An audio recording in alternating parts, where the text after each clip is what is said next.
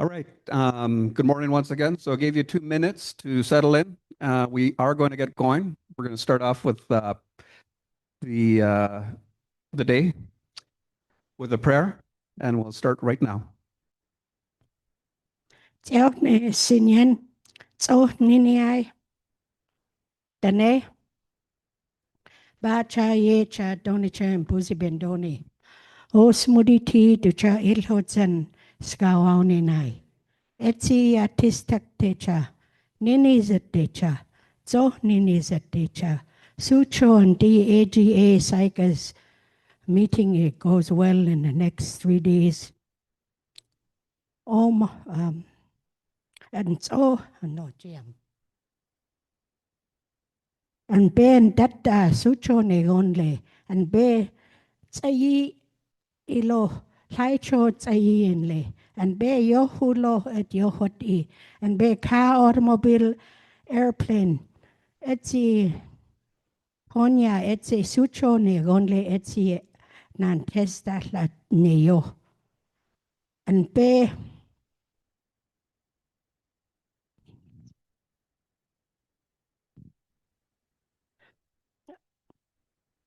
o Marie Sizi ulu and tsoha kwatsit ni ne ba tenadingli and dohane. Ba cha he cha doni cha mbuzi ben dohane. Thank you for that. Welcome. Good morning, everybody. In case you don't know me, my name is David Lugie. I'm here for your 11th straight year as your MC. Thankful to the council. Thankful to you for having confidence in me for 11 straight years. It's been getting better and better each year that I've been here. More and more progress. So you're going to hear more and more progress with the reports over the next 3 days. And I think I hear music in the background. Do I? It's not in my head. It is in the background. All right. Maybe we could defeat that music somehow. Kind of like the Muppets, you know, the guy looks around and there's those voices in your head again. Having that moment. Everybody on Zoom, we have folks on Zoom today. Thank you for joining us. Full 3 days ahead of us. And plenty of reports to get through. And some activities after the meeting today, for example. Some comedy, entertainment. So stay tuned. You could make it down here. If you're on Zoom, you can make it in person. That'll be great. And so through the reports, if you're talking, if you need to have a conversation, you could bring it outside so that you could be respectful to people who are trying to tune into the meetings. Because it's really hard for people on Zoom to hear over the talk that might be in the room. So if we could keep that in mind throughout the next 3 days. And so we'll begin with, first of all, in the next 3 days, you know, through the last 11 years, everybody's been very respectful of everybody talking and presenting the reports. If we could continue that streak of respectful dialogue and respectful comments, that's all the power to you, because that creates the most productive and generates, I guess, you know, a good feeling. Nobody wants to feel bad, but I think that all the encouragement is, and positive encouragement is good if you have any to offer in the next 3 days. It never hurts, but also feedback in any respect is also what chief and councils look for in any of the AGAs. So as long as you keep it respectful, and because you know we all have to go back home and be with our families after this, and we'll carry on. And in carrying on with this meeting, We did the open in prayer. Now we have minutes of the meeting that we need to adopt from last year. So we have their packages in front of you, hopefully. And if you don't, there's packages here. I'm correct at the front table.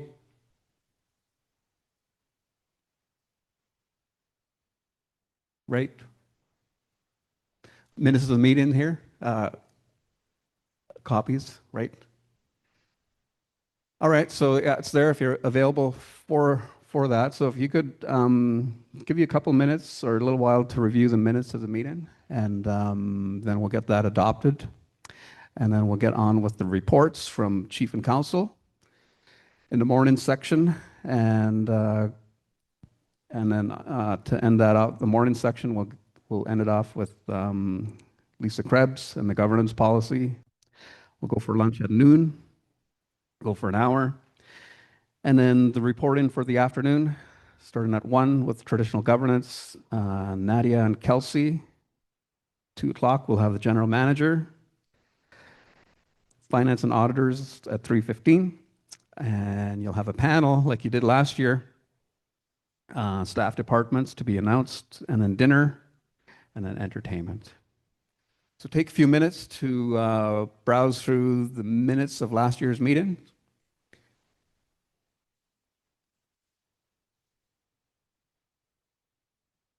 And then I'll look for a mover and a seconder and have you vote to adopt the minutes of last year's AGA.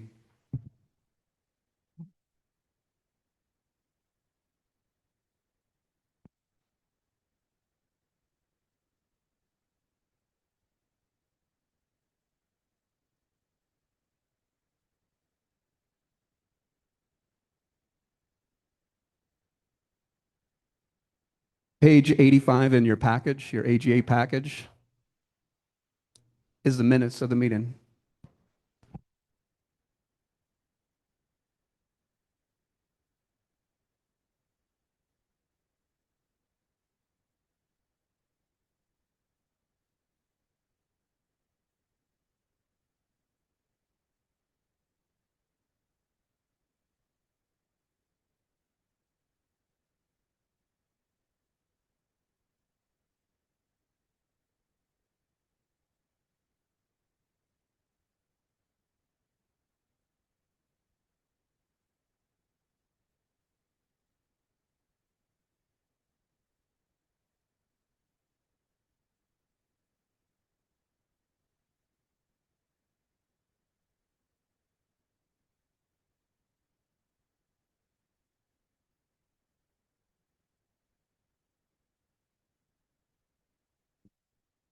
I just seen Gary Joseph. You had your hand up. You needed a question, or okay, thanks. Did he say? No.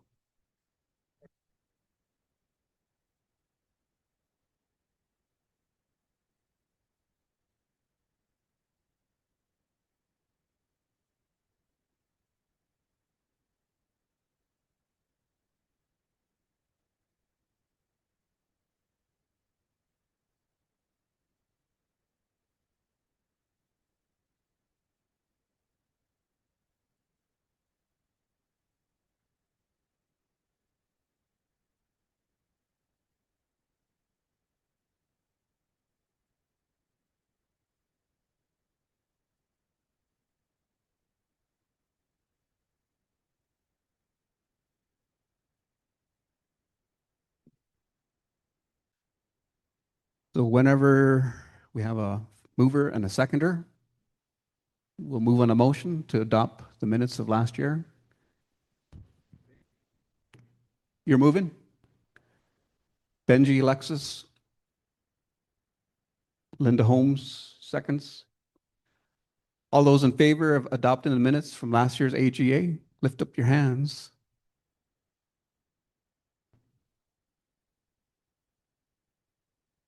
Okay. Anybody opposed? The minutes are adopted. Thank you. Okay, so we're moving along. Thank you, everybody. Going right to the first agenda item in the report, we have Chief Priscilla Mueller. You're the first batter. And we have Robbie on deck and Rodney in the hole. Thank you. Oh, you just, okay. Yes, So don't forget, we're not going to have the break. that's right. Okay. Okay. Good morning, everyone. I just wanted to say thank you all for coming. I know like by this afternoon and hopefully tomorrow and Thursday this place will be full. Usually the first day it's kind of like, half of our membership here.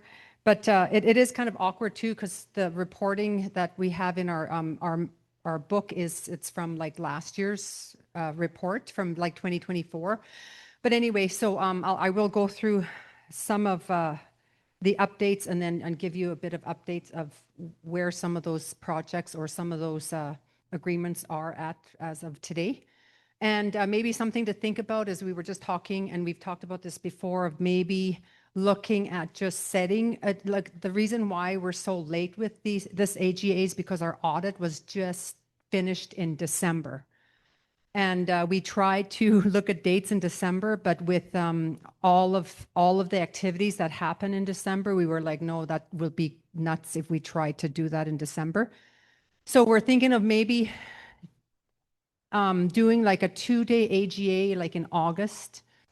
And then we could have a lot more activities happening outside, even for the kids and stuff. And then, some people, the kids are not in school and we might have more activities. And then when the audit is ready, then we just set 1 day aside.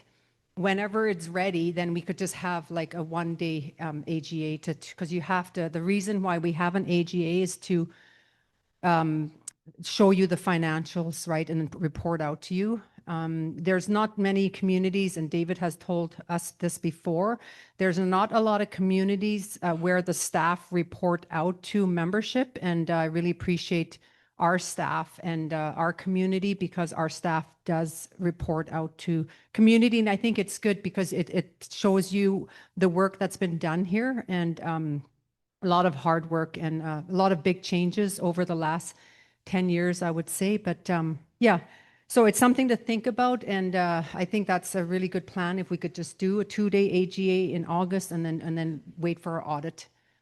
And I think because the organization is growing and there's a lot more to the audit than, Crystal will tell you, like once they do the audit this afternoon, you'll see how much our organization has grown. So thank you all for coming.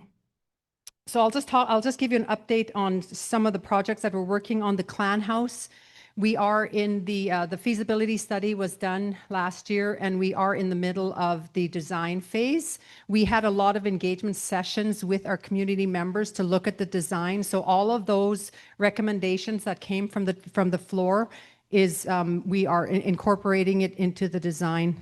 If I'm not in those design meetings, then Regina sits in those meetings. And of course, I was going to say Jordan, but Jordan doesn't sit in those meetings. If Cora can, if she's available, Cora will also sit in those meetings. North Coast Transmission Line, that's the twinning of the line that's going from Prince George right to Terrace. Last year, we walked away in May, I think we walked away from the negotiations with the province and BC Hydro, and we really felt like the deal that they were putting on the table wasn't very good for our nations. And when I talk about our nations, I'm talking about Clately, Stella, Natle, and Saik'uz. We are the phase 2 nations. There's a phase 1, we are phase 1, and then there's a phase 2, which goes from past, I think, Stella, and then all the way up to Terrace. The phase 2 nations did sign an agreement with the province and BC Hydro. We are back at the table right now with them, trying to negotiate a better deal. There's a lot of things that came out of those meetings, but we feel that they are going to build that project, whether we are a part of it or not. So that really puts us in a really kind of a very, a predicament that we don't want to be in, because you're kind of like just settling. So we're not too sure what we're going to do and the path forward. There is an option of litigation, but we know that litigation, look at our Rio Tinto road case, took like, 10 years or longer. We didn't get very much out of that settlement. So thinking about litigation would take years, and then it's going to cost the nations. And that money would come out of our own organization. So it's kind of tough to kind of be in that situation right now. Gary, did you have your hand up, or could you wait till I'm done, or?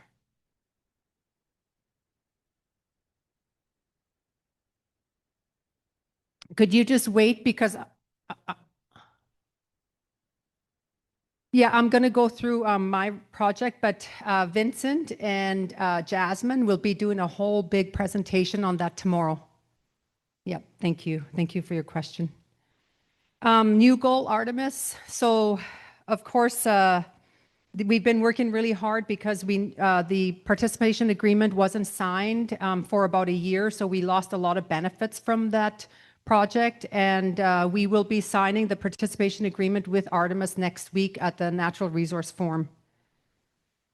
CSFNs, the 7 nations on the Karisakani First Nations. We did sign the PFA 3 last year on March 31st. Like really, you guys, it was like at midnight we signed that agreement. So far, we have not received any funds from that agreement because we are still working on the forestry side of the agreement. There's the province wants a certain amount of forestry and a certain amount of volume from all of the 7 nations. And, our technical team have done an amazing job at looking at numbers and seeing where could we find numbers to satisfy the province. And basically, they're in the southern nations, we don't hardly have any fiber left to actually give. We have to wait for another 70 years to 100 years, and then our forests hopefully will be like nice and green and full. But so the northern nations are, we're kind of putting the pressure, not we, but the province putting the pressure on the northern nations because they've got the wood right now, and it's tough. You're talking about Takla, Glasden, and Nikasley. So right now we haven't received any funding. We will be meeting with them next week. We're trying to meet with the premier next week as a group, and they're playing hardball right now, so I'm not too sure where that agreement's going to go. And okay, so the RTA project, we did sign an infrastructure agreement with Rio Tinto Alcan last year, and I guess I let it out of the bag, David. I was trusting David and saying, hey, David, could I mention this? Because I was on a panel at the Natural Resource Forum, and then I announced that we signed an infrastructure agreement with Rio Tinto Alcan, but it was still confidential. Anyway, they're like, you spilled the beans, Priscilla, and I'm like, I didn't. David said I could. Anyway, so we will be meeting with Rio Tinto Alcan next week again, because at the Natural Resource Forum, the industry comes, and then most of the nations will be there. So we try to set up as many meetings as we can. We do have a meeting on Wednesday with the 3 ministers, and we will be talking about just the health of the river, and then, of course, the infrastructure agreements, the agreement that we signed, and a couple of the projects that we're looking at building at Rio Tinto Alcan. So we are going to be meeting with them then.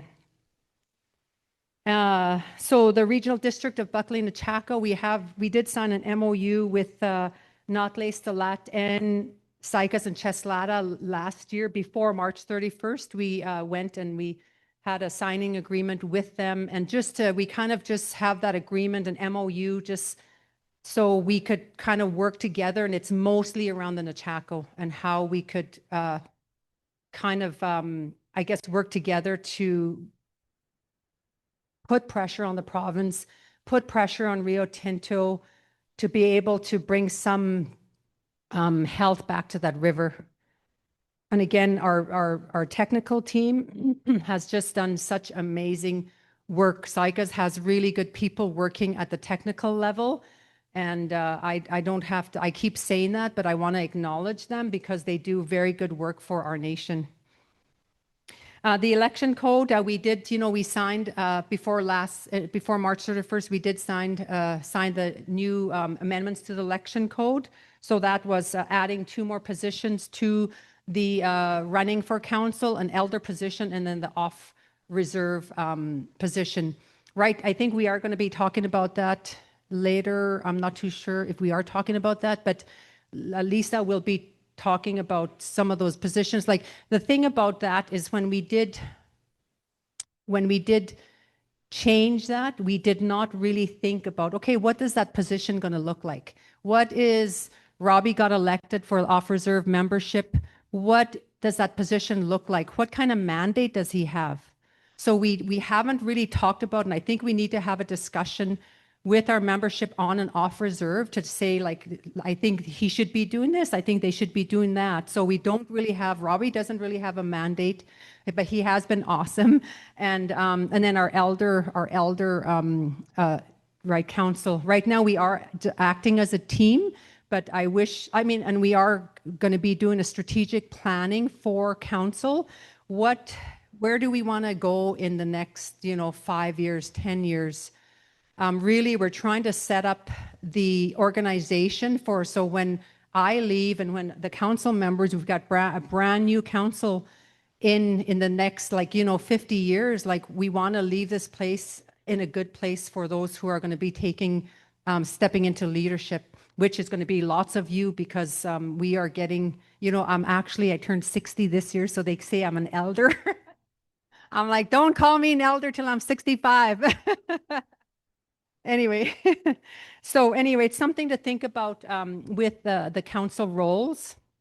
And then, of course, we are going to be talking about the governance policy for council. I will talk about that after council does their report. And then Lisa Krebs is going to be coming up. We've asked Lisa to work on a governance policy right now. And I don't know why this hasn't happened over the years. We do not have a policy that governs your chief and council. There's no, rules and regulations. We sign an oath of office, but really, we don't have anything to help us to guide us. And so we really feel that it's really important that we were trying to get that done. We started the work in September.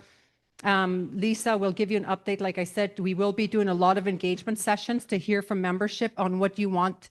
What do you think? What do you think that policy should look like? And so Lisa will give an update after this. I think most of you have seen our Nechako film.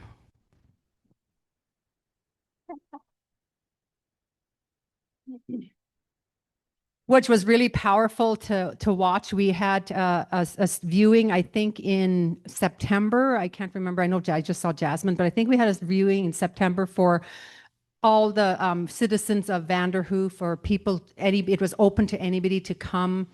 And, watching that film really brings back why we do some of the work that we do, why that Nechako is important. We're not just out there to try to make trouble.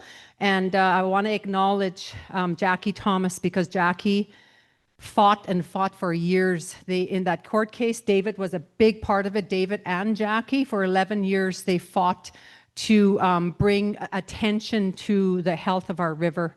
And I really want to acknowledge them both, and especially our Jackie, and the fight that she never gave up, and I don't think she ever will, for her community. I just want to acknowledge her, and I think I know Rio Tinto, I wasn't here that day, but Rodney and some of the council members, Robbie, were here when Rio Tinto came.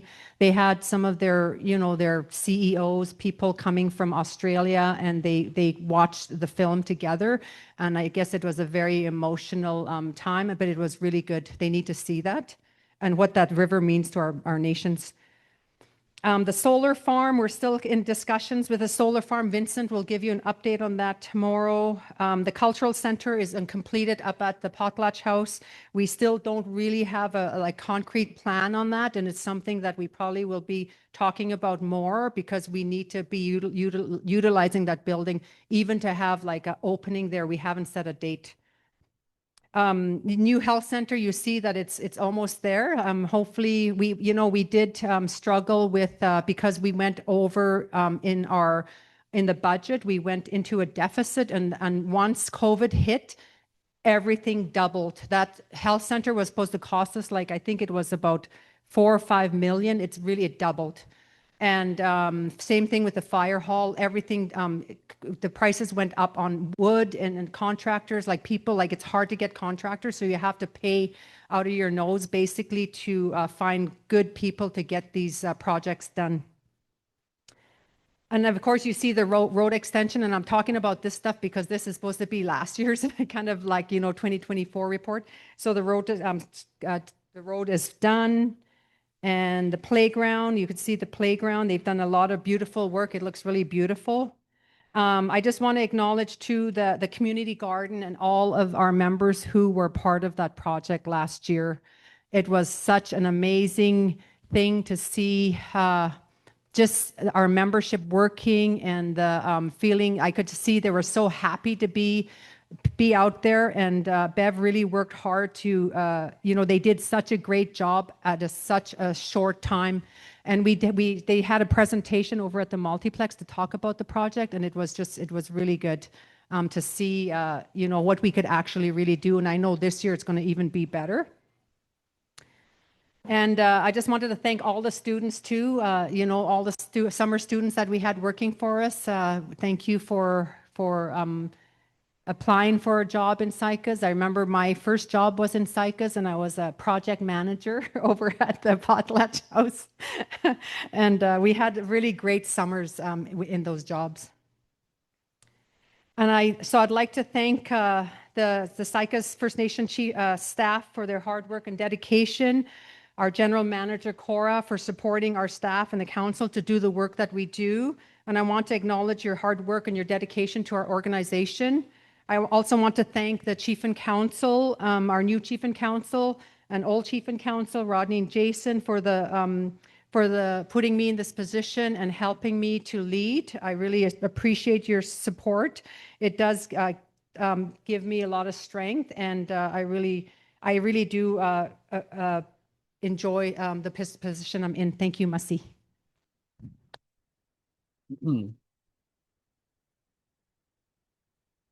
Thank you, Chief. I'm just going to add a couple things of note that the Chief mentioned in her report. Two things. One, Artemis Gold. And it deals with Jackie Thomas because Priscilla mentioned Jackie Thomas's dedication to your nation. And so in February 2017, we tabled a financial offer with Artemis Gold, roughly in the range of $80 million, $80 million package. And that was accepted back then by Artemis. And so all the write-ups of the agreements and so on and so forth that we're celebrating next week in Prince George is a result of the work that was done by then. And Jackie Thomas was part of that work, a critical piece of work that got that agreement over the line. Secondly, the Chief mentioned Rio Tinto. So the court case went on for 11 years. And so the nation has fishing rights throughout the whole Nechako watershed, number one. Number two, the following actions, I suppose you could talk about it that way. Well, what did we get? Where is this thing going? And so it's important to note that there's about $1 billion project. There's two projects that combine about approximately $1 billion. One dealing with the electrical generation plant that's proposed at Kenny Dam, and then the Tatson Narrows dredge. Both projects need to be done in order to put more water back into the Nechaco River. And so it's a slow process, but what has happened, a year after the litigation, Rio Tinto contributed $160 million toward those two projects. $160 million in those two projects are from the tax credits that they've had within their own company. So they're turning those tax credits over to those two projects. And so they're giving us a head start to get to raise the rest of the money, with the province and Canada having to contribute more money.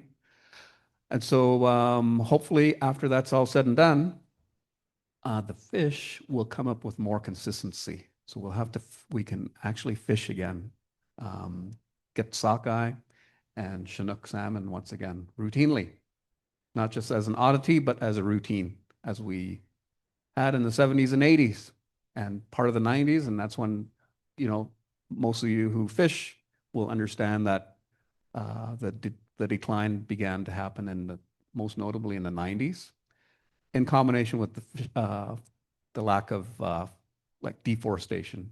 A lot of factors, but mostly with Rio Tinto, they're stepping up, is what I'm saying. And the court case is paying its dividends, and it'll pay its dividends forever and ever, really. And Jackie Thomas was behind that. So lots of credit goes to Jackie for hanging in there and fighting the good fight for Saik'uz. Okay.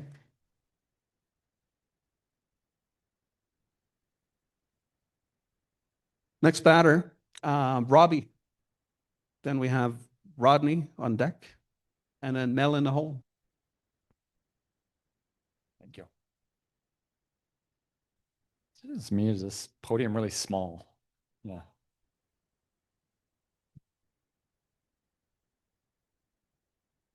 I'll keep this short and sweet. We have a lot of stuff to go over today. A little closer.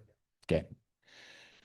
Howdy, my name is Robbie Antoine. I'm Tachik-Watan. I'm the first ever elected off-reserve councillor for Saik'uz First Nation. I want to thank everybody for coming here today, participating in our annual General Assembly. These gatherings are important. They're about accountability, transparency, and keeping leadership connected to the people that we serve. Just over 9 months ago, you entrusted me with this role, a position that's never existed within Saik'uz First Nation before. Being the first to hold this position comes with both responsibility as well as uncertainty. But I accepted this knowing that the role was needed and long overdue. Saik'uz is our home. It's where we come from. It's where our ancestors are rooted and where we draw our strength from, no matter where we live. As an off-reserve member myself, I know firsthand how challenging it can be to stay connected to the nation. Distances can create barriers to accessing services, participating in events, as well as feeling heard in decisions that affect our lives. These challenges are real, and they're shared by many of our members. That reality is the reason why I stepped forward. Since being elected, a large part of my time has been spent learning where the nation currently stands, understanding governance policies, procedures, as well as the priorities, and gaining clarity of what direction a nation wants to move. Creating a new position within council isn't something that happens overnight. There's no roadmap. A lot of this role is made on the go. I've taken that responsibility seriously. My work as council has been guided by 3 core focuses. The first is health and wellness. Our people are facing real challenges, especially when it comes to mental health, access to services, and cultural appropriate areas. For the off-reserve members, those barriers often are greater. I've been advocating for stronger supports, better communication around available resources, and recognition to wellness that includes traditional healing holy smokes. You think I spoke in public before? I'm nervous.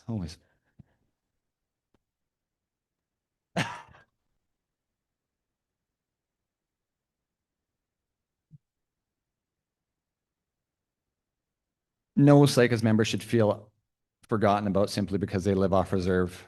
The second is economic development.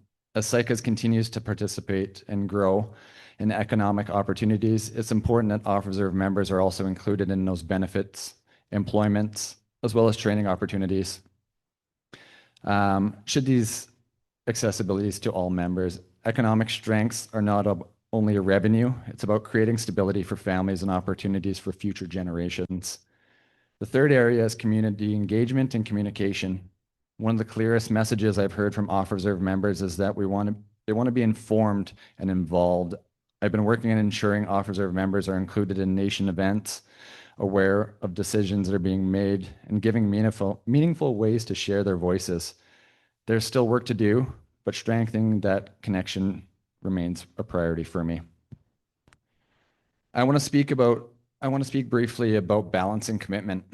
In addition to serving as an off-reserve counselor, I hold a full-time position as a territory manager for Norse Construction Equipment.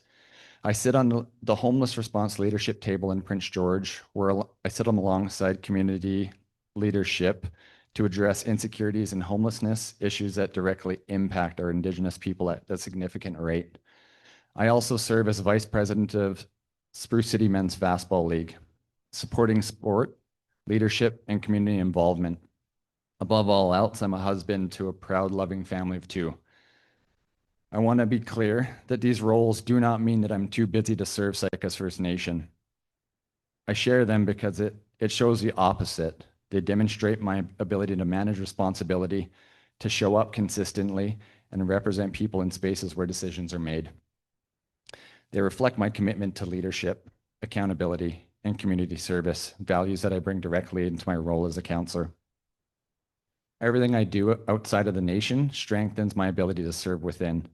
This position created to ensure off-reserve members are not only overlooked, but remain committed to paving the way to this role.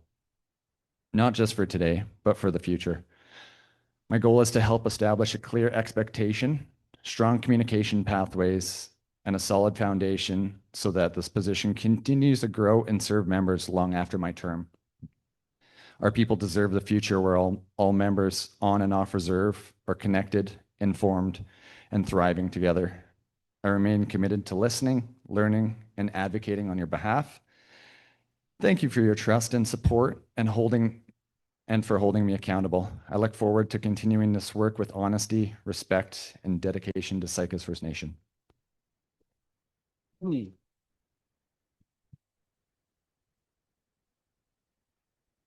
Excellent. Thank you for that, Robbie. So just in case you're wondering, so we'll wait for questions after all the council members are done with their presentation report.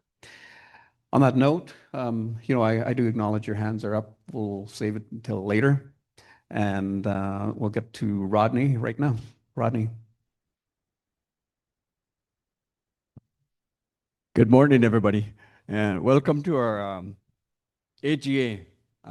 It's good to see everybody out participating for our future, for our children, and to find out what's coming down the line for our nation and for our land, mostly that we have to protect. I did this morning with my wife, and all the things I thought of that should be mentioned, that I never talked to Pris prior, and she hit every note that I was going to hit. That's how much we're in sync, this council is, that we think the same, we do the same. That's how powerful our council is when she talks about, backing each other up, supporting one another. That rings true for me, and what I came up with this morning and what she came up with just a little while ago. And I'm looking at my paper and said, why should I double mention everything again? So you could see the support we have with one another now.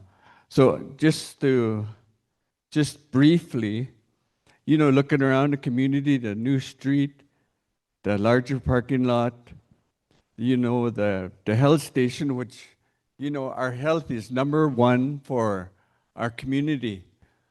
Until we get back to our traditional ways, we'll be even healthier. we'll have a better foundation for our children to follow. So that'll be our stronghold.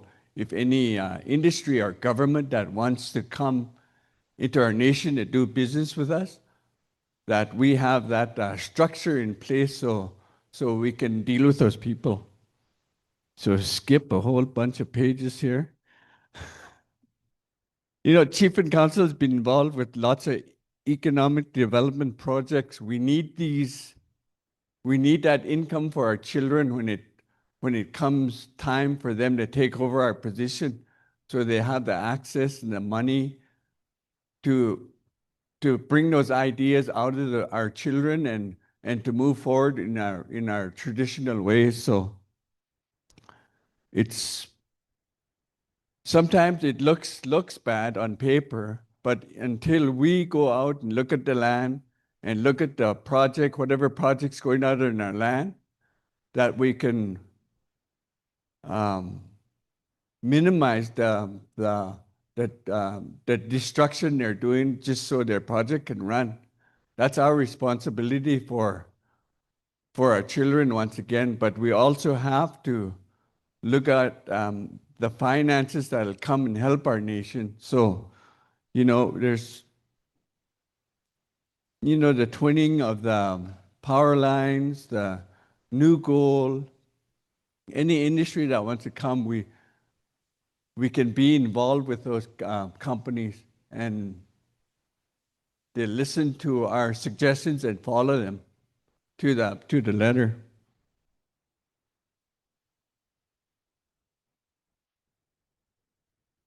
You know, we have supporting communities like our men's and women's group too. They help in a way so, you know, our community can get healthier. They do stuff. They raise money. Just like the elders when I was young, they had no access to DIA or industry. They made moccasins. They made stuff to sell. They did community dances, stuff like that to raise money. So that, to me, my community, the men and women are the structure of the foundation of the family. We get those two healthy, then our community will get stronger. Like I said, Chris mentioned everything about what I was going to do, so I have to skip a whole bunch of pages. You know, we have our Christmas parties for off reserve and on reserve, the Christmas bonuses, the community garden, which is what Chris mentioned, that you know it gives structure to people that want to, you know, grow stuff for the winter, and you know, just basically survival skills on what they can do. They can carry it on those skills to their children too as well. On our traditional and culture completion of the land package for an education tools about our history, the Patlatch books is going to come out, increase knowledge and participation in the Potlatch system. When I talked before about, you know, the Potlatch system, it's our that's another big pillar of our foundation that we need a self-governing. We need to keep practicing those values that have been passed on by our elders. Like I said, it's our foundation. Nobody can rock that boat. We stand together and we'll go to those potlatches, practice our potlatches with other communities that are basically the same. So kudos on that for the line, on finishing that booklet. So that's all I have. Thanks to Press, she mentioned everything else. Thank you.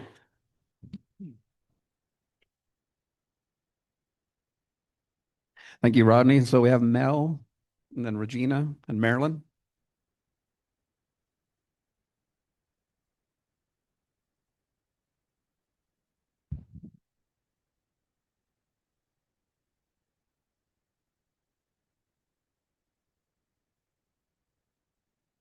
Hi, thank you. So we are 9 months into our 4-year term as an elected, newer elected. It's funny because when we introduce ourselves, we'll go, oh, we're newly elected. And it's like, oh, that was like 8 months ago. So anyways, so I'm Mel Labatch. I am daughter of Judy Labatch and Ernie John, stepdaughter of Miles McLean on my mom's side and Colleen Erickson on my dad's side, maternal granddaughter of Helen Labatch and John Fosso, paternal granddaughter of Mary John and Lazar John. I was looking back while we were preparing, because I know that the AGA talks about business before our time and stuff, but this is a chance for us to connect and just share our thoughts and ideas and what we've been doing. So I was looking back on the election when we did the all candidates forum. And one of the things I said on my notes was, if elected, what would success look like for your term? And I had more connection within community and between each other, more people out on the land with youth going onto their KO and being familiar, building and supporting one another and improving health and wellness of not only individuals, but of the land. So I remind myself that sometimes what do we want to accomplish? What do I want to accomplish at the end? And that has to be our guide, my guiding, the thing that guides me. So with that, I was thinking about, so our council terms are 4 years now, and historically they used to be 2 years. And so when you talk to people, they go, oh, it's kind of like you just learn how things are working for the first year, and then you're just going to start doing stuff, and then 2 years is up. So it's kind of nice. I think that we're still onboarding. Onboarding is, I like to give the definition because you hear people go, oh, hi, this is high level, but onboarding is learning, learning how to be in that position, be it a job or whatever. So for our onboarding as council, I think that that's still happening. We're still learning about agreements that there are coming up to speed with the tables that our council is working on. And it's always been you know, we're elected through the Indian Act. We're chief and council. We also have a traditional way that we have learned about if we were fortunate to spend time with our grandparents and stuff and see and hear the stories of how things were. So I think it's constantly in the middle of that, trying to figure out how to be effective in the DIA government. How can we use this most effectively and still remembering our traditional ways? And I was thinking about one time we were in one of our, and an example of that is in one of our council meetings, we were talking about something and talking about, it's kind of getting along the right and wrong of things. And then Rodney had spoke up and gave a story about, oh, this is how, you know, it's about your name. It's about talking about potlatch. And it just pulled us right back in to remembering that, that there was a way that we always were, that we still remember who we are. So I appreciate that. Some of the things, so I was just looking at some of the things I've attended as a council member is every 18 months, First Nations Health, as part of the agreement, does the Gathering Voices conference. And so I was able to go to it in June. And we had an elder there. And I think it's important too, a lot of these meetings have spaces for elders and youth. We need to be bringing youth to meetings. We need to have for them to, even if you don't understand it right now, they're seeing things and they're listening things that are a puzzle piece, because our youth are going to be the ones who are going to be making our decisions, right, as we get older. So it was great. We had an elder, they did a contest or draw. You could submit your name, and actually the elder for the whole conference for the North was from Saik'uz. It was Jerry Mole's mom. So that was very cool that she came down, and Jordan was like her escort every day So that was great. We didn't submit anybody for the youth, but I think looking forward to that, whenever there's, so the next one would be a year from the fall here. Anytime there's opportunities like that, I think we need to be putting Saik'uz youth forward for that. I also did an Alcan tour, which was very interesting. I predominantly, my initial thought of Alcan, you know, we've always known that there's been an injustice and our river has and the water have suffered from it, our way of life. So going there with like council eyes to go, okay, tell me about this. How is this working? And then hearing about the agreement from last January with Chislata, Stella and Notley and Saik'uz, and looking at the future agreements that are going to happen, or the future project that's going to happen. They're looking at how to increase the water in the Nechako. So seeing all those diagrams and just being out on the land, it's like if you have the opportunity to go to one of those tours, I think they only do them twice a year. Beautiful. It's a 2.5-hour boat ride from Kitimat into Camano. There was an elder from a Haisla elder who was in her 80s, and she said when she was 13, because that was their traditional territory where the Alcan is now, she used to canoe by herself into Kitimat and go to school for 3 days and then take homework and then canoe back by herself and do her homework. And they had a mail and she could send her lessons back. So that was the first time she had come out to that site. She was in a wheelchair. It's the first time she'd come out to the site for decades. So it was just so cool to hear her stories. Stories connect us to the land. It's so important to be on the land. The other conference was the legislation. So CSFS has received, so every nation is eligible for 5 years of funding that goes towards creating legislation. So we are in the process of taking over our own jurisdiction on our kids. So instead of MCFD, it will be legislation recognized at the province that our nations have collectively made. So for the past 3 years, CSFS has received funding on behalf of Saik'uz to start creating this legislation. And the goal is for 2030, in a short, like 4 years, that there will be our own legislation that the province will have to abide by. I met a guy from Silcotin, and they already have theirs going. So that was cool to hear other local places who are doing that. So there was a 3-day conference. We had quite a few community members, which was awesome. We need to hear people's voices. People need to be involved. They need to have grassroots people who are participating and help guide those.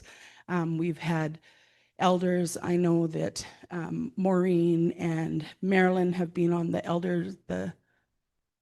elders committees that helped like inform a lot of that work. So be involved when we hear those things. And again, like I said, sometimes you go and you kind of don't understand what's going on. At least you go and you listen and you see things, and it's a puzzle piece that maybe you'll go later, oh, that connects to this. And the other big meeting we did is we attended the ministers' meetings. So the ministers in BC, in every year in November, the ministers and First Nations leaders across the province come together, and then you have face-to-face and you can discuss whatever issues. So we were able to, we met collectively with our other local communities, other villages. We met with like the premier, we met with like the safety, the solicitors general, all of those. And one thing that was really cool, and I'm thankful for Cora for this, is that we had one meeting with the minister. It wasn't good. The meeting that we had previously with them, they basically said, black and white, if you guys don't do this, you don't get this, even though there's an agreement already in place. And so we went in and we just sang. And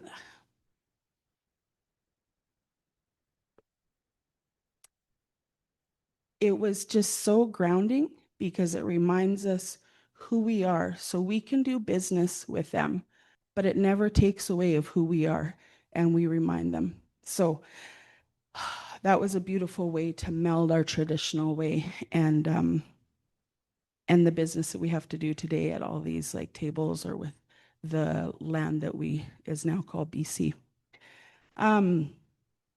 Another highlight that I see is the great work that so many employees are doing. I love listening to the knowledge of, like, from our lands departments, being on provincial meetings and hearing them bring up issues that Saik'uz, that needs to be here about Saik'uz and what things that have to be rectified. And I love hearing that. We have so many people who are educated and have a knowledge of history. So I really appreciate that. And maybe I didn't get to see that as much until I was on council. So I just kudos to everybody who's doing that work that that helps us move in a good way, because it's quite slow. So moving forward, one of the things, and I know that Chris had mentioned, is our strategic plan. You know, you have to have a plan to figure out where you're going. Otherwise, you're just going in all directions.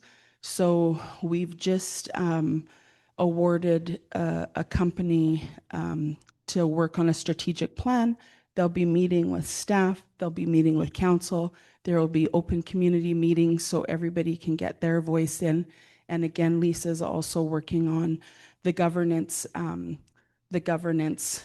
policy for chief and council ourselves. So all of that is kind of laying some groundwork so that it's more transparent and more clear, you know, because every question is valuable. So if anybody goes, oh, how come this is happening, or how come this is happening?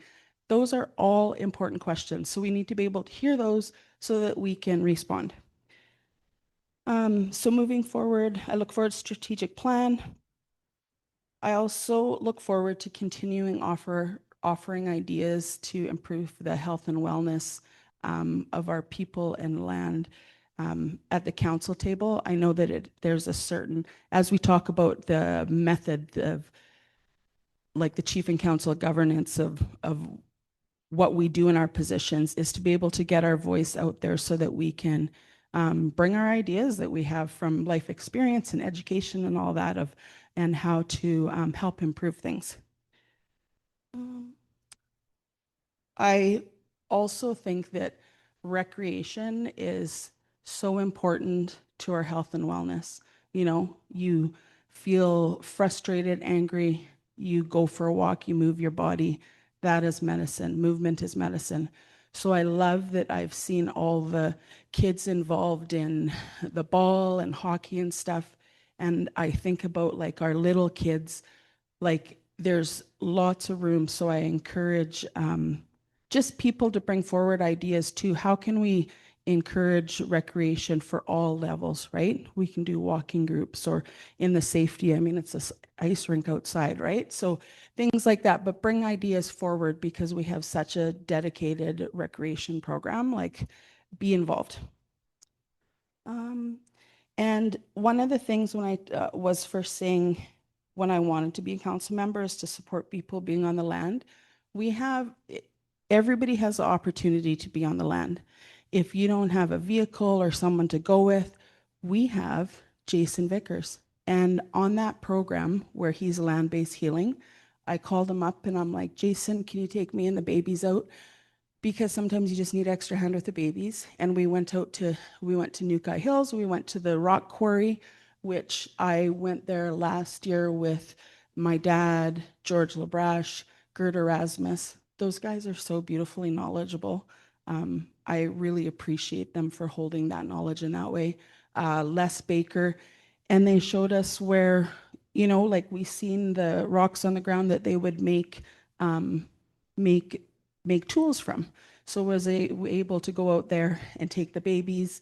So we went out for like an afternoon. So if you have an afternoon or a morning, you can just ask to go out. He can take you out. So take advantage of that. This is how, I mean, people who, I always think like people, you know, if you're just hanging out in town or around the tree, come on out. Let's go to the bush for tea.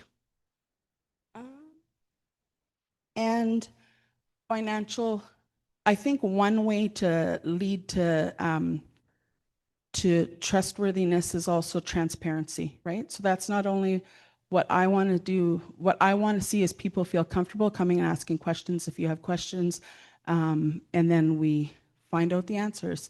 Also, financial transparency. I just feel that this really can help guide. The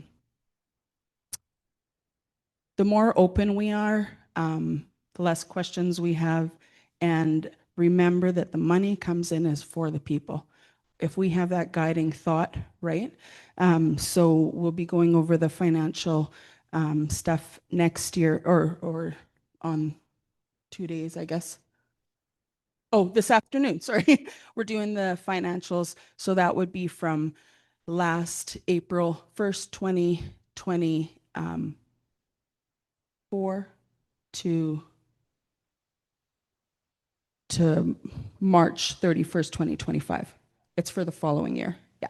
So we'll be doing that. But take a look, you guys. If you have any questions, bring that up. If you don't understand how it's written, bring that up, because everybody should be aware of where all the money's going. And I'll leave you with a couple things. One of the things I love, Gabor Mate, who is an amazing doctor who's always said that the gateway to addiction is trauma. And he said, the best thing you can do for your kids as a parent is to work on yourself. So I encourage everyone for that. And also Richard Wagames, when I was just really having lots of struggle, I was reading something from him and he said, you were created to belong. So remember that, each and every one of us, we were created to belong. And oh, and I was just going to bring up we'll probably do this in the financials, but Rodney had brought up the Christmas bonuses. It was really nice to be able to be part of that, to ensure that the people got a bonus, and looking at where those funds can come from. We did take health had some funds set aside. We took some from interest from some term deposits that we had. So being able to get that to the people. And it was $366,000 to 18 and above was distributed at Christmas. And then that doesn't include that all the youth 18 and under received, or under 18 received a $500 card as well. So anyways, I think that that's great when those kind of things can get to the grassroots too. Anyways, I think it's my time. So thank you guys. Always open to discussion and questions, and thank you guys for being you. Thank you, Mel. Regina is next, then Marilyn, then Jason. Regina.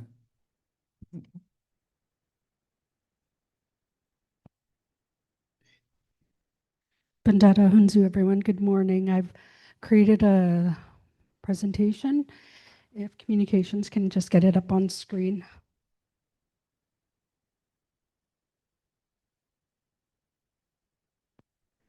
Mel will put you last next time so we don't have to hurry you off the stage. I thought I liked to talk. One back, please. You're on the second slide. Thanks.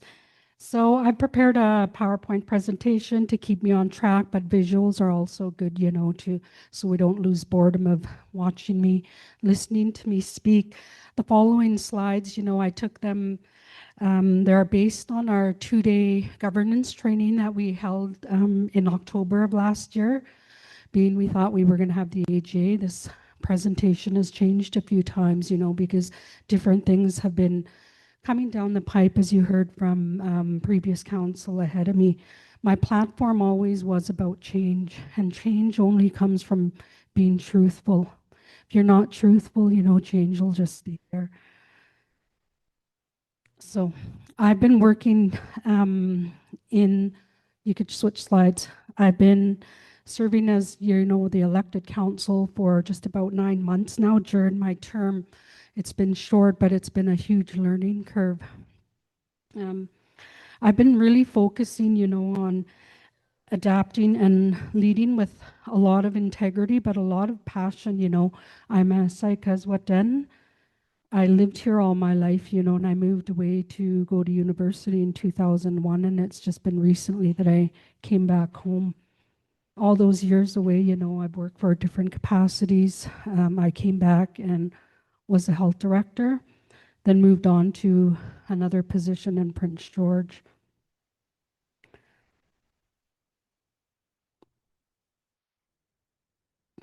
I move with passion.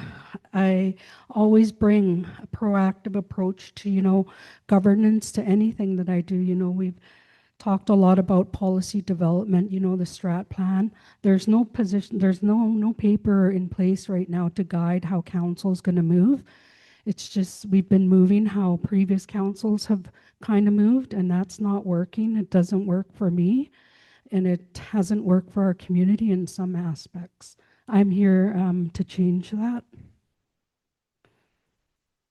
I'm always demonstrating, my commitment to our people, to the people that elected me into this position. Sometimes it's not a very easy position to be in. I'm very committed to improving our council operations and ensuring that our leadership aligns with our fiduciary responsibility to our people, to the finances of this community. And also that we're moving the way that our membership wants and needs us to move. My dedication to community engagement and effective council administration and council duties, I've been trying over the last couple months, to be in the band office every day as much as I can to, just be there. I think that's really important for council to be in office. Next slide.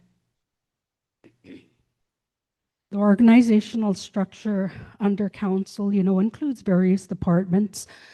Cora will probably go over that in her presentation. However, the general manager is currently the only sole employee of council, with council providing that strategic direction and accountability to the general manager. This structure emphasizes the need for clear communication, channels, and defined roles of council to ensure efficient operations and accountability. Another area that I'm working towards while I have my 4-year tenure ahead of me. Restructuring, something that has been the norm for years. Like I said, we didn't have any paper to go on. This is how council is going to behave. This is the way that we're going to move. Lisa will talk about it in the governance policy that she will present, and council's really on board with that, because we've never had one. There never was one in place. And that's going to be, I'll let Lisa speak on that. The council, is always actively involved in guiding the organization, and the development of the strategic initiatives and pursuing to ensure that all the departments are going to align with our community goals, with your goals, with your thoughts and, desires of where you want to see Saik'uz go. With the future work of the organizational, the strat plan that Mel talked about, Cora might be able, I don't know what's on her agenda, but that's what we're working towards on our table. Some of the governance challenges. Council has faced, this new council we've been in for close to 9 months or a little over 9 months, has faced, some challenges, including delays in maintaining the minutes because of staff changeover, because of this, because of that, and to our chief and council agendas. This is something that I work hard on at our council table. I'm a firm believer, if you don't know what you're going to talk about for the day beforehand, then you're just winging it. And I often think, Robbie, you maybe alluded to it, we're building this as a plane, we're building the plane as it flies. And I don't like to operate like that. And I'm sure maybe none of you like to operate, you like to know what's coming. So we're developing, as we go. So I'm trying to establish a comprehensive reporting policy to ensure, timely documentation, timely information that council needs at the council table to make these decisions and not just be handed to the day of or the day of the meeting. I don't operate like that. To ensure that documentation is timely, but also, that everyone's being accountable to their work. Additionally, there's a concerted effort to integrate our traditional laws. We've heard this often, when it comes to being in leadership. We're mandated, with the Indian Act, and that doesn't follow the way that we move as an Indigenous, as Saik'uz Watan.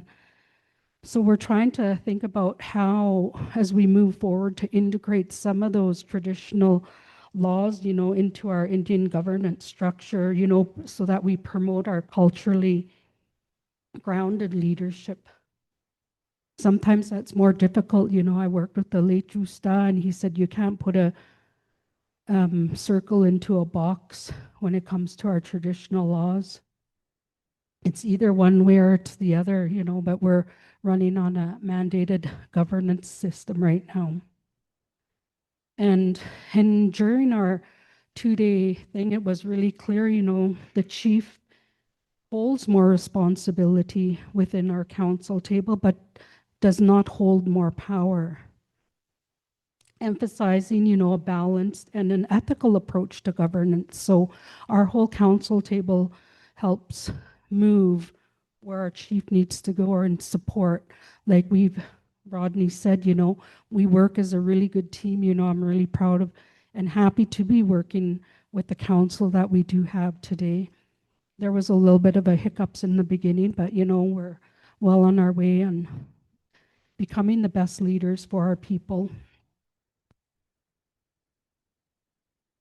The organization receives funding, from Indigenous Service Canada for specific programs such as education, some administration, other things, However, many community initiatives such as the Christmas party and the Christmas bonus that Mel talked about, and the gift door prizes, different things, and travel are all supported through our band resource revenue. She spoke about, some of the interest off our, I can't remember what it was called, but the multiple funding structures, careful financial planning and oversight to ensure accountability. And right now we don't have anything in place to ensure our financial accountability or transparency. We've been working on how things have been done in the past or past norms, and sometimes that doesn't work because previous councils, don't leave notes, or it's just, this is how council has always been. I'm here to change that in the next 4 years, if I can.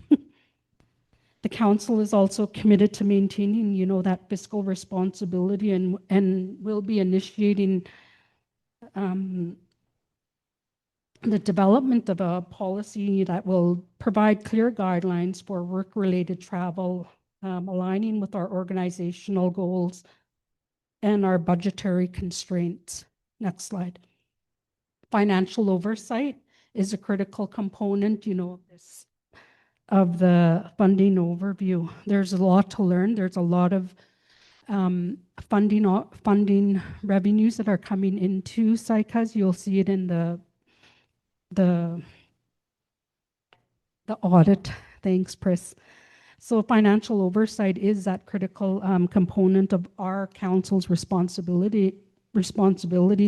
We're moving forward towards having monthly financial reports, which include the balance sheets and our income statements presented at our council meeting to ensure transparency, but also make informed decisions when council needs to. We have that right there in front of us instead of like we don't know what we have. The council met, like I said, over the last 2 days back in October for training, and it has, come to the attention that working towards developing a budget work plan template to support the general manager in preparing the 2027 budget over the next coming months. A budget work plan is hopefully to be created to assist, the general manager, but also council in preparing for 2027 effectively. The annual budget will encompass all essential operational costs, such as wages, rent, etc. These measures, I think, are important and are designed to enhance our financial accountability and support strategic resource allocation across all of our departments. Like Chris said, there is no template on how council will move. I'm hopefully here and going to ensure we move in the ways that are acceptable to our membership, but also acceptable the ways of that our agreements and funders are asking. Strategic planning.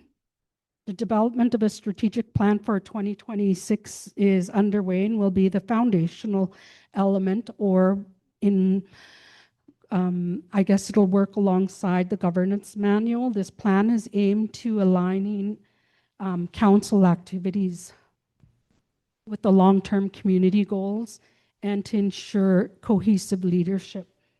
The council is also, I'm encouraging them, I'm always encouraging, to create its own annual, work plan or an annual plan to guide practices and to track our progress on what we've actually achieved, in the last 9 months or what we want to achieve in the last year. We don't know unless we write it out. So these planning efforts that I'm proposing, are essential for establishing a clear vision that Mel spoke of and Robbie spoke of, setting measurable objectives and fostering cultural strategic governance. The integration of traditional laws was important and our values, because we're working on a colonial system, but also a system that was built to harm us more than do good for us. So the integration of our traditional laws and values into the planning process further, strengthens the cultural relevance and the sustainability of the council's initiatives. Our internal communication. Effective internal communication is vital, for our organizational efficiency. All administrative questions, when we were working through our 2-day training with the governance back in Prince George in October, that we only have one employee, and that employee is our general manager. So council, fields a lot of questions too from our community members. And I ask, that for, consistency, but to also clarify our roles as a band employee, that we ask all questions be directed to the general manager or to your manager, as opposed to sidelining your manager and coming directly to council. That's really not our role. Our role is to provide support to the general manager. Cultural priorities, such as our batlats, have also been highlighted within the 2-day training, and there's also a recognized need to develop a comprehensive cultural policy or to insert more of our laws into our policies that we are wanting to develop. These measures are aimed to reinforce role clarity, respect our cultural practices, but also respecting our community members' beliefs, and to ensure that our internal operations are conducted with sensitivity and professionalism. To enhance accountability in project management, the council is wanting to implement a dashboard system. We've spoke on that for tracking our goals, our leads, support timeline status, and immediate attention. Amber for moderate intervention, and green for no issues. This template or this dashboard is still a dream, but I think it will really help council be more proactive and really have those measurable successes and where we need to focus our time. Several key initiatives that are currently underway. Some of the council already spoke of them, so I won't go into detail, but I want to thank you all for coming out today and listening. Masi. Thank you, Regina. Now we have Marilyn. Marilyn, you make your way up here.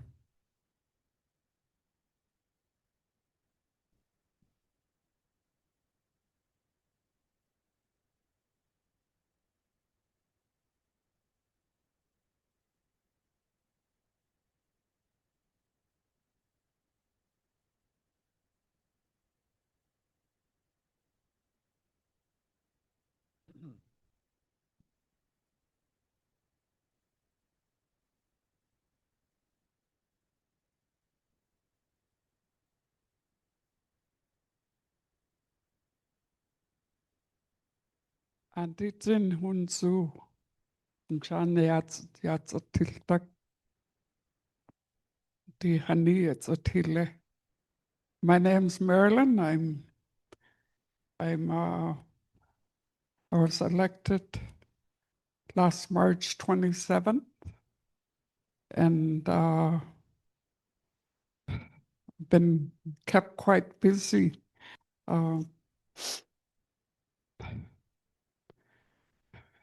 And the last time there was an elder on council was 1997. It was Alec Johnny. And times have changed.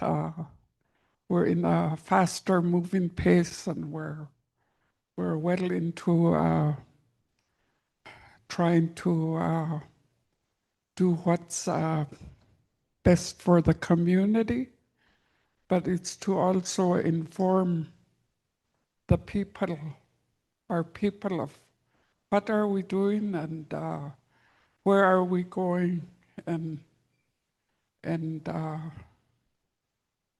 that it's for the future. That little guy's holding him up. It's for him. It's for them that we want to do some of these projects so that they have a good future. Also, we want to be accountable and transparent and do that, be part of the strategic planning where that has already been talked about. We selected a group that we will work with to do the planning for Saik'uz, and also, you know, for the elders, I didn't really have a clear idea, like what was the elder to do on the council. Do I represent the elders? Do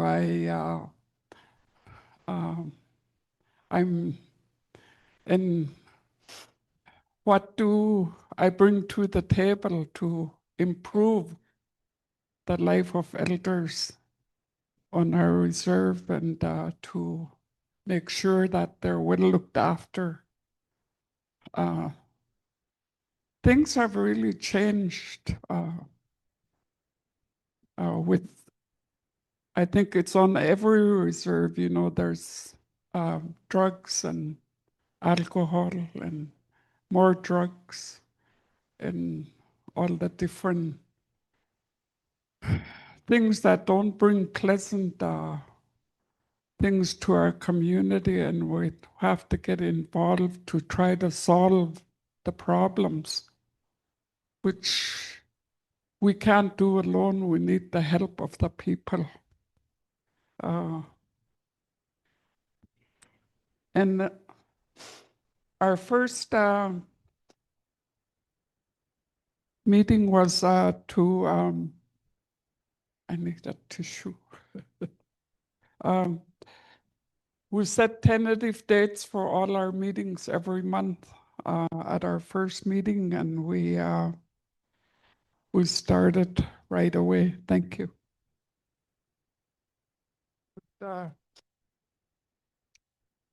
And right from the get-go that we worked on the different initiatives that's going to be carried out for on the reserve, and that's a new fire hall, a new daycare, the health center, which seems to be taking forever, but it will.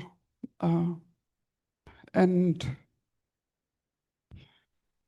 also issues like meeting with NASCO for about the boundaries, about the land that they occupy, which was one Saik'uz territory.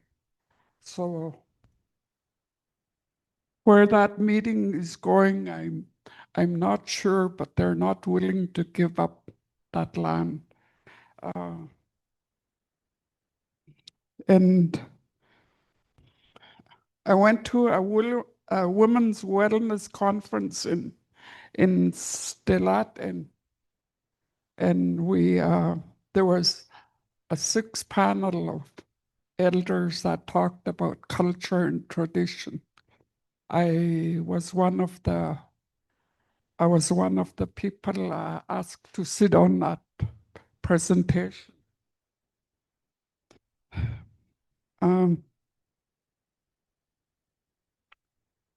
And also the movie, the Nechako, is the accolades, I think, goes to Jackie, because she was the main person that was involved in wanting to convey a message about how important our water is and our water rights. And I give a lot of praise to her for all the hard work she's done over the years. She's done a lot of work.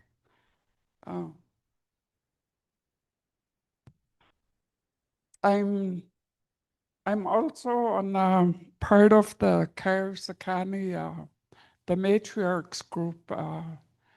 We gather 2 or 3 times a year, and we discuss the Bill C-92, the transfer of jurisdiction from the Ministry of Children and Families down to move that jurisdiction to the reserves. So each reserve will establish their own committee, their own child welfare system, and have it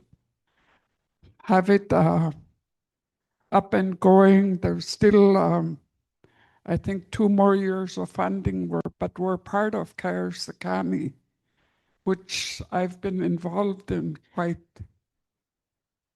from the start. That's 3 years ago, with the elders group. And the elders group is, there's one from each community that's with Sakani. So but they always send different people to this matriarchs group. Maureen was part of it. Cheryl is part of it. And who else? Marlene. Marlene was part of the matriarchs group. So we all had our say in helping develop the traditional ways of raising children and how that's going to be put into the policy and procedure.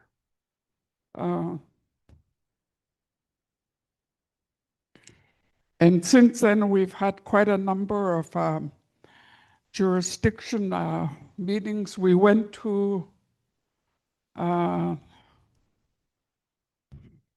Saskatoon, called Loving Justice.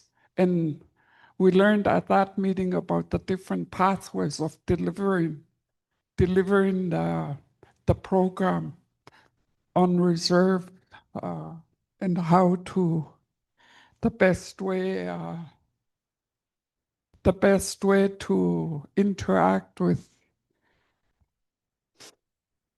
our people on how to resolve family issues so that to prevent from it going to court, and that sometimes it's inevitable that it does go to court, but usually if we keep meeting, the outcome is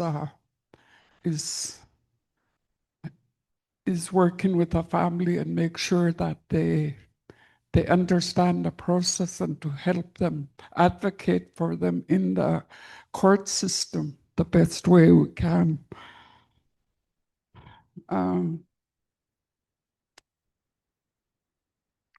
Also went to a Lijac reunion in Prince George, there was about 550 people at that meeting, and just listening. I know it's been, like talked about for years and years, and all the injustice that was done to the children in the school, and the trauma they've gone through, and how today they're able to talk about it and still continue on living without having to suffer all the after effects of that trauma. I went to school for 8 years in Lejac, and I would say today that there's still a lot of healing to be done, a lot of healing to come to terms with, and to be able to forgive the people that we got mistreated by, and to be able to talk about it without the pain without expressing what we went through, and also to get rid of that pain, the trauma, the pain from the trauma. And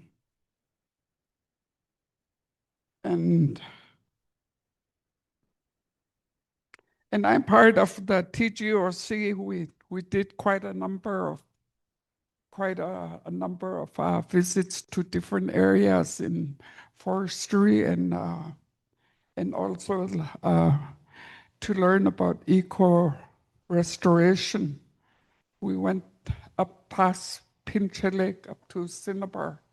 That was quite a nice visit, and to learn. And also that we've been working on this initiative, the Energex. It's quite a long process. And also I'm part of the Child Welfare Committee.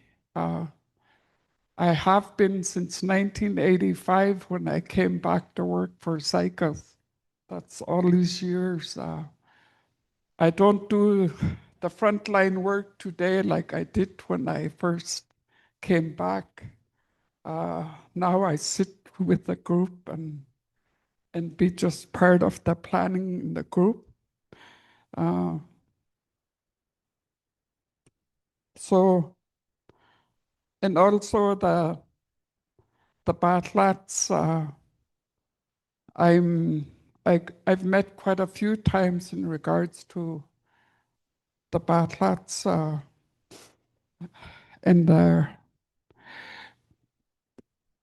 and the book that's going to come out of it as to the practice that's exercised in Saik'uz and how important it still is in our lives in regards to governing, in regards to your identity, in regards to your clan and what you do within your clan. And also I was involved in the health agreement. You have to sign a health agreement with CSFS. I was part of the group in regards to in getting that health agreement signed and advocating for Saik'uz as to the delivery of services that we want to see. I went to a meeting of the BC cabinet ministers, which I wasn't too impressed with it because they don't seem to listen to you. Even though you do your presentation, you're just like a drop in a great big pool, and you're lucky if you maybe if you cause enough waves, you'll be heard. But it seems like they just take notes and that's it, and we don't hear anything, no results, nothing. And part of that, I just went to the one day and I attended one of the meetings, and then I went into the group room where they do the video presentations and they do submissions to the different cabinet ministers. And I just sat there and listened to and the other 2 days I was at the Children Our Way conference in Vancouver, in which Saik'uz played a very important role. We did a presentation on the starting of our Child Welfare Committee. There was about 6 of us, and Maureen was the narrator. She's good at doing that. And I think the presentation went very well. And there was an all clans gathering, but unfortunately I missed it. And there's a lot of other, like, I'm always invited and asked to do work. Just recently, I did one on the clan houses that's going to be built in each reserve, and we want to give our views, that maybe an elder's view, as to the benefits of the clan house and what's going to be taught at those clan houses and how our children are going to be better off in those clan houses versus the ministry is receiving homes, the ministry's group homes, and so that the ministry understand that that these clan houses are a big benefit to each reserve, which I would say is overdue. It should have been done years ago. So I think it pretty well concludes what my involvement, but I want to thank you all for voting me in. I'm part of a group that's working for you. So thank you. That's my report. Thank you, Marilyn. Last report from the political body, Jason. Then we'll go for a break. And then we'll get Lisa on. But I guess in the hallways, there's additional information from the programs. So if you're looking to get some additional information for some of the programs that are happening, go out into the hall and you'll find somebody who will help you. Jason. Thank you. Okay, like most of my fellow councilors, a lot of the topics already been addressed. So I'll make this short and sweet. Good morning. I just want to detail my year as a member of the Saik'uz First Nation Council. It has been challenging to work a full-time position and meet my obligation as an elected council member of Saik'uz First Nation. I now have a solid understanding of the nation's position and the direction before us. I would like to thank everyone for their patience as I navigate these two positions. I'd like to introduce myself. My name is Jason Alexis. My parents are the late Dixon and Hazel Alexis. My maternal grandparents are Pius and Doreen John, and my paternal parents are Duncan and Marie Alexis. I am a member of the Nukai Hutan. I have been employed by the nation as an education manager and economic development manager since May of 2016. I then vacated my position when I was elected to council on March 27th, 2023. I'm a single parent of an amazing daughter, Shailene Alexis, and I bring forward teachings from my paternal grandmother, of whom I have lived with and received amazing insight and guidance on teachings. I wish to continue the amazing legacy of the past. My key responsibilities is, as elected leader, is everyone kind of touched on that we only have one employee, and that is the general manager. As elected leader, my key responsibility is multifaceted. Responsibility of elected leader must operate within the Indian Act until such time membership accepts a self-governing agreement that benefits future generations, recognizes our inherent rights, and protects the land. Saik'uz's leadership operates within the dynamic environment, serving as a link between community members, band administration, and other governments and external entities. The duties are expansive, covering strategic leadership, guiding an administration through mandates issued to the band manager, being fiduciary responsible for the nation's finances while being transparent.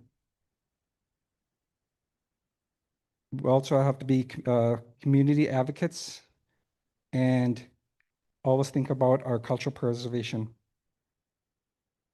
Our success requires balancing immediate community needs and long-term visions, often while navigating significant jurisdiction and resource challenges.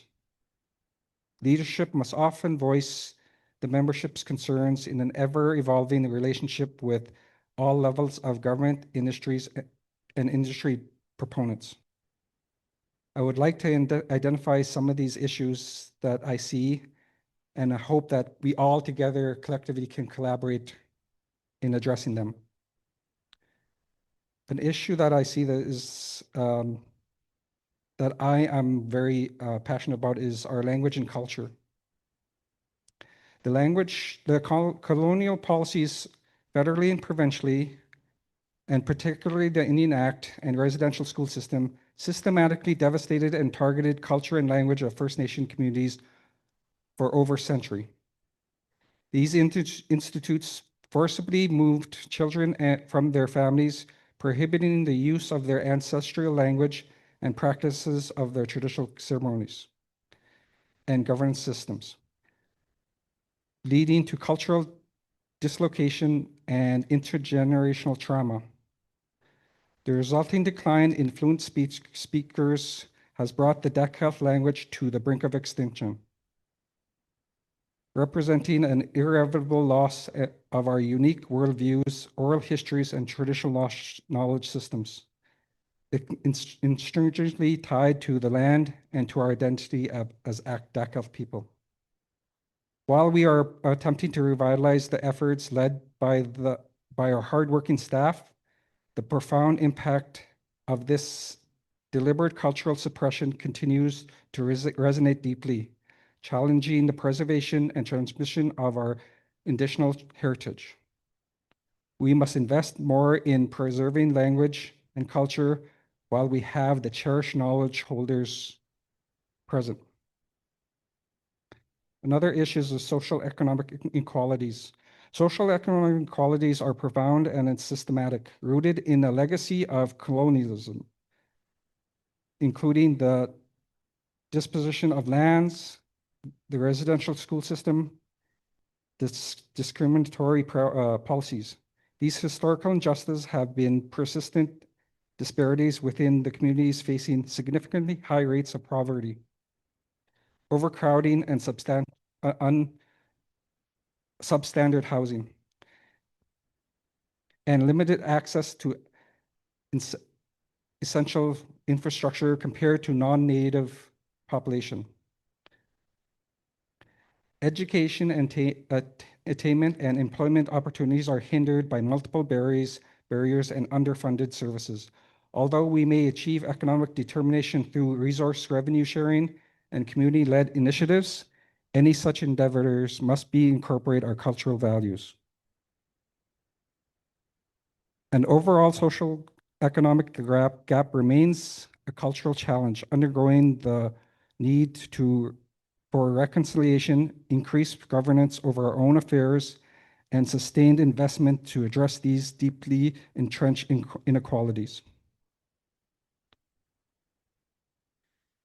Or land and resource development, the complex interplay of land and resource rights, management, and financial benefits in the Saik'uz traditional territories on the unresolved legacy of its unceded territories and ongoing pursuit of self-determination. Historic disposition of inadequate consultation have limited Saik'uz control over traditional lands, while contemporary resources development project proceeds with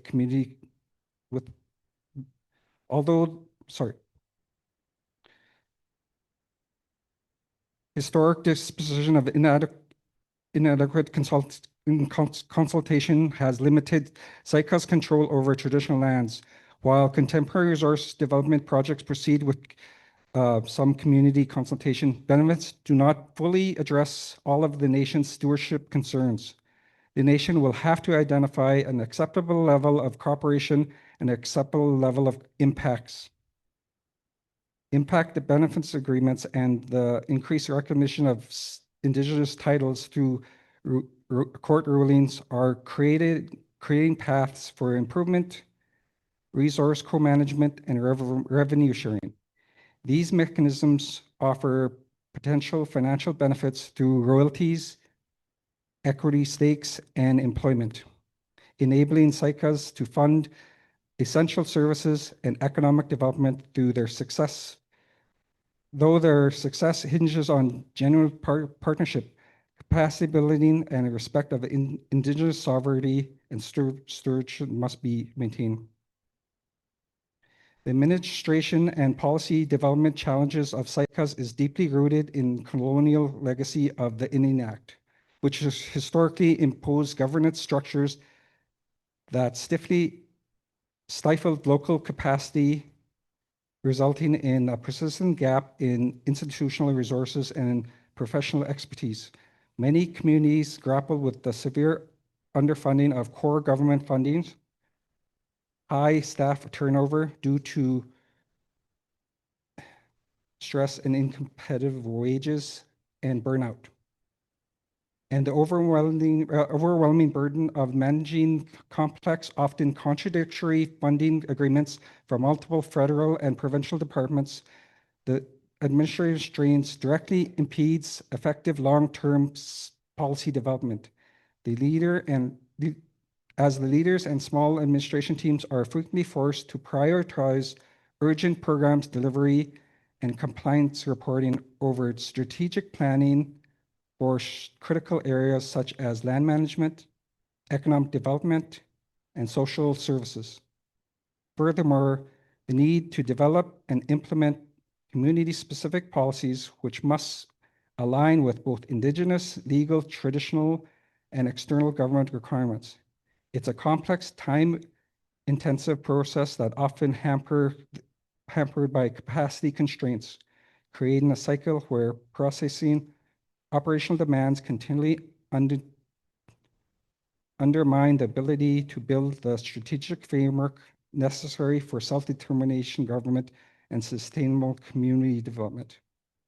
In conclusion, the profound interconnected issues faced by Saik'uz, including the ongoing trauma and colonialism, social economic disparities, infrastructure deficit, and the struggle for sovereignty, are not an isolated indigenous problem, but a collective national crisis rooted in the history on ongoing injustices. Addressing these challenges require the unified commitment of the membership.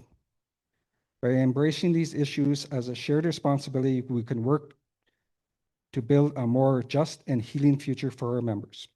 Thank you.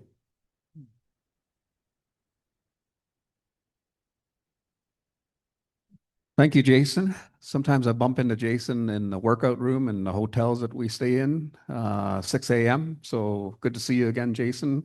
Not at 6 a.m., right? At a reasonable hour.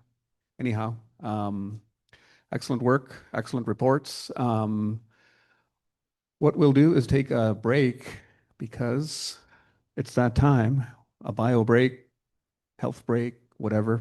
We'll take 10 minutes and then we'll resume with the meeting. Okay, 10 minutes.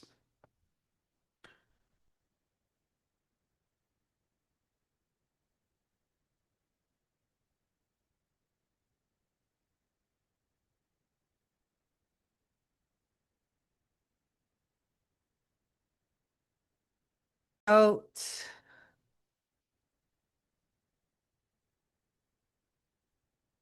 So just know that any staff that is being paid to be here didn't get a ticket. And if you did, I'll call you out on it.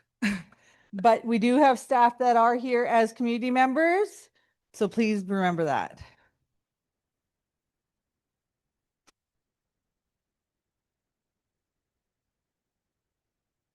So everyone outside, listen up for your numbers.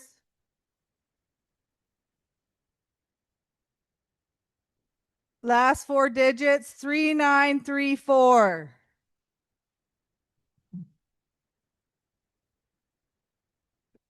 Three, 934. Aubrey, you can go to the back and see Nathan, and Nathan will show you the kids' prizes. Huh? Nope. Because we're doing there throughout the day, there'll be big prizes in these things. So. Huh?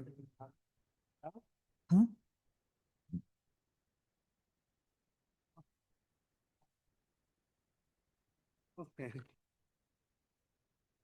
3971. 3971.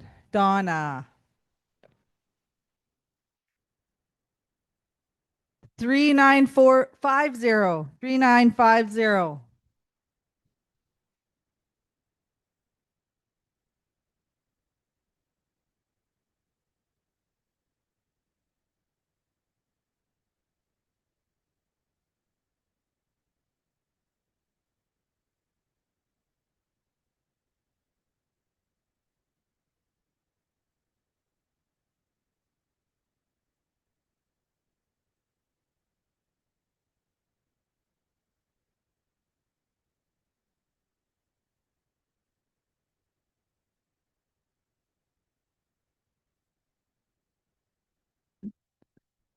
3950. 3950. Maybe somebody smoking.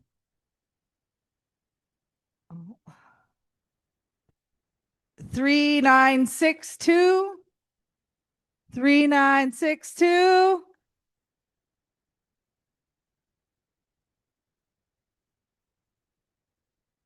3930. 3930. Must be everyone smoking. 3965. 3965.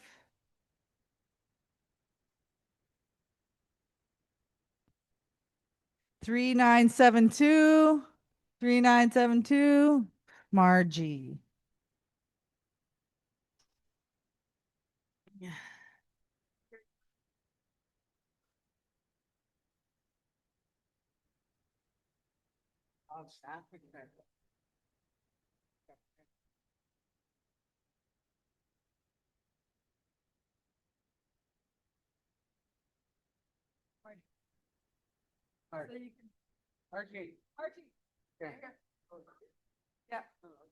So you can pick from anything there, or these range from $25 to $250. So it's luck of the draw. 250. No, luck of the draw. Yeah, you Oh. have to pick your own. Yeah, okay, I'll take one maybe. Okay, let me see.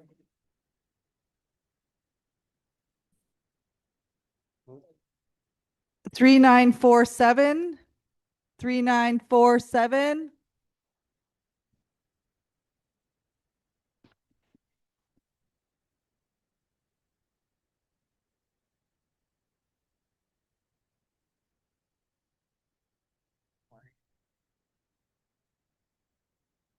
3941. 3941.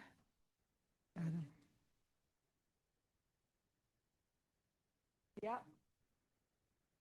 So you can pick from anything here, that, anything here, or these range from 25 to 250. You gotta pick your own. Oh. So it's luck of the draw. Thank you. Last one. I'll do the gift card. Okay, last gift card. We'll pick.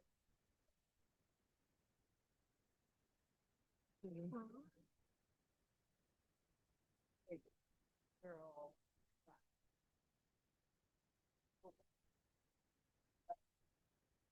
Yeah. Did you get? No, you better get one. So what did I say?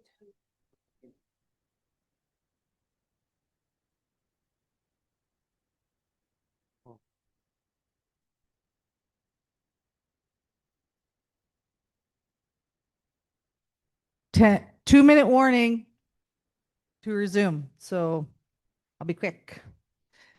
Oh, good. Ticket. I'm done, I think.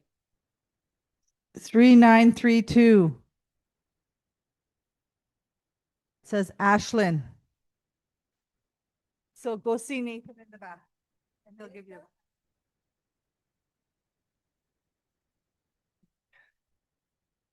Hurry up, Kyla. Hurry up, Kyla.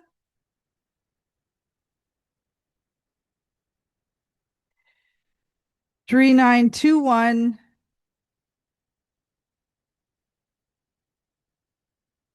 Linda. Right. Reg. Did you call this number? I was just wondering, I was outside. 50. 50. Yeah. Reg. Yep. So you can pick from any. I voted. Yeah. Oh, okay. So, one sec.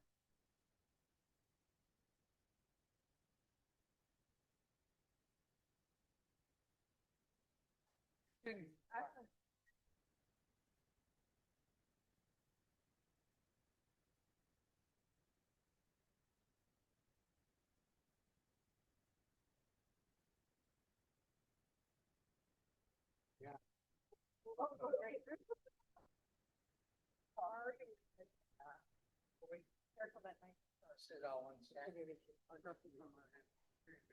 Yeah, good, I came back here and I gave you that. So the tickets that aren't claimed are 3962, 3930, and 3965. Yeah. Which would you like? Do you want? Yeah. Put your S on there. No, let's hold them all out. Let's try this project.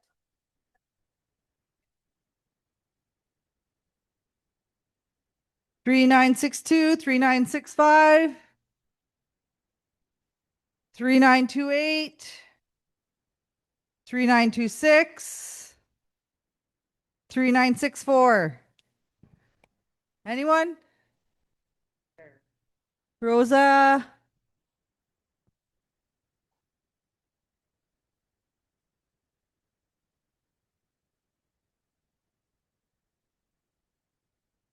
Nine, two, Must have been when I was. 28. No, I just called it. So pick anything. Here. Shower. You put it in the shower like a bath. Anything.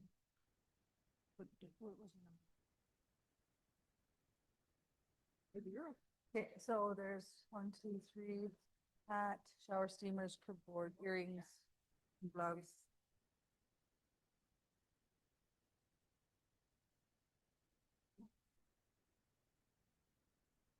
One, two, three.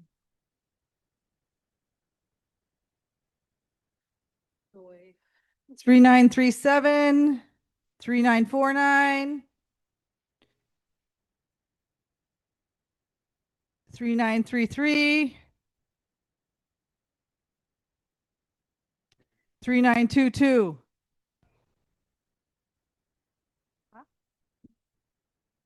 Nope.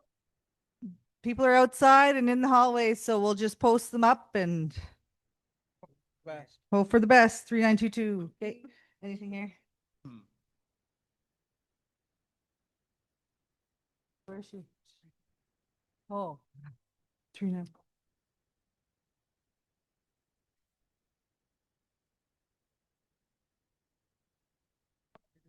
This one. 393. There's a blanket, a crib board, a puzzle, some earrings. So,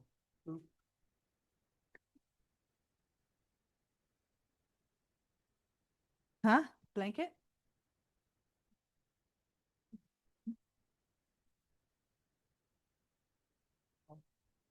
Okay, 3962, 3965, 3926, 3933.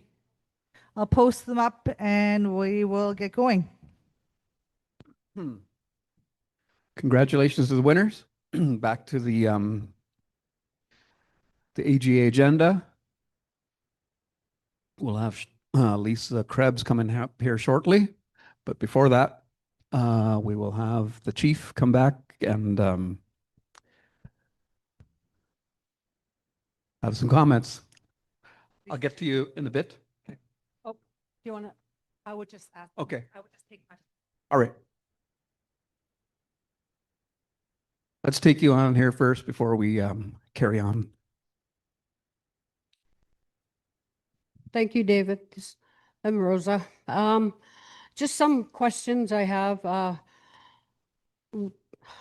Apparently, we have a wind farm project we have in our budget, and our governance policy. Would I guess Lisa will be talking about that, and then our transparency. I keep hearing about the talks of transparency. Does Chief and Council, can you give us an idea of what you know about transparency? There was talks of the two councillors are off reserve and our elder councillor. There's no mandate. Is there going to be a mandate created for those positions? And where is the funding coming for those positions?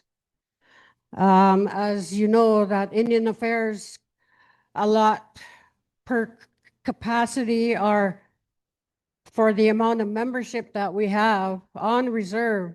So does that include off reserve membership that we're getting that funding for.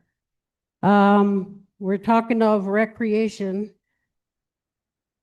on the land, and is there funding available for KO holders or people that work on the land? Is there funding available for them to go out on the land besides using Jason Vickers?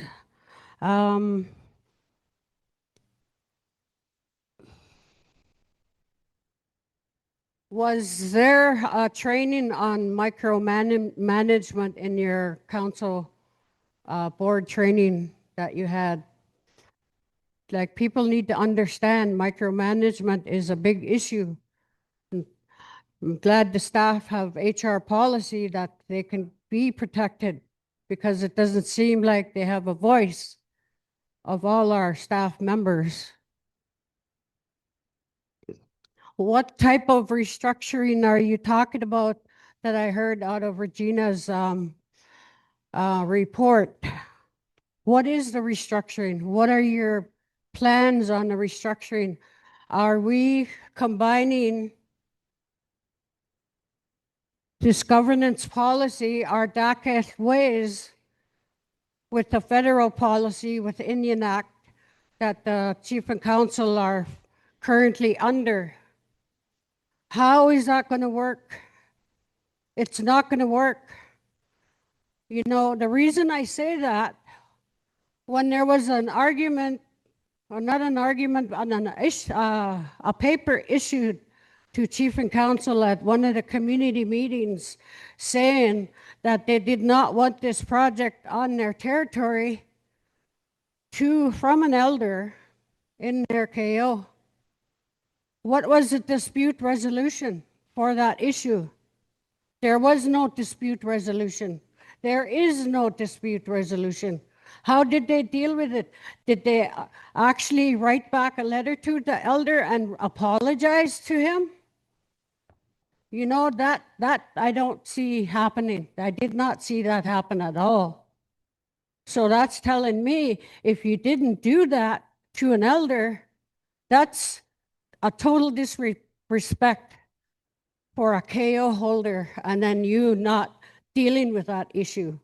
That's why I say this governance policy will not work with the federal policy, because our ways are different.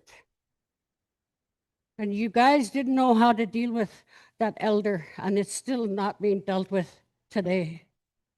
Think about it. Think about how that's going to go.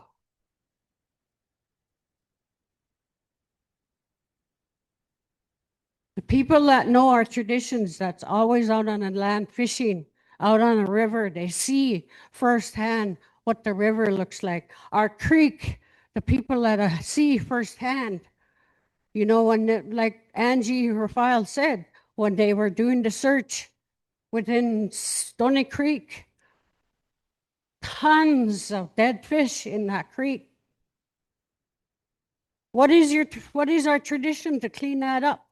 What are your stories that you've heard to clean that up? That is our mandate as traditional holders. What are we going to do to start that process? We keep talking about it, but nothing's being done about it. That is our tradition. You know, when a person is going through a hard time, an elder told me they're having a hard time, and they were not, it feels like they were possessed. What an elder told me is that they had two elder ladies.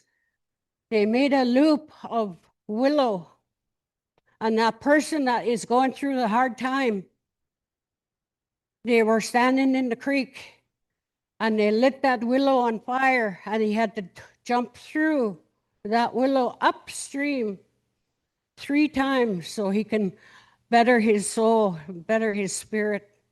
That is one story that I've heard that used to be practiced.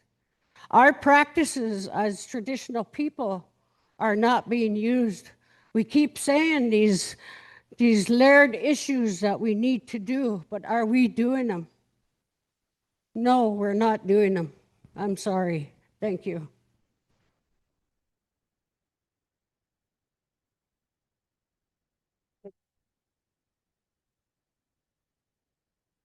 Thank you, Rosa, for your question. Some of the questions you had and your comments. I tried to write some of them down for the for the members who got voted in. We talked about the elder and the off-reserve member. There is no mandate. We have talked about that. Like when we did put that in place, we did not have a plan for that. And that's why I brought that up today, that we don't have a mandate and we need to work on that. Funding, we have our own source revenue if needed, or we have some Pathways money still left from Pathways 2.0 is what we would probably use for any of that to develop a mandate. So I don't know about the, on the land, like if there's any extra funding for KO holders or people who practice on the land, if there's any extra funding for people to be able to do that.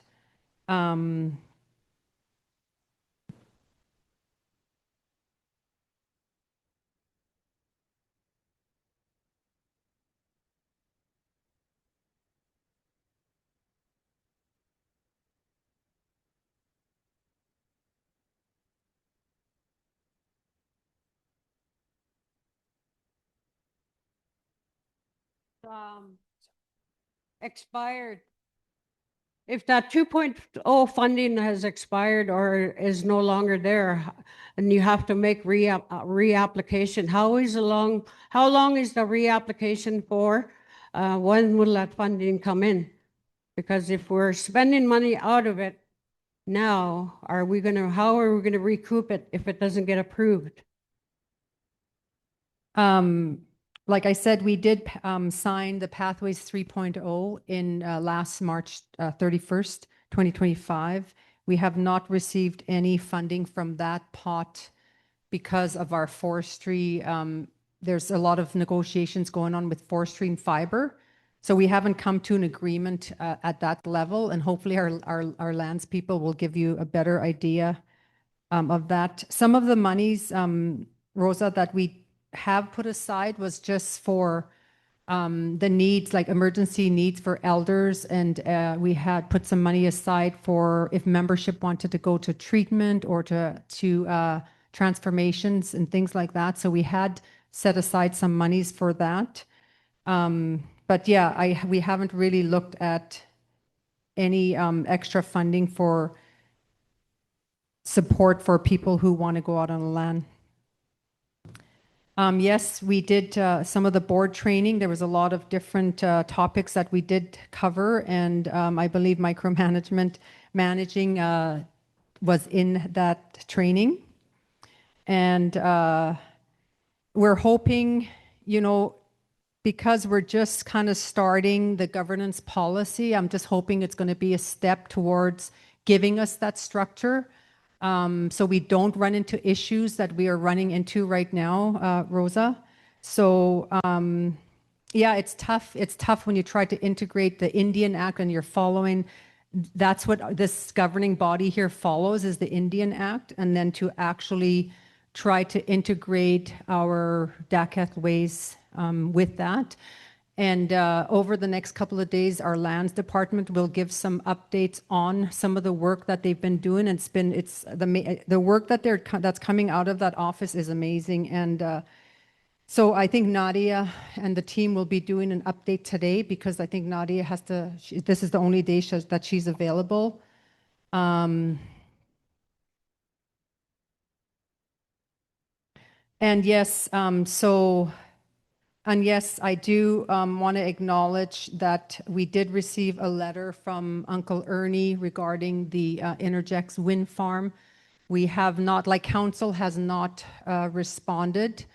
And, it's a tough, it's a really, for myself, I don't have direction in how do we move forward with that.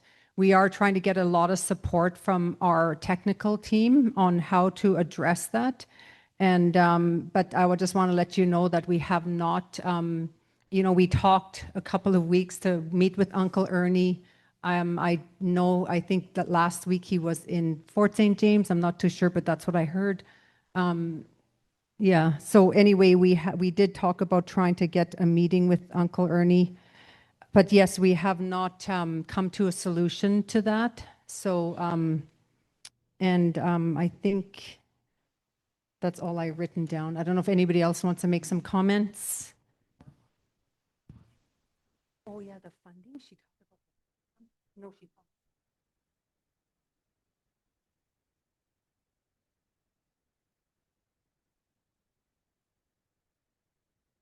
The landscape. Just as for, you know, cleaning up the creeks, you know, I usually try to let nature to take its course. Let the beavers take care of the creek.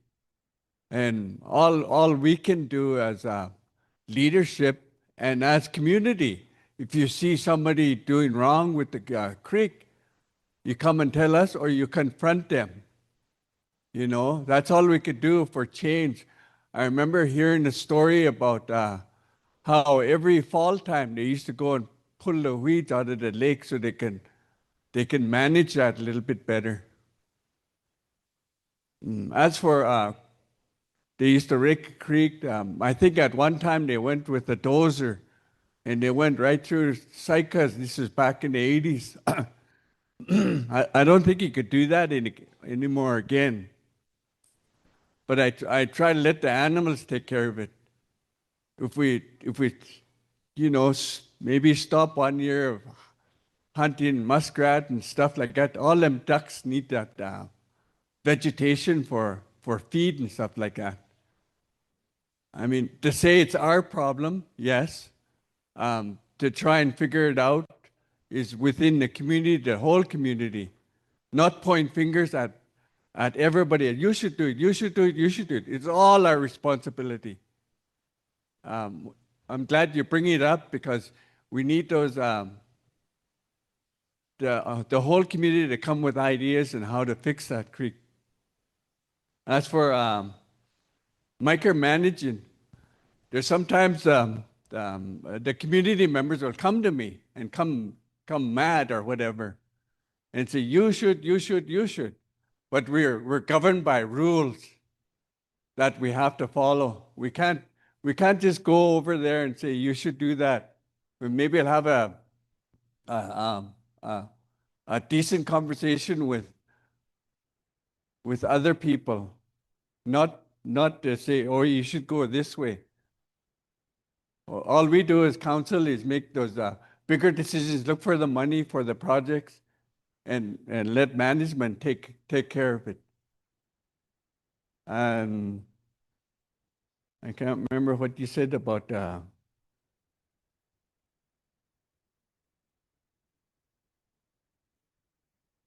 yeah, I just try to let the community tell us what to do and, you know, come with a respectful way and to, you know, ask us.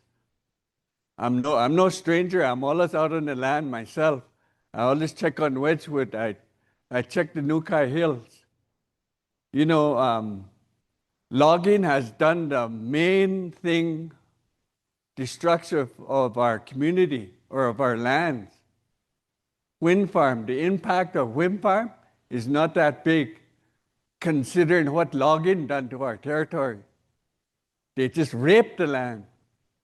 Wind farm is not going to rape the land. Solar farm is not going to rape the land. The impacts are really low. Mining will destruction too.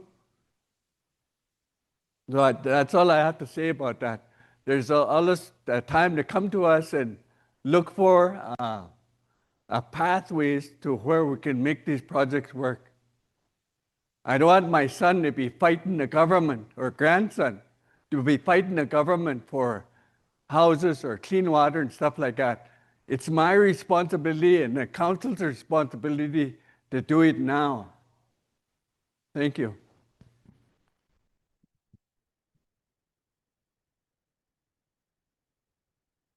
I'm just going to share a story too, and I told Sean and Adrian when they were little too. Granny always talked about the power of twins, and it's awesome that we have sets of twins in our community. But that was always the twins' jobs that would, because they're so powerful, that they would clean the creek. And I remember telling Sean and Adrian when they're little, I'm not going to clean the creek. But so I think like melding that knowledge and hearing about maybe that's something that we should make a date for. Maybe we should make a date. Well, fall's too late, but if we can do it in the fall, and we can do that like ceremonial too, right? It's learning those things. It's learning those things that Granny told me to share with other communities, that you guys have that knowledge to share. For years I've asked, because I used to work in a community, a village up north, and they used to give funding. One of the communities gave all KO holders $10,000 to build cabins on their KO, and another community would give, you could get gas money to go out berry picking or hunting. And I know I've asked that of our village for a few years. So now understanding that there may be some funds designated, I would just like to see, we need to review that, and we need to report that back to you guys if there is any funding for people to get out on the land. So that will be an action item that we will follow up with. And then just regarding, like, you know, we are melding the system of DIA rules and stuff like that. We're also follow like the labor law, right? On reserve, we have the Canadian labor law. So one thing we've talked about at the table is doing more training to go over with employees the rights and responsibilities of employees. And also as an employer, we have to know the rights and responsibility of employer. So those are all things that are in the work, just to let you guys know. Yeah, but thank you for sharing the story about that person who felt that they were struggling, and they went in the creek and did the willow, stepping over the willow. We need more things like that shared so that we can just start doing those things. So thank you. Thanks for your Thanks, Mel. Thank you for bringing those, your comments, concerns, Rosa, to the forefront. When I was talking about restructuring, I meant restructuring something, restructuring the council table from what it was been and what it has been, you know, where there's no policy in place, there's no terms of reference, there's just no ways of being. We don't have a guide to follow. Our manual, our governance manual will hopefully change that. And I do agree, you know, when it comes to our culture, our ways of being, our traditions that we always practice, you know, comes head to head with the tradition, with the Indian Act. I'm totally against, you know, the Indian Act and all the policies that were enacted, imposed on us, you know, right from the get-go. But operating in a system that you have really no choice, sometimes our hands are tied.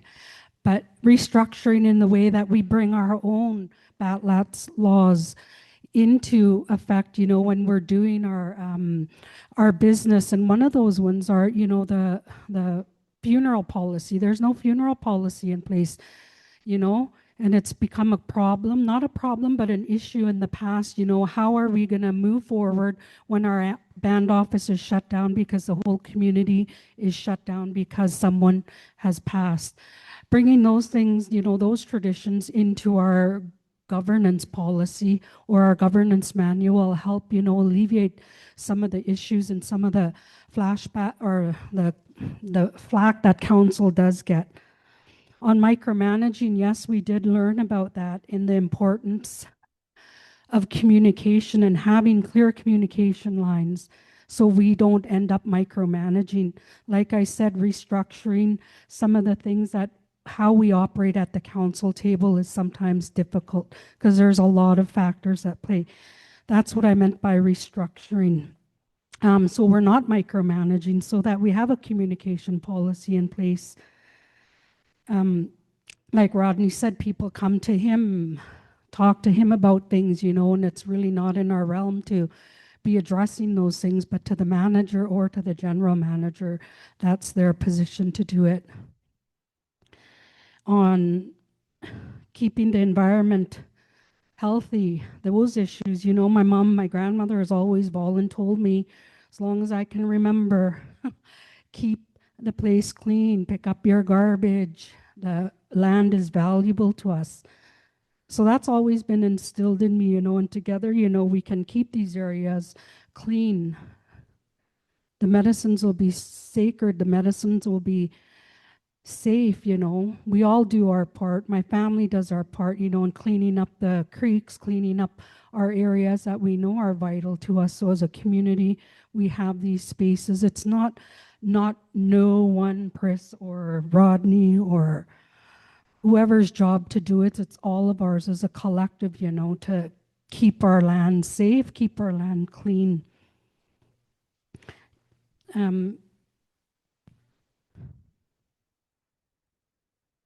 And yeah, that was it. But thank you for that, Rosa.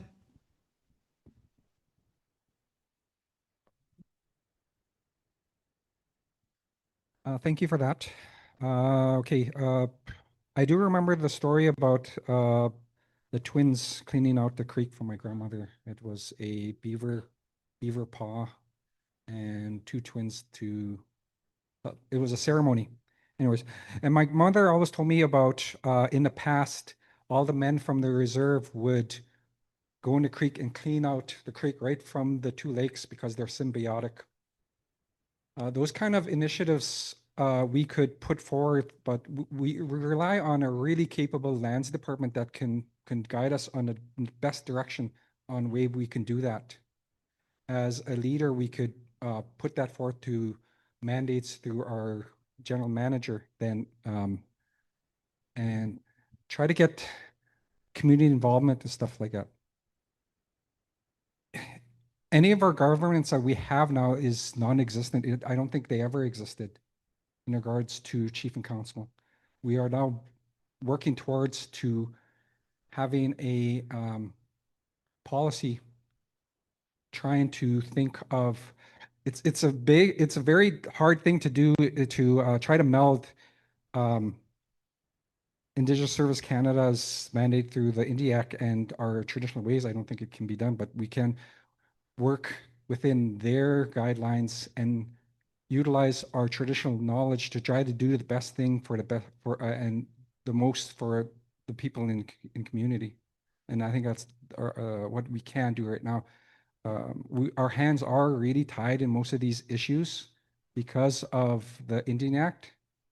Until we have our own governance system, we have no choice to work with what we have. As for people going on the land, I think that is a really good way to get grounded. The nation can only offer assistance for people to go on the land. The people have to have the initiative that they want to be on the land. The best we can do is give them an avenue to go on the land. The governance system of our that we're learning in regards to micromanaging. I get called all the time about issues that people have. And for the most part, I try to give that to pass on that information to Cora. Cora's been doing a tireless job, and she has she works through the our administration to address as much as we can. I think working all together, like in my speech, is that if we work together, we could help to address a lot of these issues. Thank you. Yeah, the only thing I wanted to touch on was what Rosa, thank you for the concern with and the possible projects that we have on the go. As a council, we're at a a kind of a unique time where we're in control of a lot of stuff that is in our territory, and our lands department is at the forefront of it, and with the monitors, and we're really in control of a lot of stuff that now happens in our territory. As we've seen in years past, logging really took a toll on the land. But saying that, my thought to the economic development side is as of right now, we don't have any infrastructure in place that will support our nation as a whole. So us as a council want to make sure that we have something that is going to produce revenue or infrastructure for generations to come. This isn't something that we're going to benefit from right away. It's something that we're trying to put in place or find for years to come. And whether we want to do that, it's always tough. You want to take the environment into account. And again, that's why we have our lands department. That's why we have monitors. That's why they're at the forefront of it. But it's trying to find that balance of something that's going to produce for years to come, but also mitigate the damage done to the environment. So it's finding that balance of what's going to work best. So like I said, we do have a good opportunity or opportunities. It's just trying to figure out what works for us and our community. Thank you.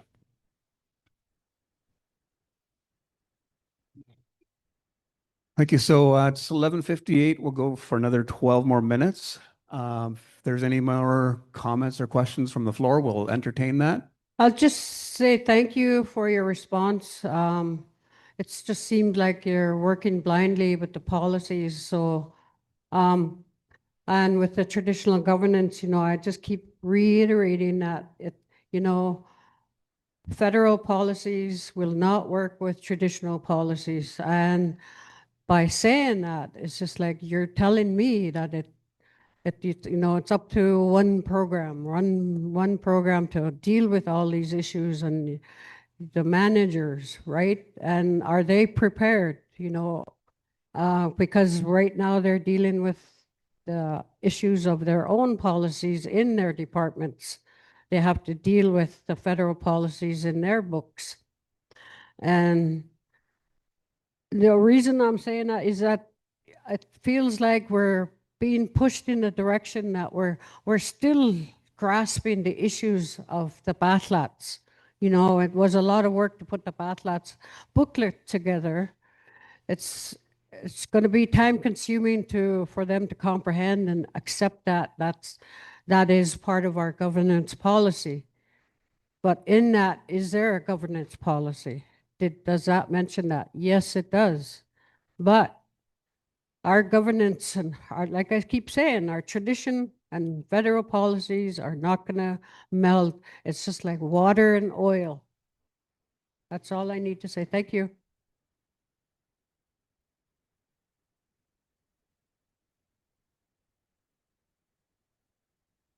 Rachel and then Marlene. Okay, I'm Rachel Thomas from Saik'uz First Nation. So one of the things on what you guys were just discussing about the creek, what Rosa brought up was a possible solution for that, maybe recycling in our community. I feel like that's where we're lack thereof. I recycle, but my house looks like a pigsty because there's just plastic, there's cardboard, and my dogs tear it up. My vehicle is a pigsty because I don't litter. Gum wrappers, I was like, just throw it on the floor. Anybody who's in my vehicle, throw it on the floor. I'll dispose of it myself. And my one question I do have though is, how do you all connect with the community in the forms of addiction? Personally, with a member, any community members. So I've done a lot of work on myself with addictions. And one thing I learned was the opposite of addiction is connection. And so that's my question. How are you connecting with our people who are in their addictions? Because when I look around this room, there isn't one person in their addictions sitting in here.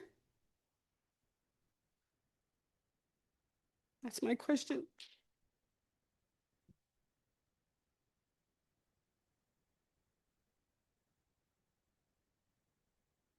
Thanks for that, Rachel. Powerful. How do I engage?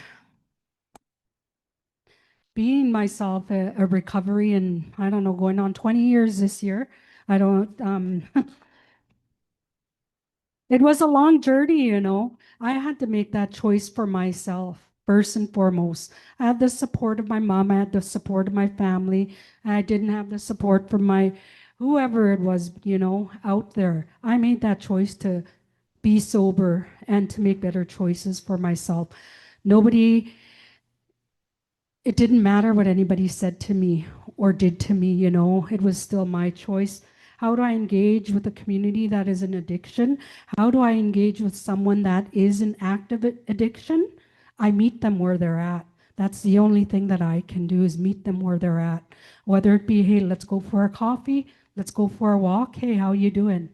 I can only meet them where they're at. I can't save the world. I'm not trying to save the world. I can only save myself. And I can only connect with myself. And being connected with myself, and then I can go out and connect with others. But if I don't have that solid 19 years behind me, I probably wouldn't be able to give you an answer. That's my answer, though. And thank you for that question, because we do have a lot of people that, you know, are in addiction, and we can only meet them where they're at. Can't drag them to transformations. We can't drag them to treatment. We can't drag them anywhere. We could put those houses up in prayer and hope that they do come.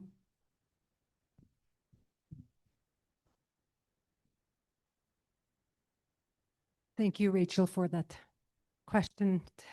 It's pretty emotional. Percy, Yes.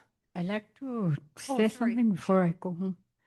I just wanted to let you know that all what I'm hearing is that we're too much in control under the government system.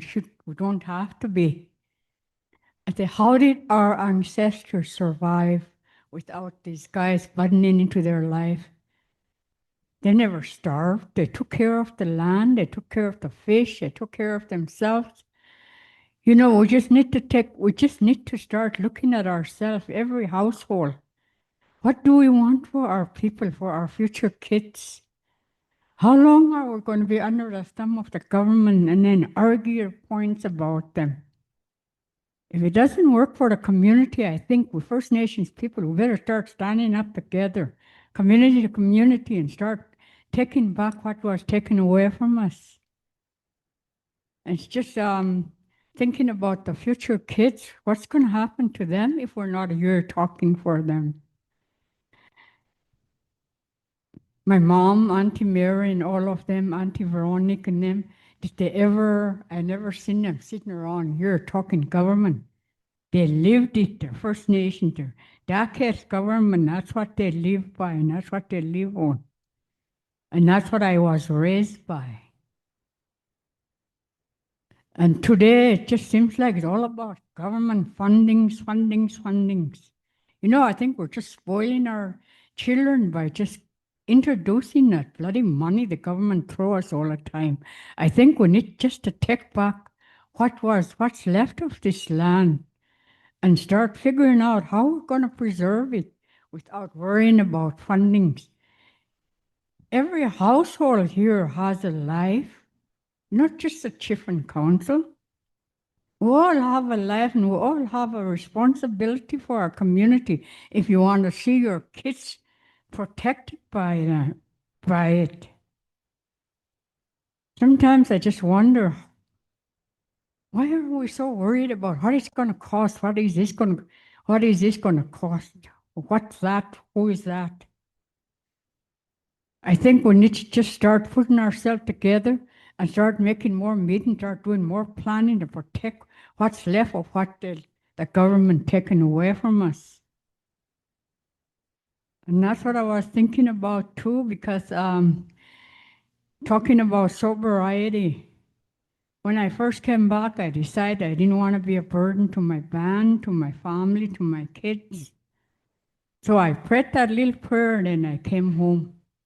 And I said, God, make use of me to my community. I don't want to burden them down. I want to start working for our community to help out. And that's what I did. So the choice is not the chief and council, the choice is not anybody else, but the choice is yours. You want to live a good life, then you're going to have to start loving yourself, forgiving yourself, take care of your health, take care of your family. That's what our ancestors did. We live it, so we should know what we want and what we need to do to protect the future. I just wanted to let you know.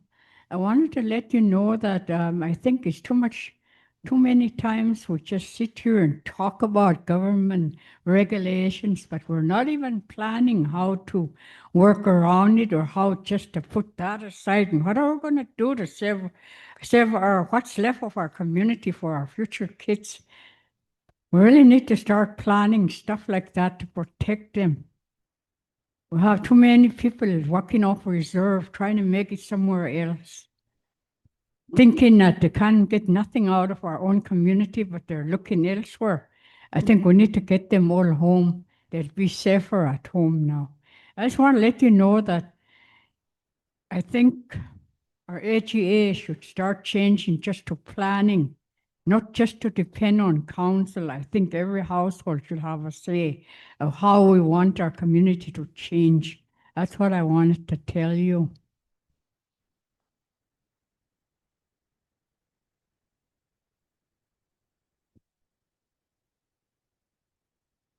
Thank you for that, Marilyn. I agree. There's too much government. There's too much government in our business. They always have been. We recognize it. I recognize it on so many levels.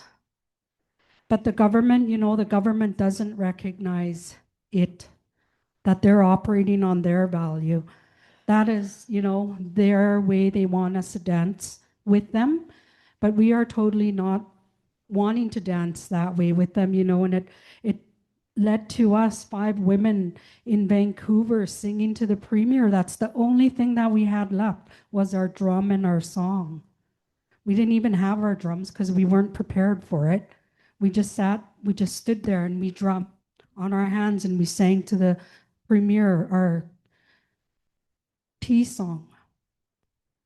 I get it. There's too much governance policy or Indian Act, but the truth of the matter is, and it's not going to change until we have our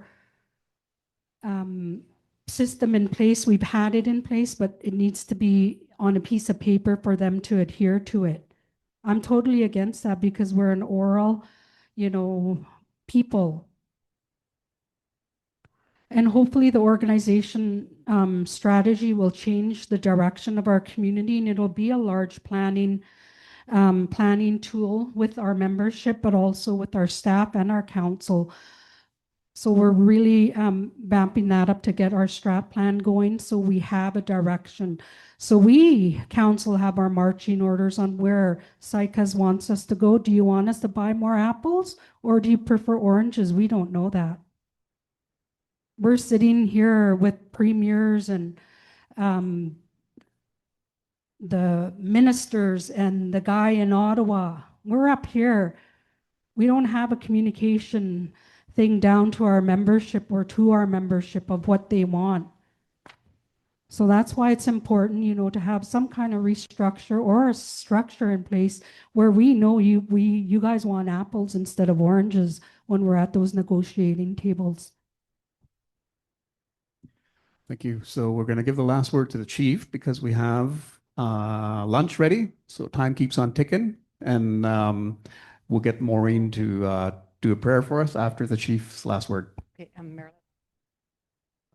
Sorry, I just wanted to address Rachel's questions and comments about, reaching out to people with addictions and have we done that? So in my position, it's just, there's so much that I do carry. I carry a very heavy load, but I do reach out to individuals and they know who they are. My husband knows who they are, and if it's just little ways to even bring them groceries, because most of the time that's what I do. I'll I'll drop by and I'll bring them groceries. And I got a little, thing from them from at Christmas that, just a little plaque that said, "You are making a difference." So it was like, I kind of cried because I'm like, I know it's like and I said I could be doing better. Like I told them, I know I could be doing better and I'm going to try to do better. And, because there's a lot of people in the home that are addicted and they're having a really tough time. And just stopping at another member's home because this person has so much potential, but I think gets really misunderstood. And so there are the people that I reach out to, like kind of on a personal level, that I know myself. And like I said, Reg knows who they are and how I do try to support people that are feeling really down and out. One thing I would like to do is just start having like a healing fire in Vanderhoof at the tree for our own members that are down there, and bring the food like we do here or in Prince George, and try to just to be present. I've talked to our management and council in the past about having our staff go down on a weekly basis just to be there to kind of show the support. And you don't even have to just to be available. And that was one of the things that I've been talking about for a couple of years, and we just haven't gotten there. We haven't, decided or, looked at what that would look like. But that's just kind of some of my ideas. But Marilyn. Right. Marilyn, the last word.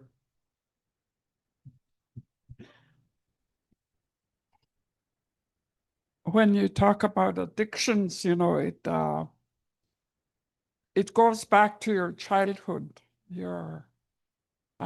Go back to your childhood and start remembering where you have suffered some trauma. My recollection is 5 years old, I was sent to residential school. I went into the school and complete strangers. I didn't know who they were. And I was just terrified that my trauma started there, where I spoke my own language. They spoke English. I couldn't converse. I couldn't talk to them because I didn't know English. And going through all that, just going down the road, like take those milestones and see where in your life you started using alcohol to cover up your shame, cover up your, like, covering up things about yourself that you don't want nobody to know. But a lot of people, when you're drinking, people get to know you. They know what kind of a person you can turn into. And I've slowly learned that. I sobered up on March 23rd, 1979. And I was in my lowest point of my life when I sobered up. And that first year, I didn't even know if I was going to stay sober because I was terrified. I was scared. I didn't want people to get to know me, really me, because I was ashamed, and I carried a lot of cultural shame too, because when we were in Lijac, we were taught that Indians were useless, they were no good, and that they never amount to anything. So when you come out of there and some point in your life you start believing that, and you turn to something outside of yourself to make you feel better and forget, but it's still there. And slowly, when you enter any kind of a program, whether it's AA or transformation or any kind of self-improvement, you start learning about yourself. You start, that's where the healing slowly starts, and you keep working at it. The first thing you do is forgive yourself for a lot of things in your life that you have done. And every day, do something for someone else and don't tell anybody about it. Just do it. And that stays with you. My father, I drank quite a bit. And he used to hug me before I went to sleep.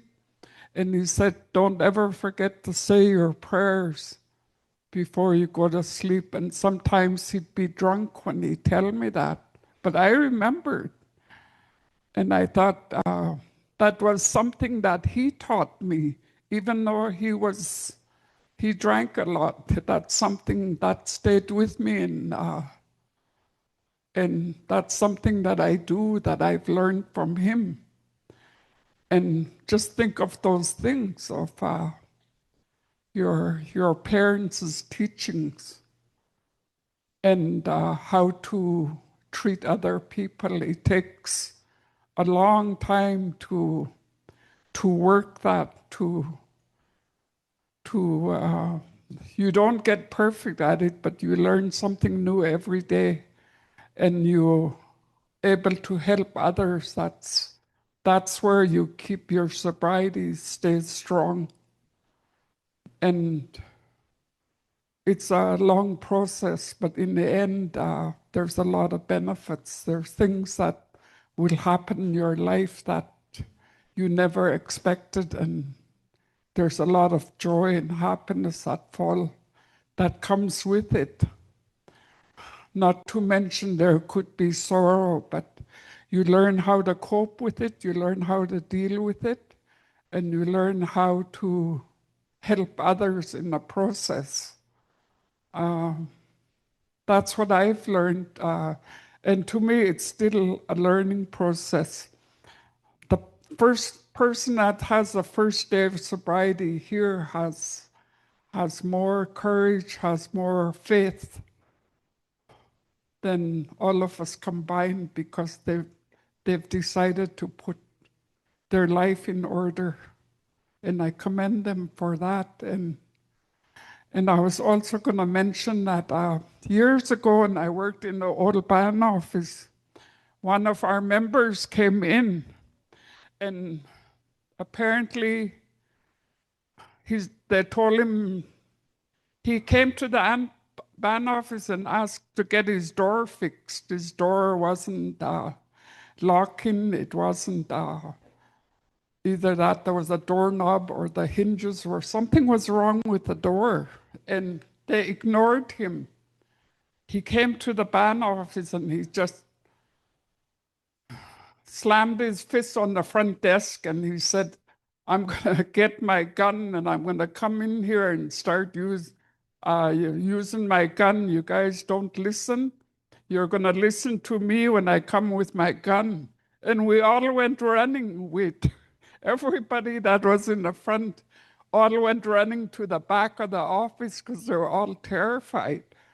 And some came into my office, and one of the counselors was there. And I said, you know how you can fix this? Take the guy out to lunch and tell him exactly, go look at the door, and then go and help him fix that door. That's the solution right there. And I said, instead of him coming in threatening us like that, I said, it's not our way. So I said, you listen to him and then you help him. And that's what we have to all learn to do. That's like Ernie with the letter. We have to listen to him. We have to sit with him, and we have to talk with him, find that solution. It is there. Some of us are more well-versed in that sense than some of us who we can't talk at all. but I encourage you to all step up and help one another. Thank you.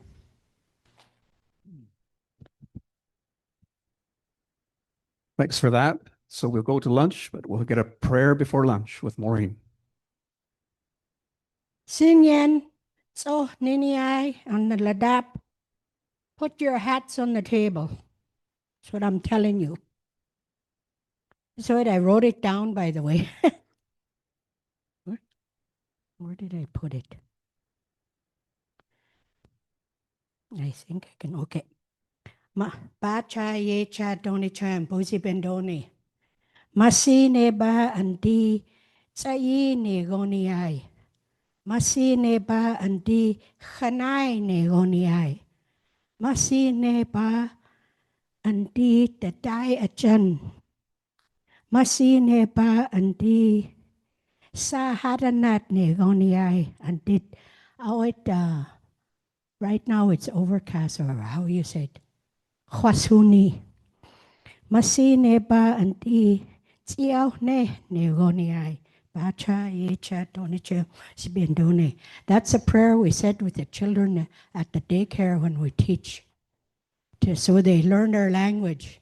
Because I'm going to tell you, you guys better learn your language. Learn the Daket language. How are you going to have a good heart and a good mind if you don't do that? I open my house to you to learn. I opened it, I said 4 o'clock to 5 every day, Monday, Tuesday, Wednesday, Thursday. 2 people show up.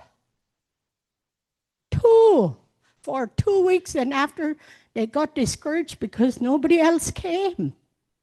I said, we just got to keep on going, but I said, there'll be tea in Bannock if you come. There'll be tea in Bannock and maybe soup sometime.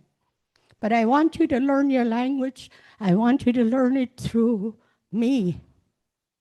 I'm doing it on my own, and it's free. And you're going to learn it. You're going to learn it orally, and there's no exam. Get it?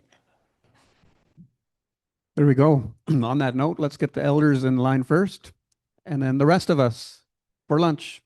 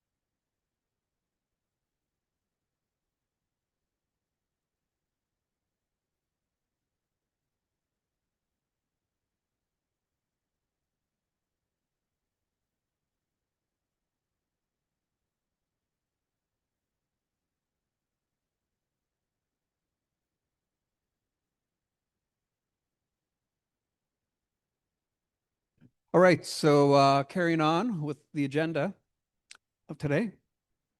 Get your attention. So if you have your conversations, you could finish it off outside. Some governance work to present to you by Lisa Krebs. She'll be up here in a moment.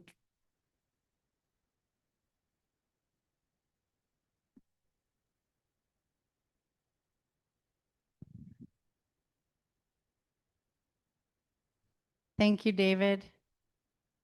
Good afternoon, everyone.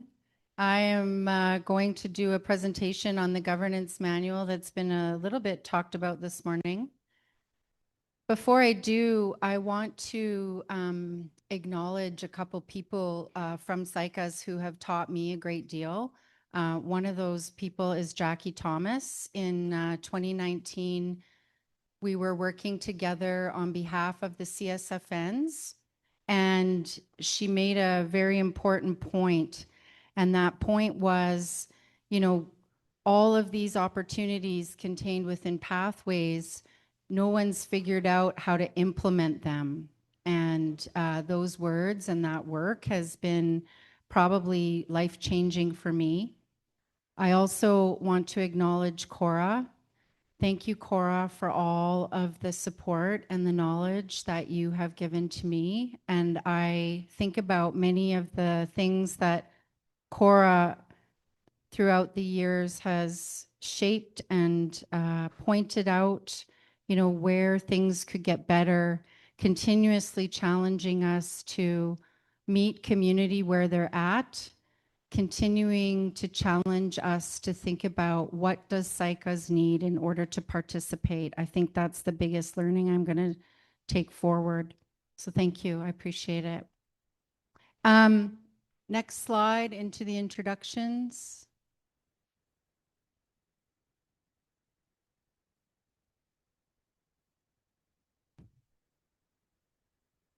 Sorry. If I could control it if it works. Okay. So today we're just going to go through the introductions, an overview, the methodology behind the governance manual, and then next steps. So you can go into the next slide, please. This is going to roll a little bit quickly because our time is changing. So I prepared more slides than what we have time for today. So some of them I'll cover quite quickly, but just please know I'll also be out in the hallway for the next 2 days. And if anyone has any questions or wants to talk about any of these topics further, I'll be back there to do that. And Ellery, if you want to put up your hand, Ellery's back there. She's working to support this project. She's coordinating the meetings and those kinds of things. So we'll both be there for the rest of the AGA. Next slide, please. So this governance manual overview, what is it? Why is it happening? There's been some discussions earlier today. There are reasons. There is an absence of a governance policy. There's also the alignment of Saik'uz long-term vision and goals of being operational under the First Nations Financial Management Board. So it's a really important time. I think Jason really did a good point of speaking to the complexity of where things are at right now in terms of relationships between First Nation and Crown governments. So for at least the last 3 years, I have come to the AGA and presented on the fact that the role of council is in transition.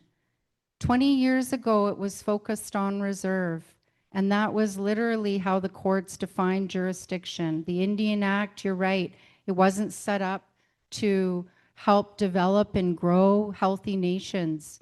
It was set up to limit the amount of jurisdiction that nations had.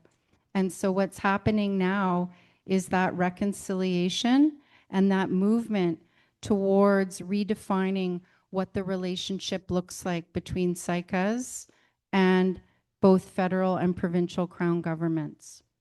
So I just wanted to point that out. This is a continuation of the same work that has been ongoing for at least a decade. Next slide, please. So the election code that Priscilla talked about earlier, it is a law. It's a piece of your administrative law, and it governs how people are elected into council positions. But once they're elected, that's where it stops. It doesn't define roles and responsibilities. It doesn't define the relationship of council to community. It just defines how elections occur and how council members are elected. Now, two big things came out of the election code amendment. One was the definition of family in terms of conflict of interest. So that was clearly defined in the election code amendment, as well as the opportunity to use what's called a community vote or plebiscite. So rules were put around that. Next slide, please. So what is a governance manual? It's a policy. And I know Rodney hates that word. So we've been using governance manual, but when we think about it at the technical level, it's a policy. And it really helps to formalize the relationship between council and the organization. So when we think about the organization, where should council be? Not in the operations. They should be the strategic figurehead, right? So, you know, how does council role and relationship line up with the policies and the staff within the organization? How does council, what's the relationship of council to community in terms of big issues like decision making and reporting? What is expected for reporting?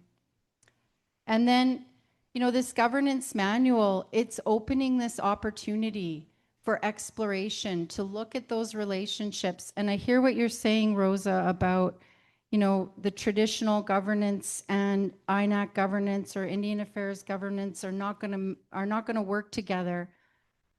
And maybe that's how community feels right now.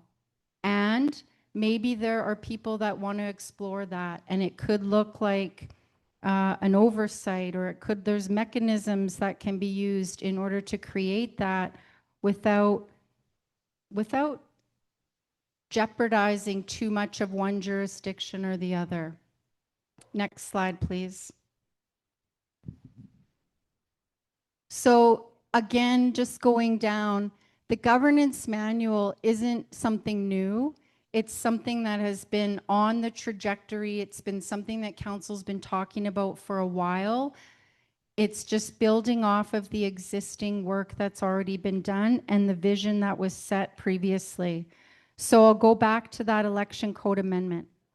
So in section 5.4.1, the community voted. You voted on the relationships that are considered a conflict.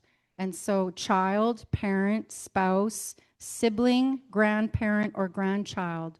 Why is that important? Well, it's really important now when you go over to council and you say, hey, here's what a conflict of interest looks like. You cannot vote on any contracting opportunities that might be a conflict of interest. How is that conflict of interest defined? It's defined in the election code. So it gives you a foundation and keeps on building upon itself. Next slide, please. So these are just topics within the governance manual. Some of these topics are going to be discussed and workshopped through at community meetings. We're going to go through a slide that shows what the meetings are to come and the level of engagement. Some of them will be guided by administrative best practices. So what's happening now, what needs to be improved. And next slide, this is a really good one.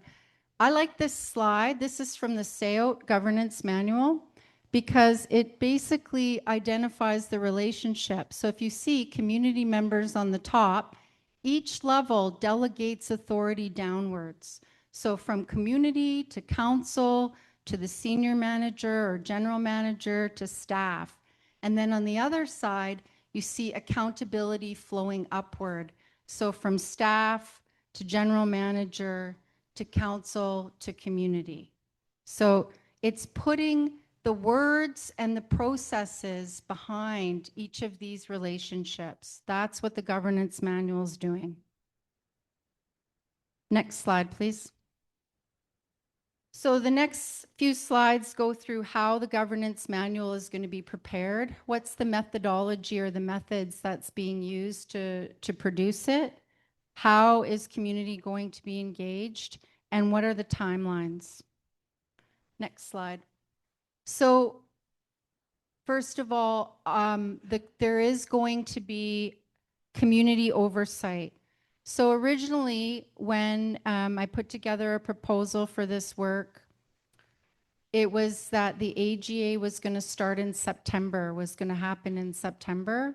Of course, we're a few months down the road from that. So the timelines have been adjusted now to reflect a start date of this month of January. So this process is being overseen by, we'll get into the Governance Manual Oversight Committee. We're going to host engagement intensively through January, February, March, April, and then likely at the end of April, close down for drafting. There'll be a legal review. So all of your policies and laws, they have to align with both expectations from ISC, also with what's basically lawful in the courts right now. So there needs to be a legal review and make sure that everything passes. And then there'll be a formal adoption by council. So next slide. So the the Governance Manual Oversight Committee is basically community members and key admin rep. There might be more reps, I'm not sure yet. But some of the members that are on this board, they were on the 2025 Complaint and Appeals Board, and some answered the call out for expression. So there was a call out in the December and January smoke signals, as well as on the Diuten app. Maureen, if I said that wrong, you better correct me. How do you say the app name? Diuten? The Saik'uz app. How do you say it? Am I right? Diuten? Okay. Well, we'll figure that out later, but I want to be corrected if I'm saying it wrong. So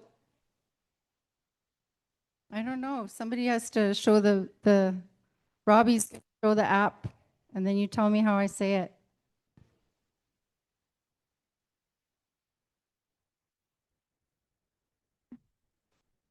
Okay, wait, we're all going to practice this because we need to learn. Dahaten. Dahaten. Everybody? Okay. What does it mean? What they're working on. How fitting, hey? Love it. Thank you. What they're doing. What they're doing, okay? Okay. If you haven't seen the app, it's pretty cool.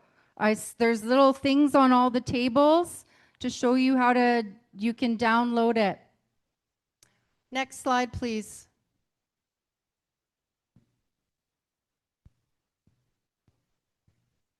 Okay, so there's a terms of reference. People asked, what is the Governance Manual Oversight Committee? What do they do? Well, there's a terms of reference for it, but basically it's to act as a short-term advisory. So it's not forever and ever. It's for the term of preparing this governance manual. And the idea is to really, for the GMOC, to look at the information that's coming in, look at the examples from other nations, best practices, and then help to influence how engagement will roll out to community here in Saik'uz, in Prince George, and online. Next slide. So I want to speak to the survey. So several people, and I want to thank everybody who's been doing it. we have a survey that's just been launched today, and it's both online. There's on your, in the middle of your, yep, there's paper copies, and then there's online. You can scan for the, with your app. It'll take you directly to SurveyMonkey. But the idea is that this survey is really just to take the temperature of community. It's not to say, you know, this is how it's going to be. It's, hey, here's some ideas and some topics. What do you think about them? The answers from those surveys help us to guide what sections or topics, how to approach things in the governance manual. So there's a question on the survey that asks, do you think traditional governance should inform council decision making? The answer is yes or no. If it's no, it's no. So that gives us a mandate of whether or not to explore that topic. And why I say explore, I don't mean like we'll just do it. We'll come up with ideas. I've seen some models, and we'll bring them back for people to look at and have a chance to kick the tires and see if you think it's appropriate.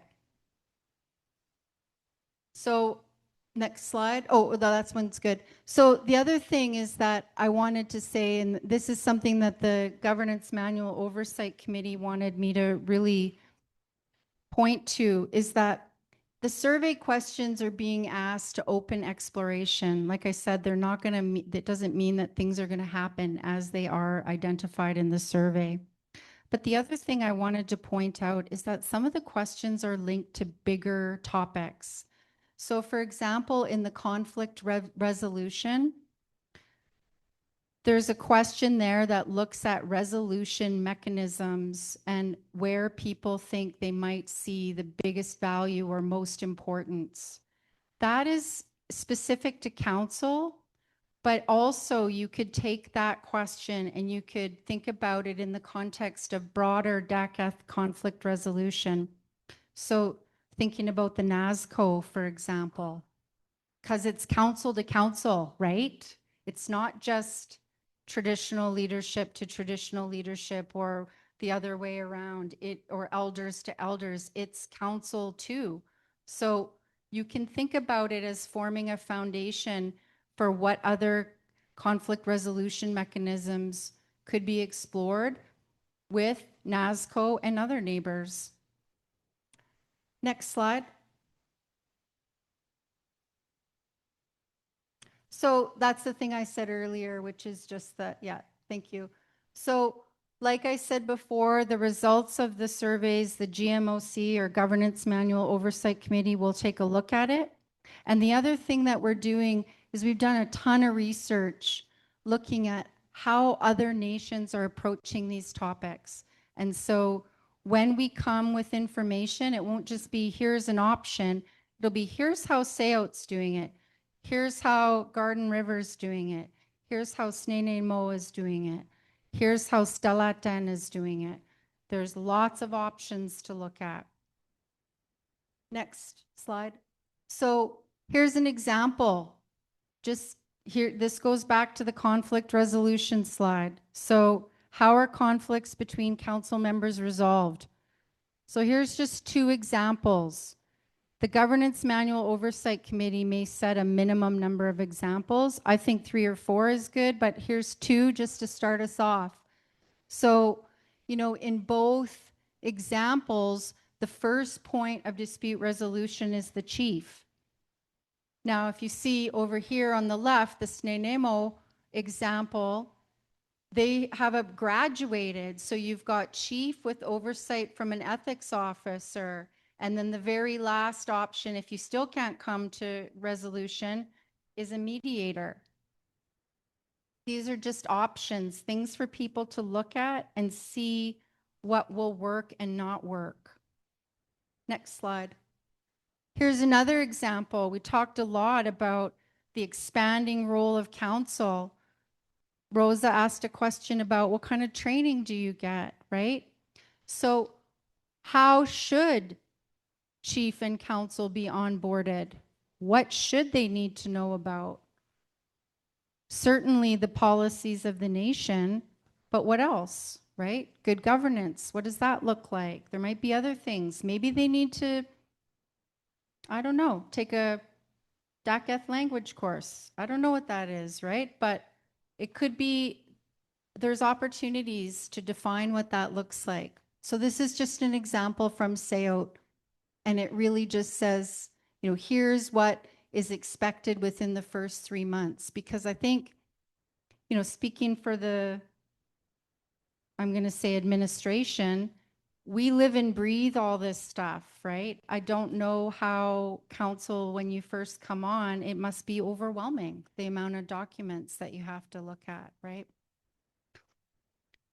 Next slide. So this is another key piece that's been brought up before, but it's fiduciary responsibility. So when we talk about the connection or the distinction between council and other leadership or traditional leadership,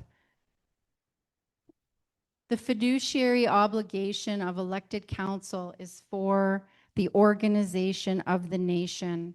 And so when you become elected council, you have this obligation to safeguard the resources of the nation, both in terms of fiscal, so money resources, but also in terms of rights and title and development as well. Next slide. This is an example of transparency. So should information from council meetings be available to community members? Here are 3 examples. So, you know, the thing that, next slide. The most important target that we have is being able to operationalize the governance manual.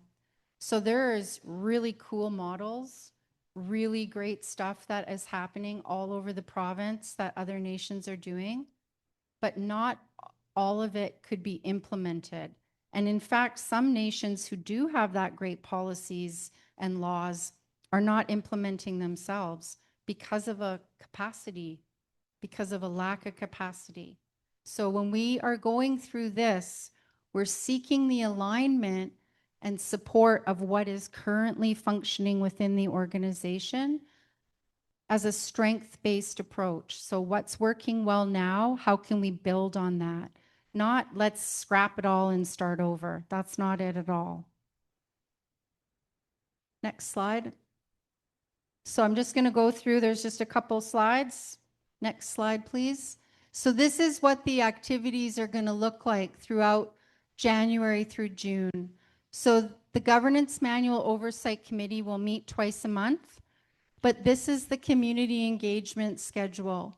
So, you know, think about this. We'll continue to use smoke signals and continue to use the app. And we've also asked in the survey how people, if they want to be contacted directly, absolutely, we can do that if you want to know about community engagement sessions. So the last slide is just closing. And I want to express again my gratitude for people who have taken the time to teach me and for listening today. I really appreciate it. Thank you very much.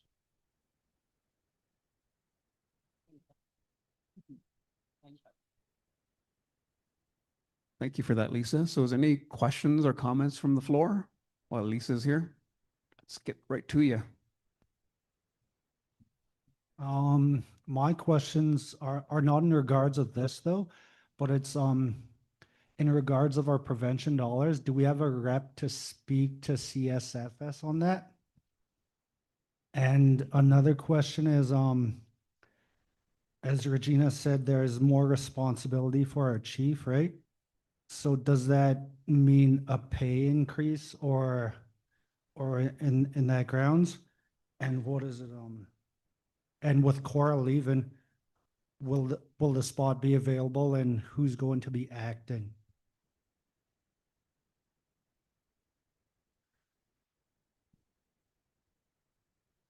I think the first question is probably out of your purview. Yeah. And the next 2 questions, I think you could. And the last question's out of my purview Okay, as well. all right, Yeah. all right. Answer what you can. Okay. What was the second? Chief Oh. salary? Oh, yeah. Chief Yeah, salary. yeah, it's Yeah. that, with more, Regina said that she's taken on a lot more responsibility nowadays. So does that mean a pay increase on that? Yeah. So I'm going to speak to that now. So in earlier this year, council is trying out a policy for stipend. So I'll just explain how your council currently works for how they get paid. So currently you have one salaried council member, that's the chief. She makes a salary. Her expectation is to be, more involved. She has basically the responsibilities of council. The rest of council is expected to attend 2 meetings per month. So every 2 weeks, a council meeting that lasts the day. Now, that's it. That's what the role is right now. So I'm here to say there's a lot more meetings. Like when I just think about health, when I just think about land and resources, the amount of meetings are unbelievable. And they're not just attending, receiving information. It's about advocating on behalf of your nation. They're really intense. They're negotiations.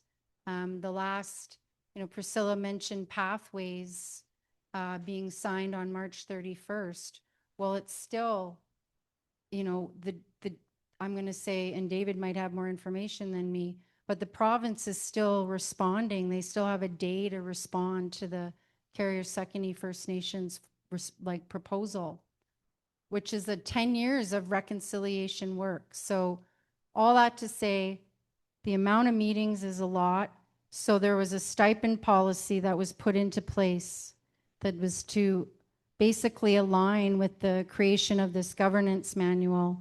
And so what it says is that council members, in addition to their 2 meetings per month, can attend up to 10 meetings in a month. It has to be pre-approved by the chief. There has to be backup with it. So what the meeting is, where it's at, who's attending. And then they can attend a maximum of up to 10 meetings per month. So it provides the flexibility for council members who have the time and can commit to those bigger initiatives to do that and be compensated for it, and not in a way like it's pretty similar to the Saik'uz honoraria policy. So that's been put into a temporary effect until March 31st of this year. I think it's working. The big issue was who would oversee it, right? Because there needs to be somebody that's approving the meetings. And so that responsibility landed on Priscilla. So it's working is what I hear. So I needed to hear, first of all, that it was working. And then there's an opportunity now to embed that into the governance manual. So a stipend policy. So that's an increase. And it's a budget. It's a line item in a budget.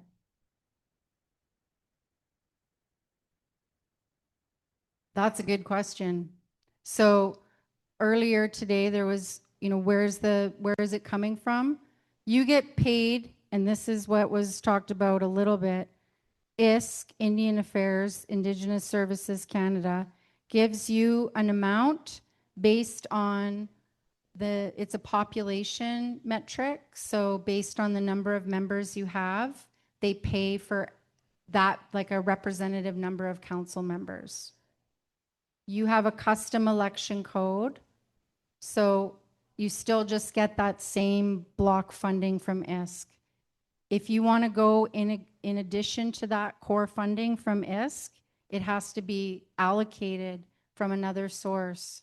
So pathways, a big piece of pathways 1, 2, and 3 has been governance. It's a whole section in the agreement.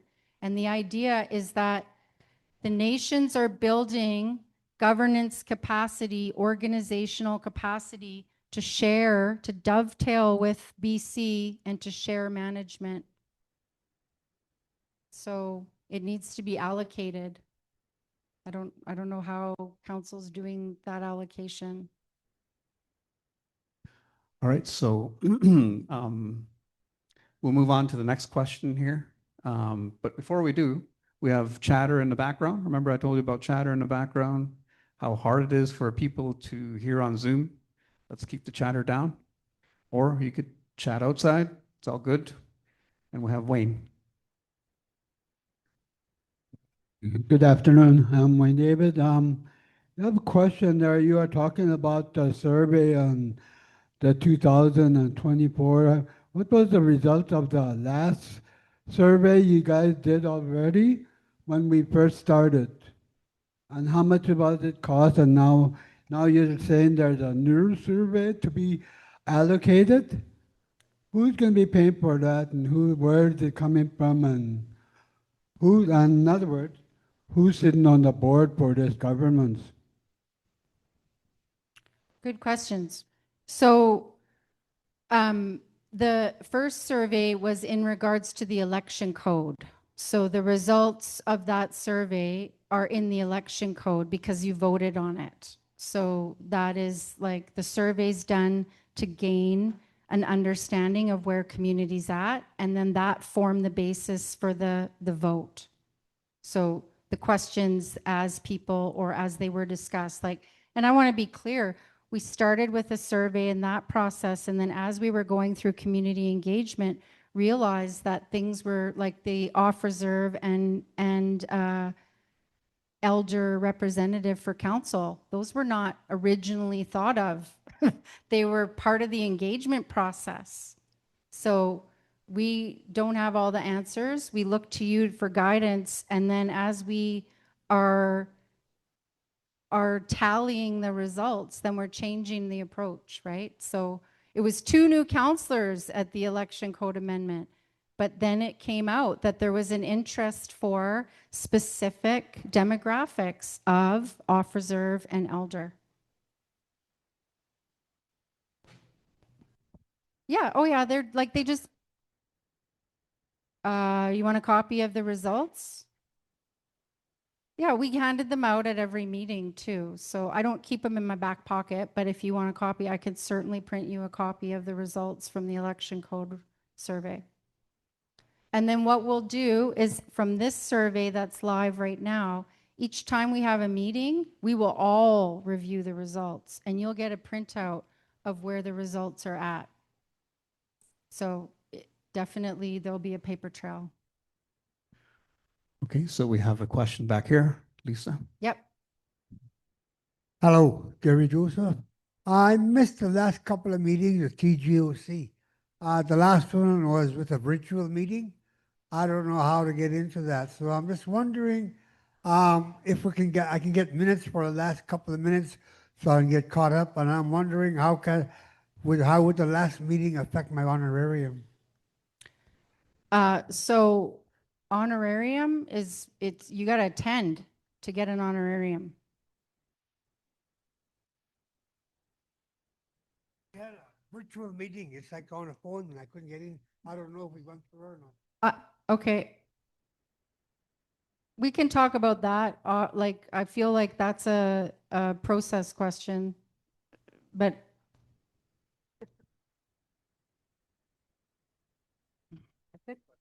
Okay. You answered my first question, where the funding's coming from. It's coming from the, what do you call that? Pathways? yeah. Okay.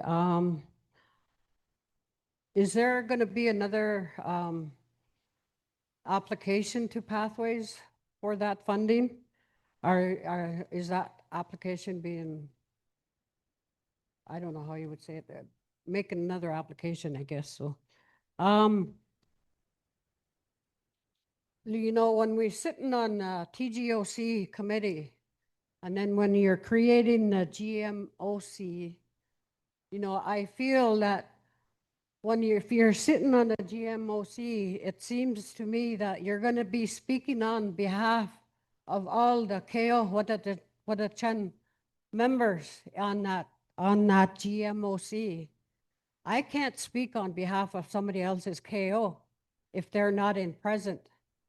then if that person is expected to go back to that person that's in their KO, and they disagree with what I want from them or what the committee wants from them, it's not going to work.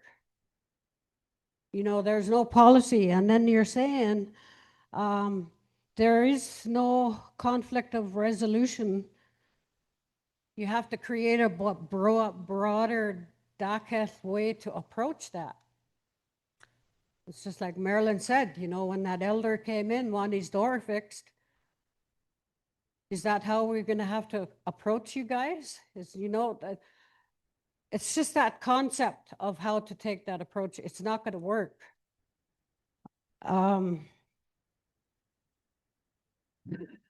The final decision after all the GMOC and the recommendations from the TGOC to chief and council, who are the final decision makers, right?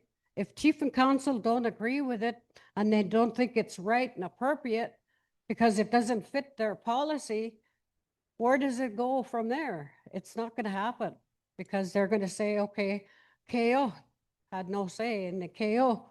But at KO, they don't have a say in anything. How do you resolve that issue? So the mediation process, you know, is not there. You know that for a fact. And you're trying to build this up to make it happen. People are, you know, traditionally, you know, if they're more involved in the traditional things that we do. Not many of them do the traditional stuff. And it's very hard because we're so institutionalized in the life that we already live in today. How do you break that? How do you work with that? You know, and in our health system, when you think about that, you know, a person that is addicted, what do we have to offer that person for addiction? Are we going to give them methadone out of our own clinic? Are we prepared to do that? No, we're not. Are we prepared to give them the certain pills so that they can come down off of the addictions that they have? Can we offer that to them? Can Vanderhoof offer that to them? No. My niece is a living proof of that. Addictions. She relapsed. And because of her relapse, she was on methadone. Then the doctors put her on another prescription that is so strong that she become addicted to it. You can't get off of it. And because of that, Vanderhoof couldn't assist her. Stony Creek couldn't assist her. And the only place that can assist her, maybe, was Prince George, but they only give it to her for 2 months. You're addicted to it for that 2 months, and they will not offer it again. Those things that you see and hear and you walk and you're trying to talk to them, when she relapsed, you know, that was the end of her life because she overdosed. Are we prepared to accept that and try to mediate that? No, we're not ready for it. That's just an example of what I'm talking about, mediation.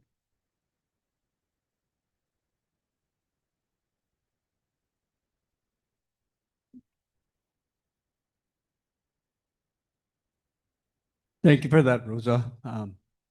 You know, when we talk about addiction, every person is different. Every person has a different way of growing longer hair, short hair, bigger feet, whatever. We don't know what these pills can help them with. We can try it. We got to do something. We can't do nothing to help our people. We offer, the health station offers a whole variety of stuff that they can try, but it might not work. when I was coming off of drinking, I went to go visit lots of people. I take information from my uncles and aunts. I take information from town. When I used to go see a counselor, I used to have to walk right near the bar and up, and I see all my friends there drinking. Everybody's different, but we have to try something. They don't want to go out into the lands. They don't want to learn their language. They just want to go to town. I can't help that. Council can't help that. Those problems are the community, the whole community, everybody's community. That's how it should be looked after, really. Is everybody is responsible for that person when they fall down.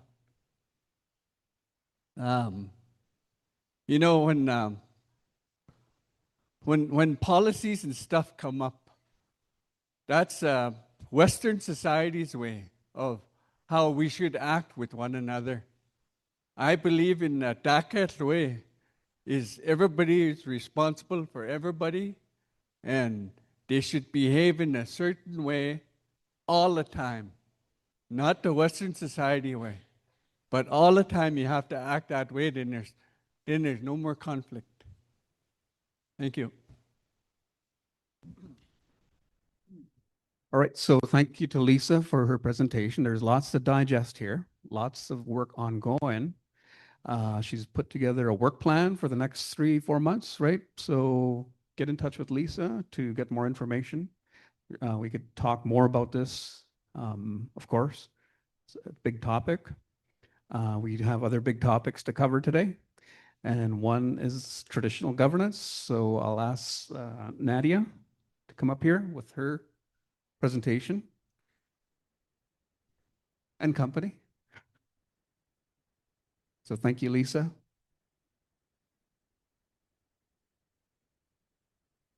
And those folks online, thank you for joining us. We'll actually tap into you a little bit later on maybe after this presentation to see if you have any comments or questions online. We'll entertain those.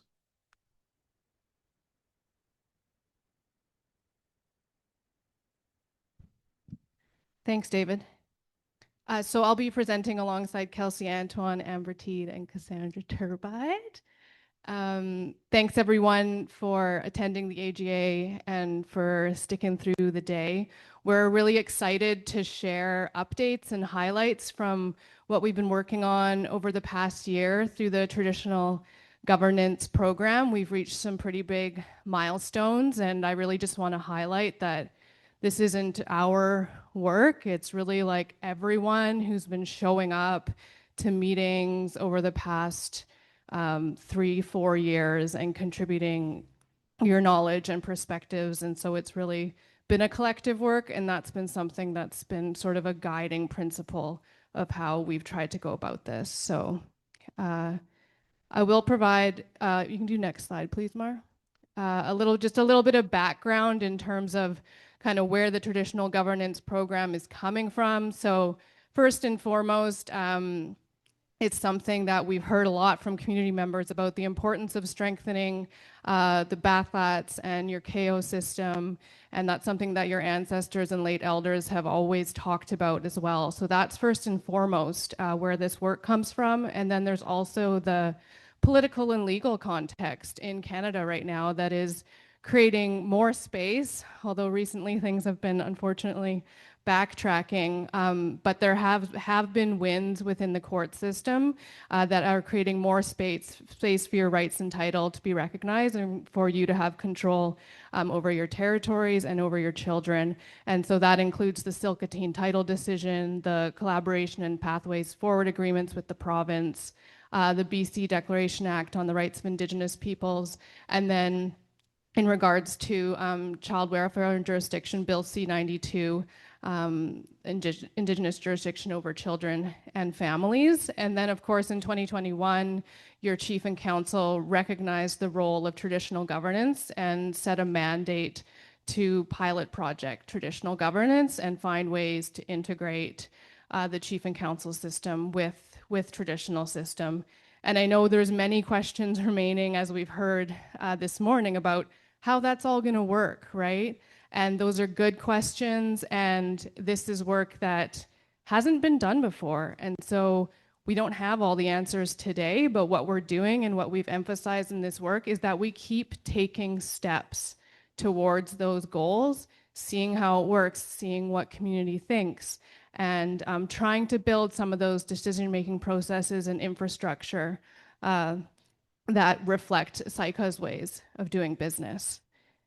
And it's like a really important opportunity. And so essentially the traditional governance program as it is today is made up primarily of the Traditional Governance Oversight Committee, which Kelsey will talk about more, and then the work to strengthen the clan and Bathlat system. And there is direct linkage to, oh yeah, next, sorry, I keep changing the slide on my own computer, but you're not the same computer.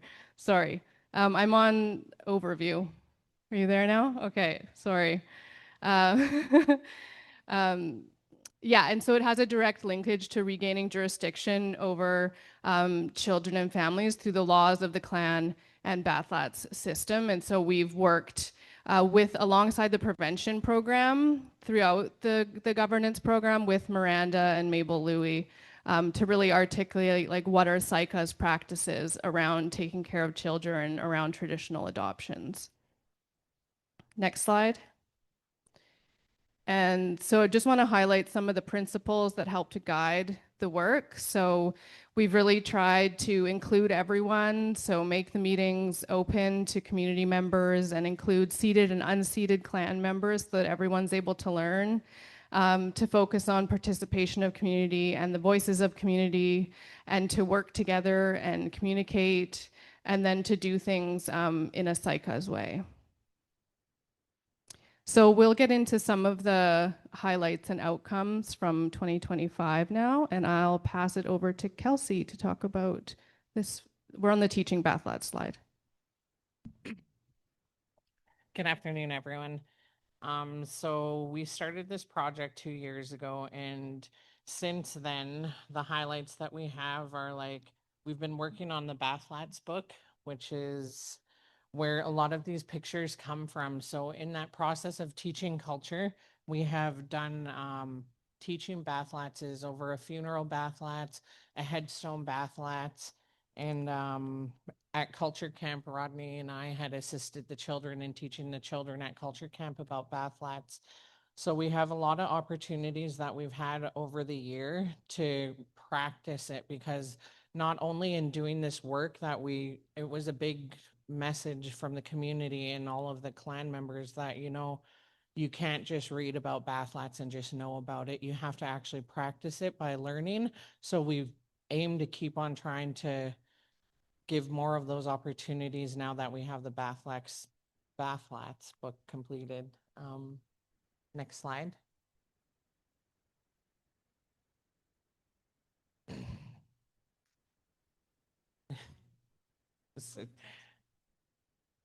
So this slide, you can't really see it, but it's just highlighting the Bathlats book in the all clans. So we had completed that. So there was, in the process of the Bathlats book being done, it went to the clan leaders and to the elders, and there was a lot of things that they agreed with, but there was just a few outstanding things that they didn't want to make those decisions themselves, that they wanted to make it with their clan members. So that's why we had the all clans.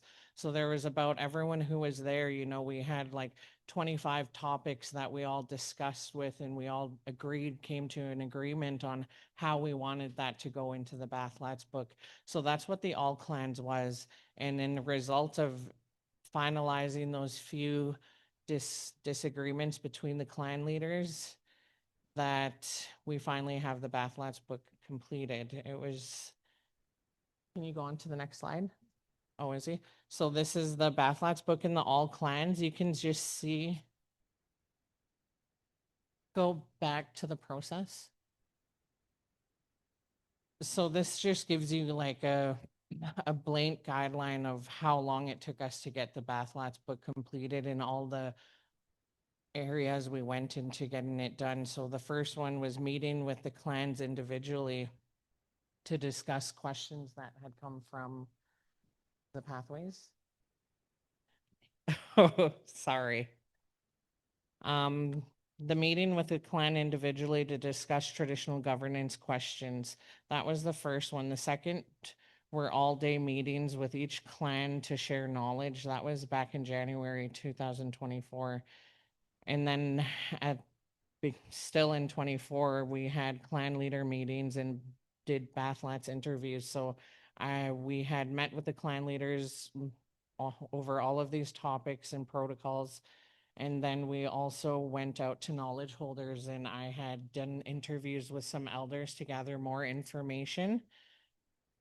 And then Nadia drafted the Bathlats book. And then once the Bathlats book was drafted, we kind of started vetting that out page by page again with clan leaders. And then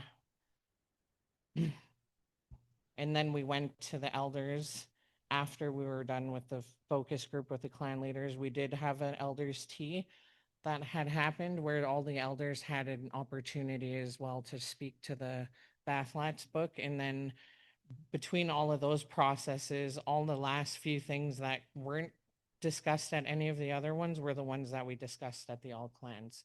So then that was 2-year process of completing this Bathlats book and gathering community knowledge, 3 years.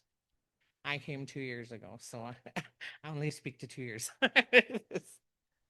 But so the next slide is just pictures of some of the first one is an elders meeting when we had that. And then the other 2 pictures are just pictures of the all clans and how that went. And it was a really great learning experience. And doing all of these processes, I learned that a lot of the unceded clan members are more inclined to come to these teaching potlatches, is where I would encourage seated clan members to come and join these processes. I know you guys already knew it and you grew up with it, but we're creating opportunities for our unseated members to learn about the process, and they gain a lot of information from our teaching Bathlatses, where a lot of the seated clan members can also help us teach those processes and answer maybe some questions that we don't have at the time. But like I said, we're just creating opportunities to practice potlatch so people can learn more. And many people have been seated over the last few potlatches since I've been sat. A lot more people have been getting into the clan system, which is a really nice outcome out of all of this work that we've been doing. And the next slide.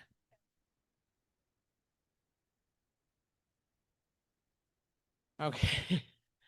Oh, sorry. I was just taking all Amber was supposed to talk. Sorry, Amber. I just hijacked it. So the Traditional Governance Oversight Committee, that is a pilot project with Cassandra and the lands team. So we have this oversight committee we call the TGOC. Is we've reached out to family reps from each family. So we try to aim to have every family that has a KO in the territory, we've got members from their family. We try to do someone older that has knowledge, and we like encourage to have a second generation come and learn in those meetings. So ideally there's 2 reps from every family that come to those meetings. We do them once a month. We try to. This month we didn't because of we're just so backed up with AGA and holidays.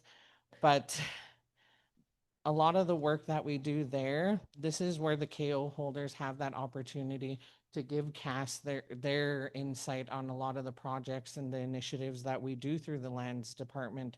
So she's doing shared decision making with this committee here, and it's community focused committee. So other than us being staff and running the meetings, you know, all of that committee is really community led.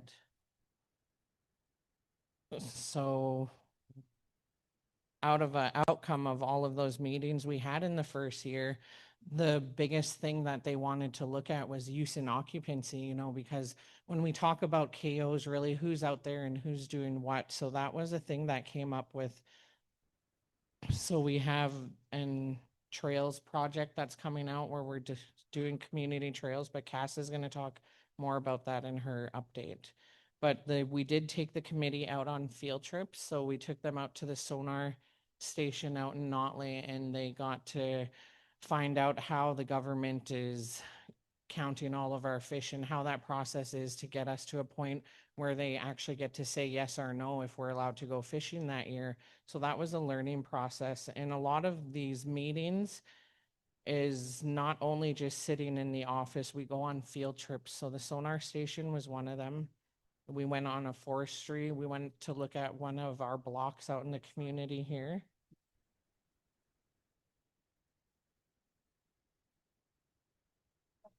On which one? But we're trying to build best practices. So they went out to the John Forest Research, where they do a lot of best management practices with harvesting out of the territory, where they don't just clear cut a whole block. They're going to leave some trees and all of that for animals and critters to use. So we took them out there, and then we went out to a block where Nechako Lumber is actually following those best practices now. So we took the committee out to one of our blocks, a few of them, where they're no longer just clear cutting to clear cut. They're leaving something there for the animals, which is the biggest issue that we had as well too. So I'll give it back to Nadia. That's mine. Can you go back 2 slides, please, Mar?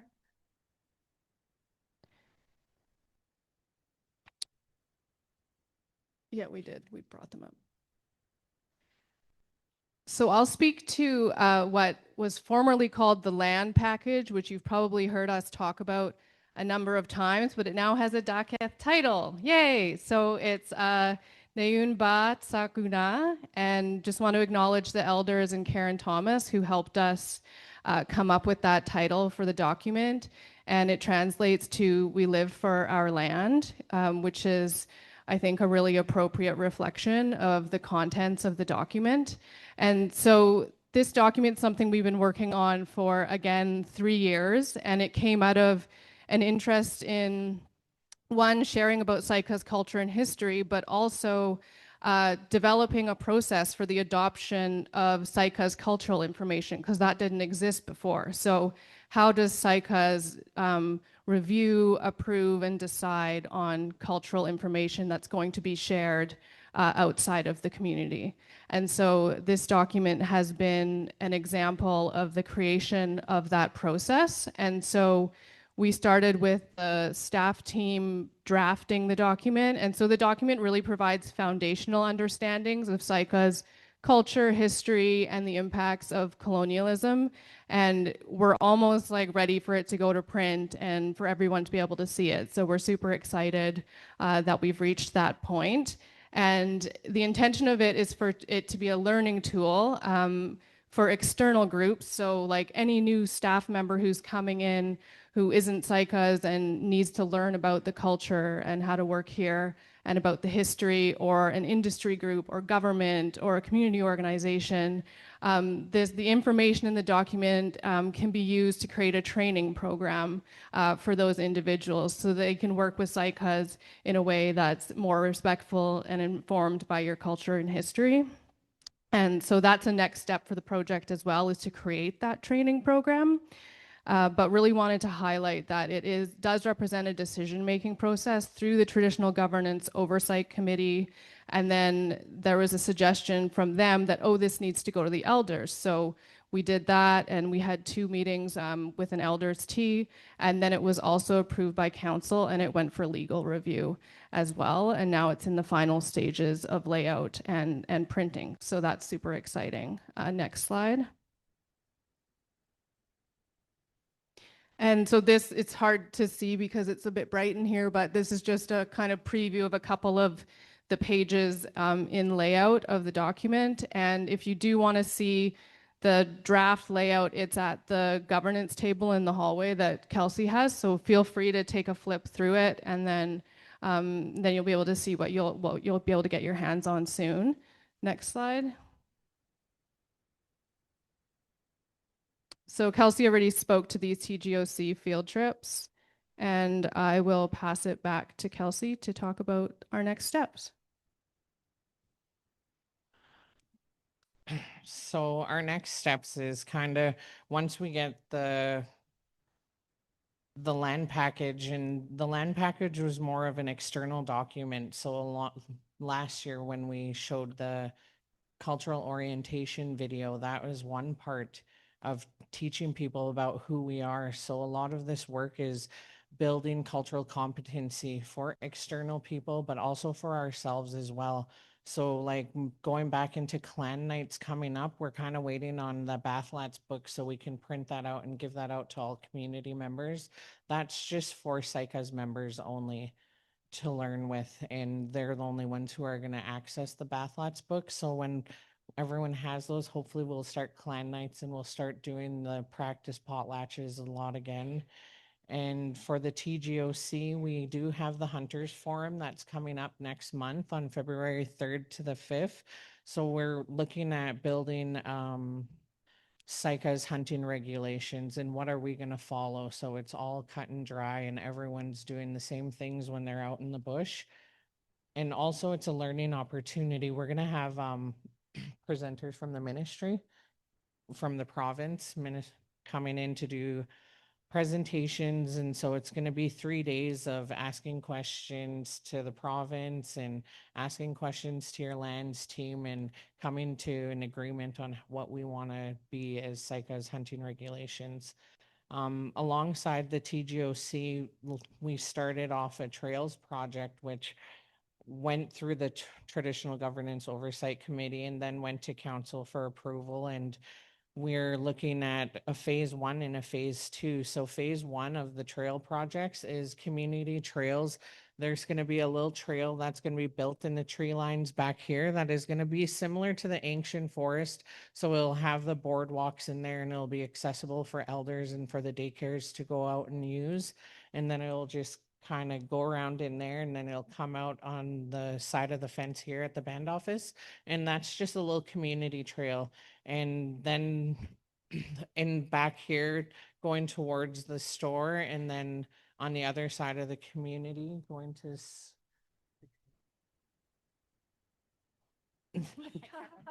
but we have mapped out areas on the other side of the community that's going to go across the creek and go back that way. That will be more like skidooing and ATV trails. And a lot of the trails that the walking one, for instance, is going to be like interpretive, like at Riverside. They're going to have the signs of what kind of animals, what kind of plants are out there, what we use in the territory. So it's going to be a learning one as well too. And it's also another part of our project of doing use and occupancy, you know, like not only just going straight far out to the bushes, you know, we do have our trails and everything around community that people can be using to start small for like the small hunting, you know, setting rabbit snares or whatever. You don't have to go far to do that. And then just the regular meetings with the TGOC. If you do want to find out who's your family rep for that, you can come and ask me and I can let you know. And sharing our culture and history with the 2 documents that we have going into formatting and finishing. Those are our next steps. So we're kind of just waiting on those to finish formatting and going through all the process so everyone can have it in their hand and learn about who you are. Because honestly, through these last 2 years, I've learned a lot more about Saik'uz than I ever did living here. There's a lot more history knowledge that needs to be known, even to help understand who you are. It's a really big piece and I feel really whole with all of this work that we've been doing. And I'm excited for everyone else to finally get to look at it and read it and hold it. And that's all I have.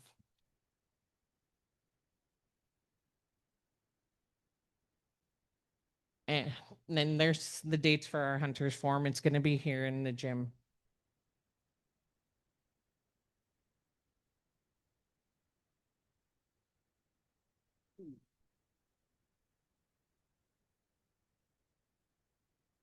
Any questions from the floor? Presentation?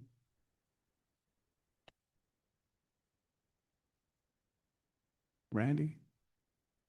I know you had a question.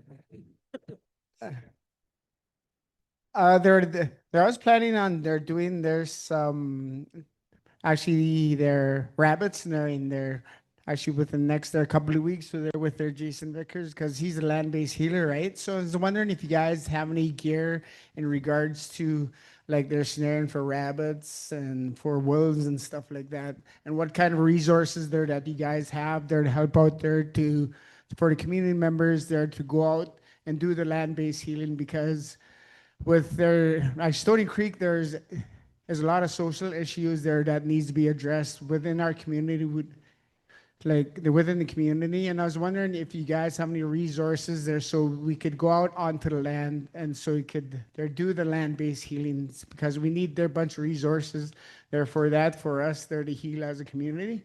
And so being out on the land they're one of the best ways there to do that. Thanks.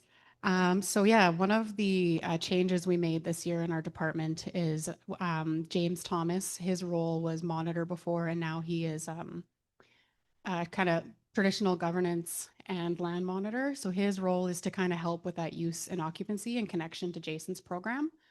So definitely there is opportunity, I think, to work together more.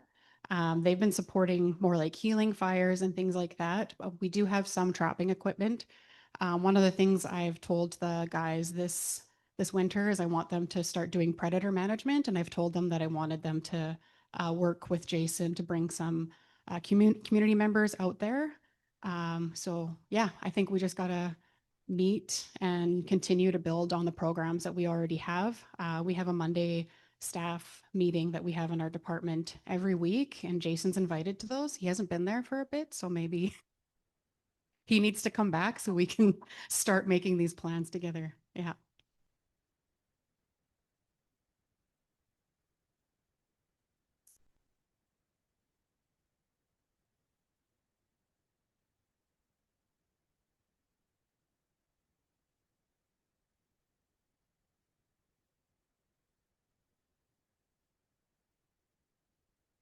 It's for staff, for our internal staff. Yeah, we meet every week to talk about what we're doing over the week, over the month, look at our work plan.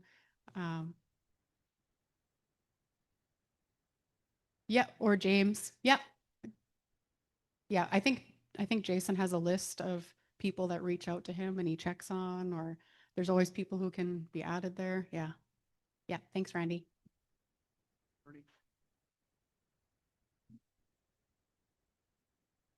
That's a good point, Randy. I've always was interested in trapping and hunting.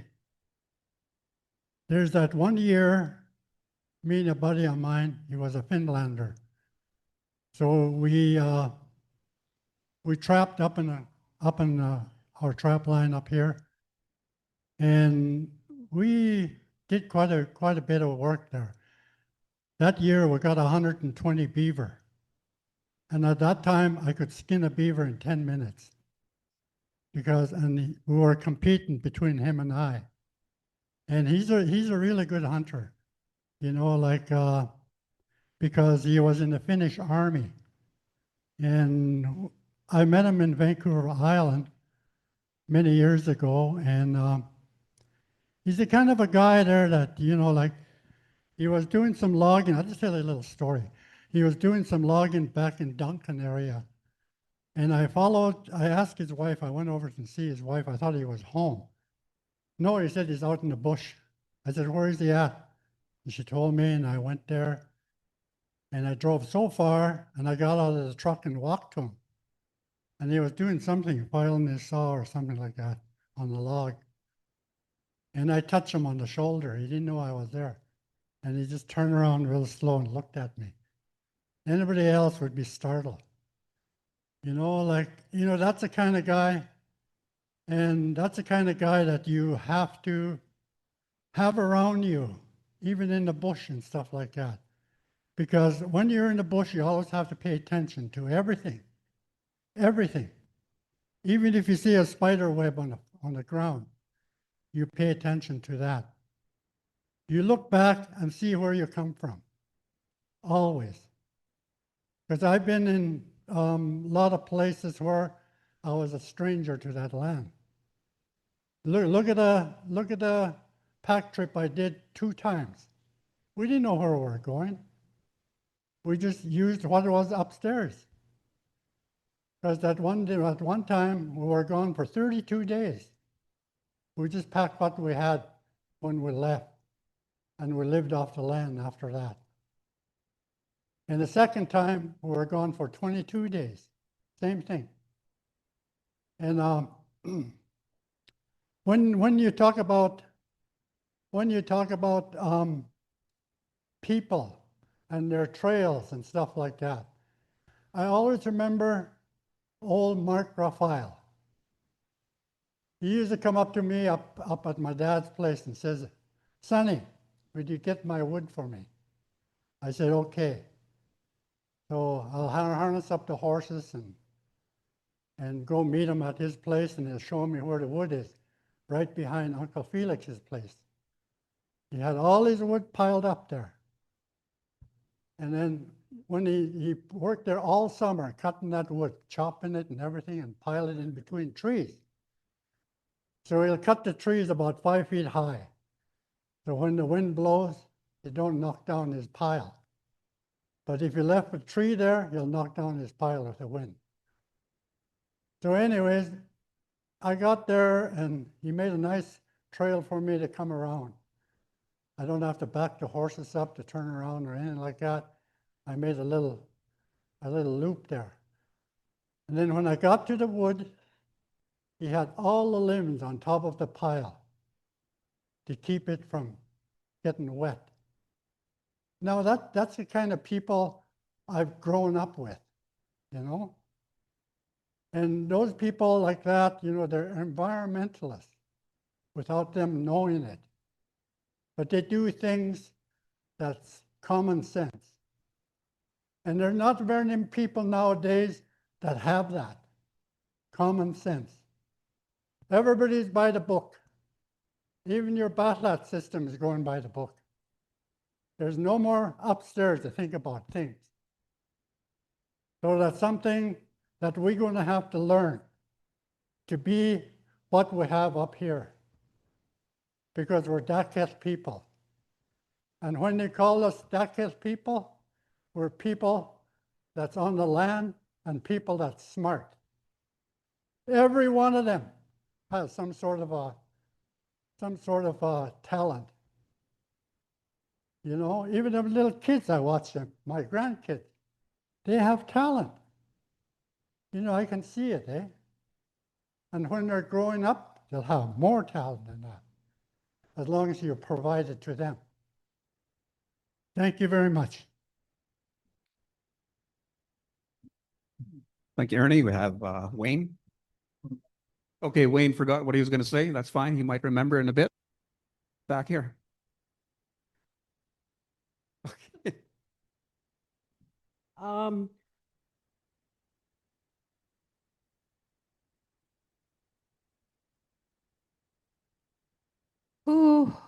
You mentioned predator management.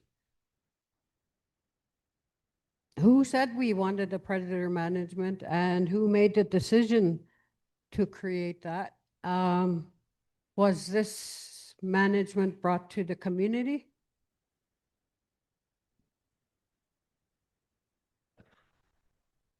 Thanks, Rosa.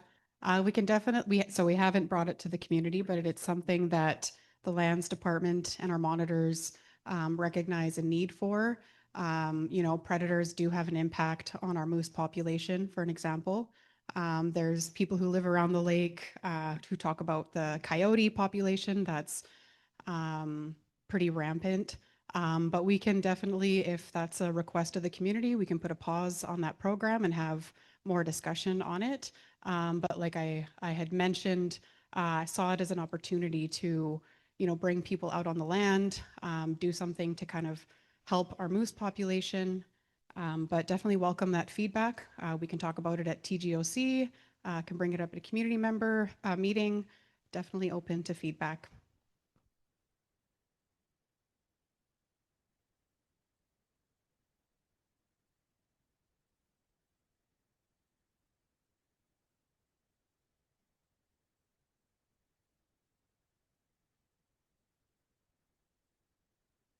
You're doing it on your own. You shouldn't be creating a gap with the people if you're creating a management. If your people don't know and they don't understand, TGOC members don't hear it. KO members don't hear it. Don't create them gaps. Thank you for the criticism, Rosa. We are having, as Kelsey mentioned, the Hunters Forum. We're going to be having a trapping forum as well. So yeah, we can pause the program for now until we have more discussion over it. Thank you. Good afternoon. Now, I was just wondering, like you are sitting all on these boards, and I've been reading over all these things what the Saik'uz First Nation is throwing at us, and I want to know who's making all the decisions on all these things that the people that the committee members that are sitting on. Who's making the decision for them? It's not the people out here. I don't see the people standing up saying this is what we should be doing. I don't see the people talking. I don't see the results. Every time we ask for results, every time we ask for who's sitting on this board, who's doing this thing, we get nothing but just slamming the door or slamming the page. And we would like to see.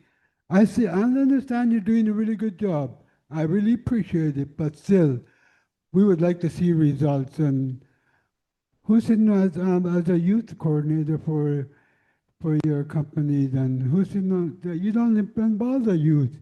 I don't see no youth around. I'll just touch on that. What I will say, Wayne, is that this actually is community driven. So the Bathlots books came from feedback that we got from our community, and so all of the and the land package as well. So when there was community meetings, there was discussions about things that we were missing in our community, and they needed support and help addressing those things that were missing. And so all of these projects, the TGOC, the Batlots, and the land package, all were community driven and community requests. Maybe that's some feedback too in the future. We could include who the community members are in the presentation, but as Kelsey said, if you'd like to see who's on the TGOC, you're welcome.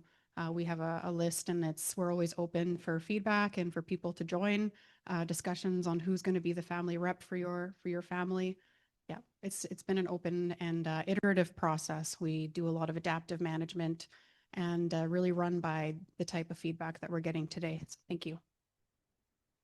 Okay, I just wanted to mention that I sit on that committee, and as do many other of our community members, and the people at the lands department make great effort to make sure that everybody and every family is represented. So it's not a shot in the dark.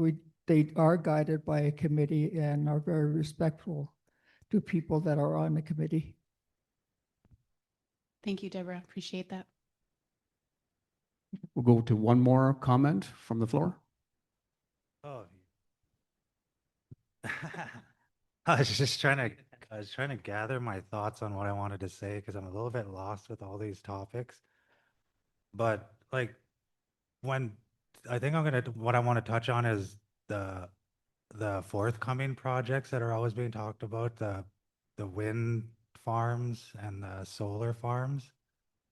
Like when ideas and like that is brought, like who brings these ideas, and when these ideas are brought, are they really thought through? Like it seems like you just slap a word on, like this is green, and automatically you think in your mind, okay, green is good. But at the end of the day, like has anybody even ever really thought about the projects and the impacts that they could happen other than the positive side on it? Because even though there's a positive side on it, there is obviously a negative. Like let's say with the wind farms, those blades, they don't break down, they're composite. And then when a blade is broken or they need to be fixed, when they take it off, where do they bury it?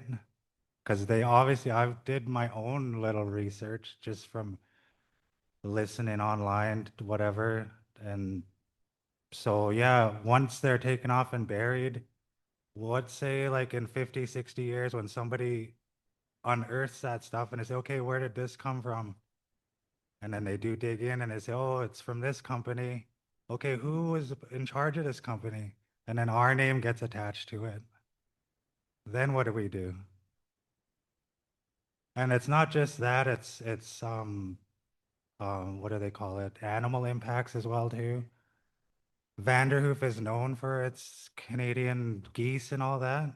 What if like we put those wind farms up and again, like 30 years down the road, a migration changes, then Vanderhoof gets upset and say, oh, it's a friggin' Saik'uz and their green thing, you know, it's their idea. Do we want to be the ones that have the finger pointed at us? Like, I like the idea of all these well and good ideas, but it's just at the end of the day, just really think about it. And not, and just with the solar panels and all that too, like I'm more keen towards the solar panels because it seemed like it might have less of, but then I did more research in that as well too. Like when they cover the ground, it kills the ground underneath it because there's absolutely no sunlight that gets underneath there. And I don't know if that kills the soil after long periods of time. And like it all comes back to too, like everybody's talking about stories from when they're younger. Like when I was a kid, like I'm not very much older than my older peers. I'm 39 years old, but I distinctly remember being a kid playing in the back area of like my Auntie Flo's house. There's a big, like near the creek. And I remember as a kid, like I could see butterflies, bumblebees, and a whole bunch of different types of bugs in that back area. But now when I walk around Stony, like in the spring and summer, I don't see butterflies, I don't see bumblebees. And it's just, I think it's from these little ideas that just need to be thought out just a little bit more instead of just jumping on a bandwagon and saying, yeah, green energy, and we're going to get revenue from that too.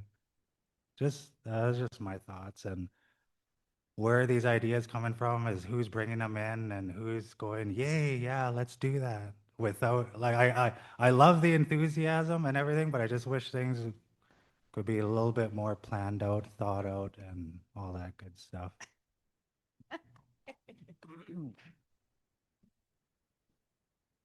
Thank you for that. I think, Cassandra, do you have any?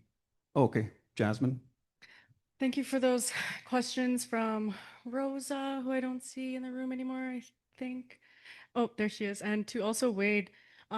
First of all, thank you to the traditional governance team, which for your tremendous amount of work. Kudos to all the initiatives that you've shared with us. So on day 2 for tomorrow's agenda, that's where you're going to get updates on the renewable energy projects that are proposed.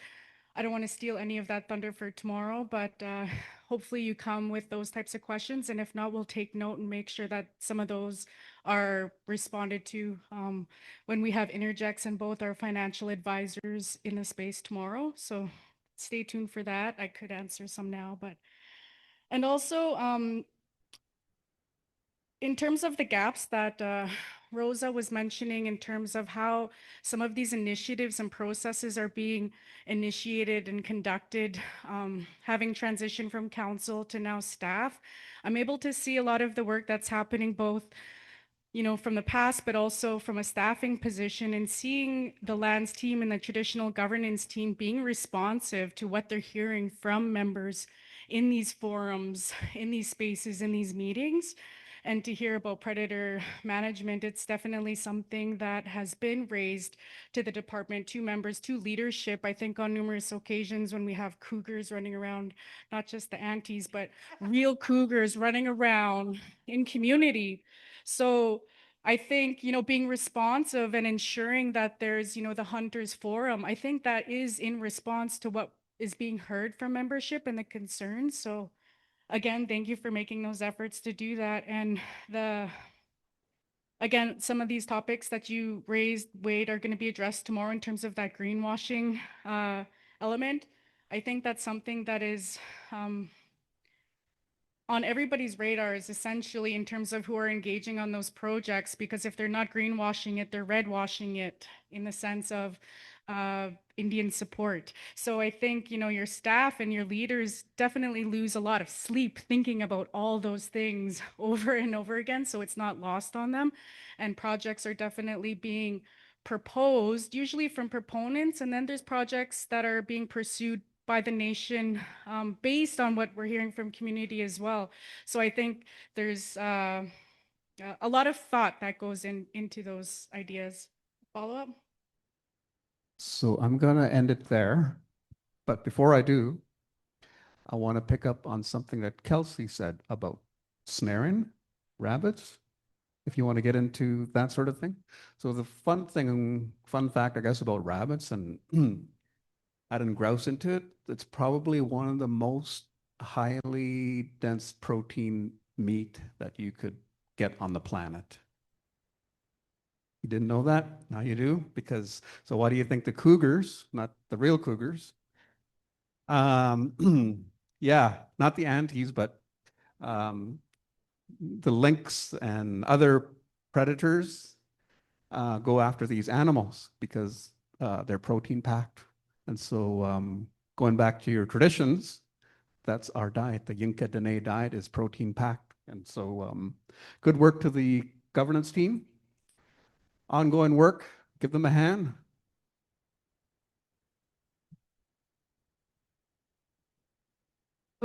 Before we depart here, I just wanted to say a big thank you to Saik'uz for having me work here over the past 3 years. I did wrap up my contract at the end of the holidays. And so this was just like an outstanding kind of thing was to present at the AGA. So I just wanted to say thank you so much, and I'll see you again kind of thing. And it's been just an honor to work with all of you, and it's so nice to spend time in community here. So thank you so much for having me.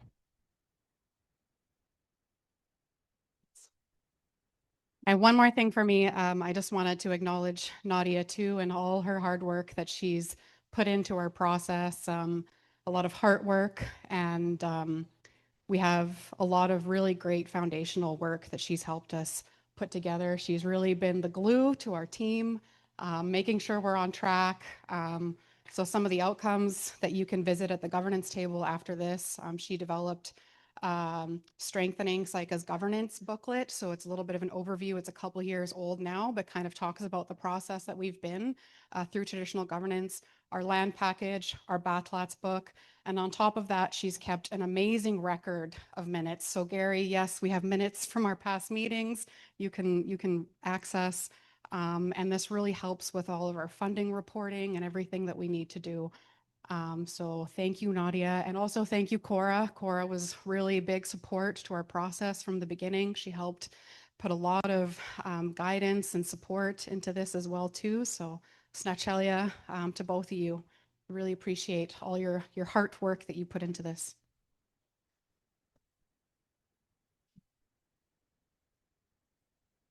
So on behalf of Saik'uz, we just want to say thank you for all your amazing work. You gave us the ability to put into words what we didn't know how to put into words. And our children and our grandchildren are forever going to be grateful for the hard work that you did. Namaste.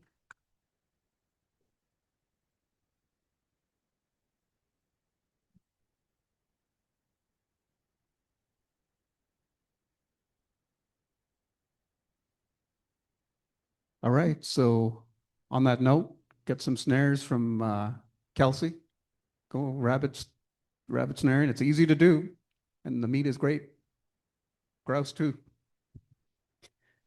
Next up, we have the general manager of Saik'uz Administration. Good afternoon, everyone. Well, here we are. Finally got me. So I have a presentation here for you today, and it's going to be a little bit different than I've ever done in the past, and very different from anything you've ever seen from me. And so I'll start with my general manager report and some of the things that we worked on over the last little while. But I also wanted to take this opportunity to give you some information that should have been given a long time ago when I first came into this role. I never knew what kind of opportunity there was for me to do it. And so now, today, I get that opportunity. Unfortunately, it's at So there's a lot of chatter in the background. Everybody, can you be respectful and listen to the presentation? It's also disruptive to the people that are on Zoom as well with the background chatter. So thank you. don't even know what I was talking about.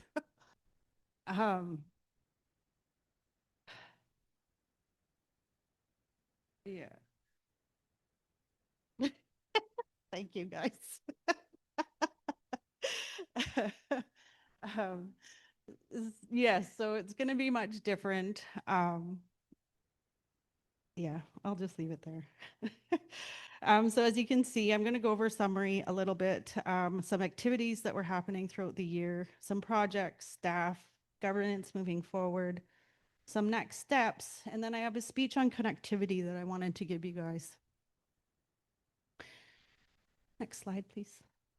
So I just wanted to thank everyone for giving me the opportunity to speak with you today on some of the work that we're doing. And I hope that you all get a chance over the next few days to really hear some of the work that's being done for the nation. Everything is moving really fast.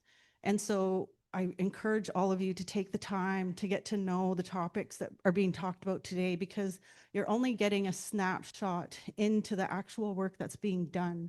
And so I want you to really take note of the concerns that you have and bring them forward later on if you don't get an opportunity over the next 3 days.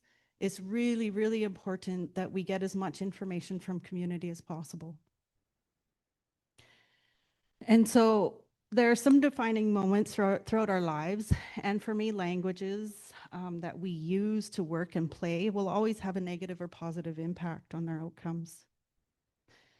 And so some of the things that I wanted to talk about were program delivery, community-led initiatives, some cultural perspectives, and governance and some next steps. Next slide, please. Some of the activities that happened this year were community meetings. We had a really strong kickoff of all the community meetings this year. I think all of the meetings were attended really well. There was a lot of information that was given out to community. And this is that starting off point to sharing information, building knowledge for you guys, not for us. It's for you to build knowledge and understanding of the work that's being done with the organization. Some of those things are cultural days, and so there's a lot of time and effort spent by Shawnee and Mariah, who are making an amazing effort to create opportunity for community members. I see that coming from Jason, the lands department, from Albert. Albert is a significant person in all of that work because he does a lot of that work outside of hours. And I don't know if any of you know that, but Albert spends so much time in the wee hours of the night going to people's houses, making sure they're okay. Anybody that asks him for help, he's there. I don't see those hours show up on his timesheet. He does it out of the goodness of his heart. And those are the things that I wanted to try and highlight here today. The recreation department, that department has significantly positively impacted all of our kids in this community. And not just our kids in this community, other kids that get to participate in the activities that are happening in the recreation department. So it's having a lasting impression. It's somebody showing up for them every single time and not showing up because they went out drinking the weekend before, or they can't afford to go, or they didn't take the time to even know that their child was playing sport. Jeremiah, Rachel, all of the volunteers that are coming forward for the recreation department are having such a powerful impact on our kids. And I know what kind of an impact that has. My mom and dad demonstrated that to me my whole life. They walked in sobriety, they walked in love and kindness, and those kids today are my brothers and sisters. I grew up with them every single day doing all this stuff. They're my brothers and sisters. You are my brothers and sisters. The Healing Fires, another really amazing event that's happening that has a lasting impact on not just our community, but all communities. If we didn't fight to get that going, we wouldn't have that today. And it's our staff that fought to demand that this opportunity has to exist. Our clan booklets, the great presentation from all of the hard work from you ladies. That work is really important because if we don't learn, we're not going to hang on to it. Language and culture. So I had part of my speech today is a really big plug for language and culture. And I know, Deborah, you're getting tired. And I know that all of the work that you have been doing has made such a significant impact with your elders, all of your elders, Ruby, Harleen, Greg, Gracie, and then Susie and Mom, bringing that language and that teachings to the kids and dedicating their time and effort to making sure that our little ones have ears that can hear Dakath, that can hear our songs, that can hear the importance of that connectivity to our territory. We have a lot of stuff coming out from other governments when before they had no interest in making relationships with us. But they see how powerful we are. They see how strong we are. Now they like, oh, what are you doing over here, right? They want to be a part of what we're doing now because they see how powerful it is. And then I wanted to acknowledge that we do all of this great work and we're faced with immense loss. And it hits us really hard.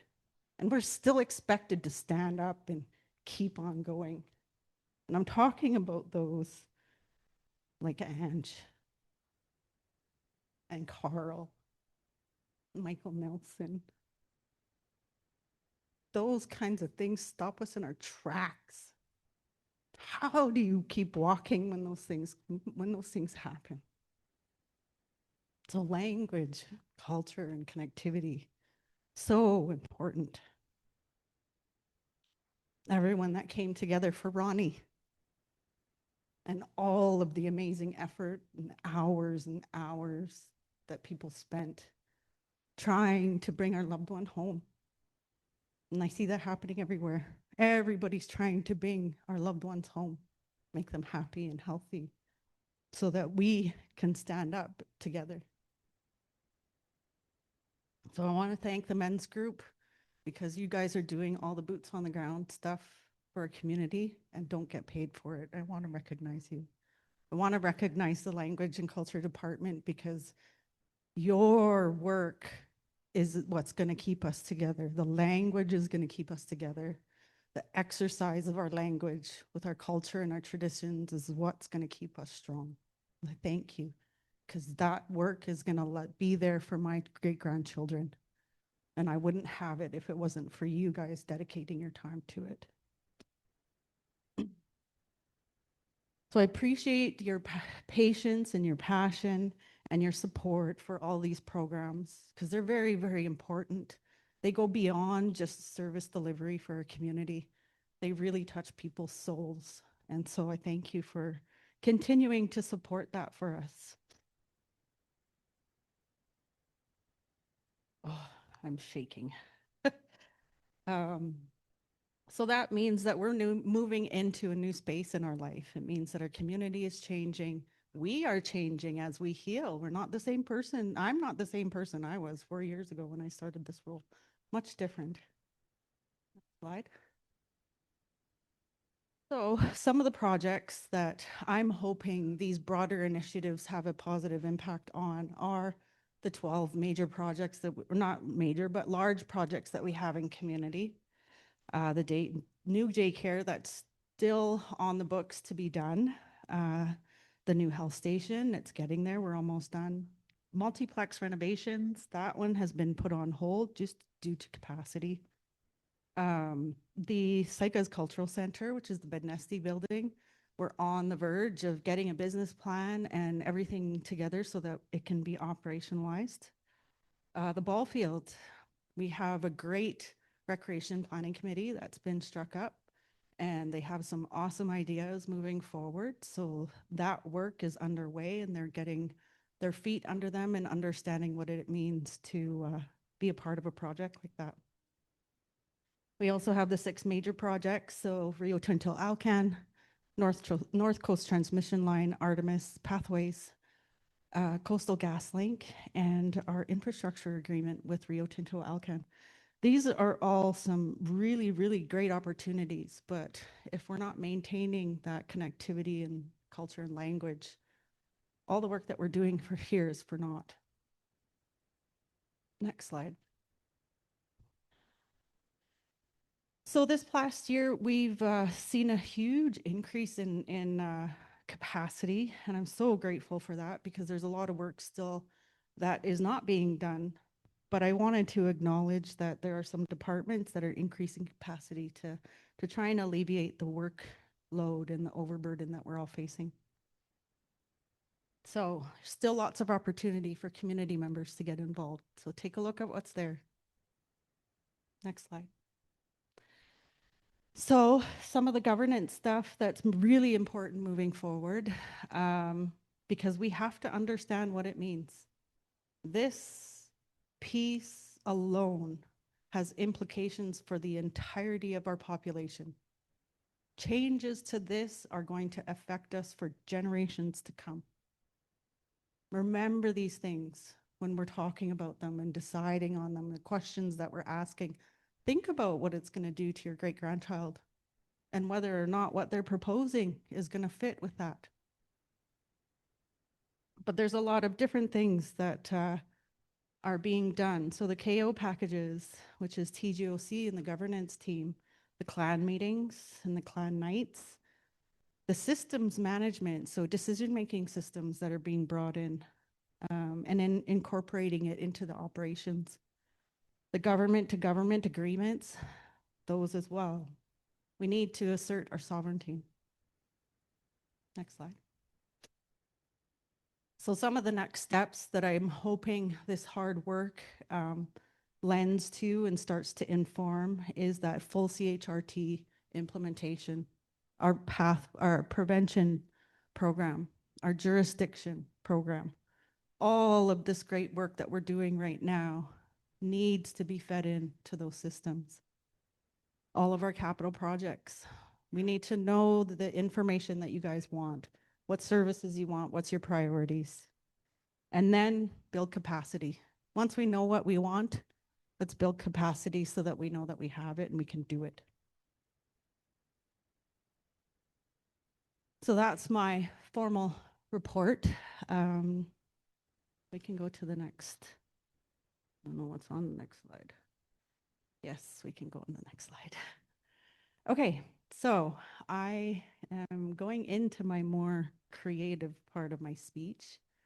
So if I can have Susie, please come up here.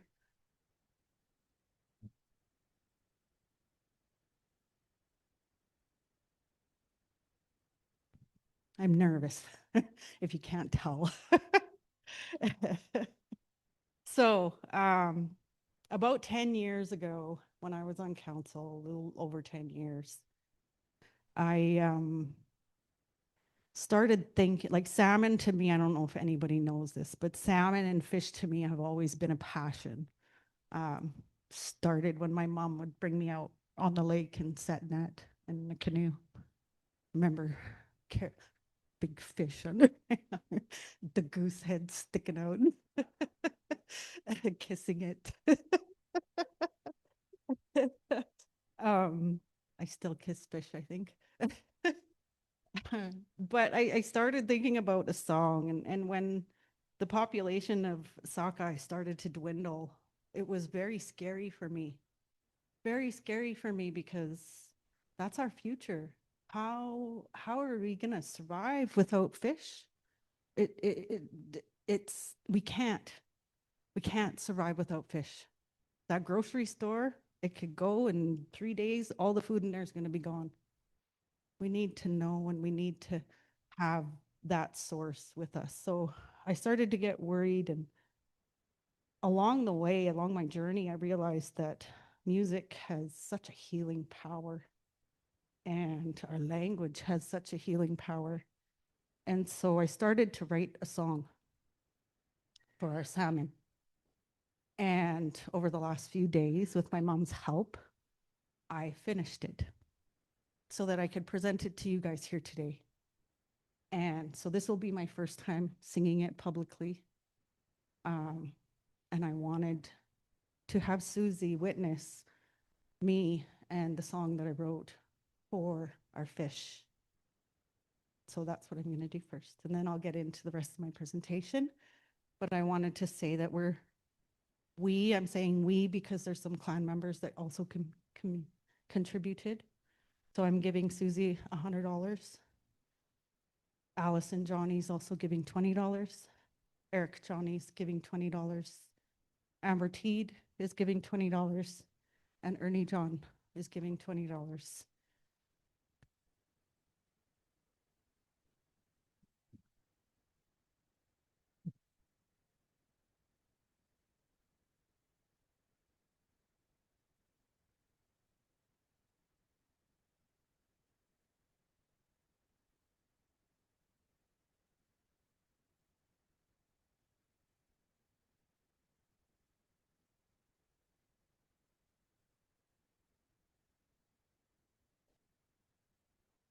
Kala kinse ahinto. Kala kinse ahinto. Haya kinse hatute.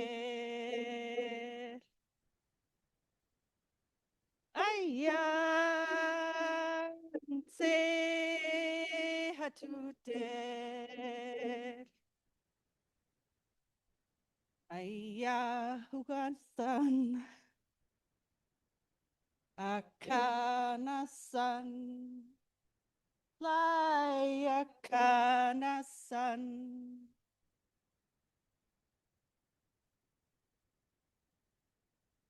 Tala yahinto. Talakense yahinto. Aya, aya, that's okay. Aya, aya, that's okay. Aya, hukana-san. Akana-san. Fly, akana-san. Tala, yahinto. Tala, yahinto. Nesen suka kuni. Nesen suka kuni.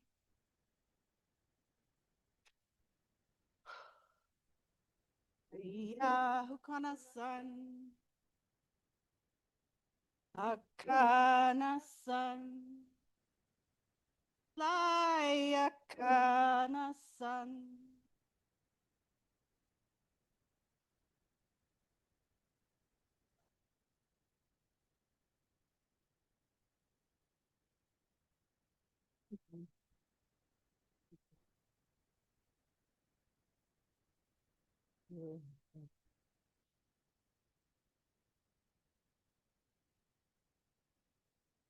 So that song is talking about I'm going to look for fish. I can't find fish.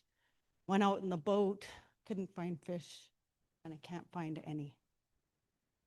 It's a song that I wanted to write to call those fish back. And that's the intent of that song. So thank you for being a witness today.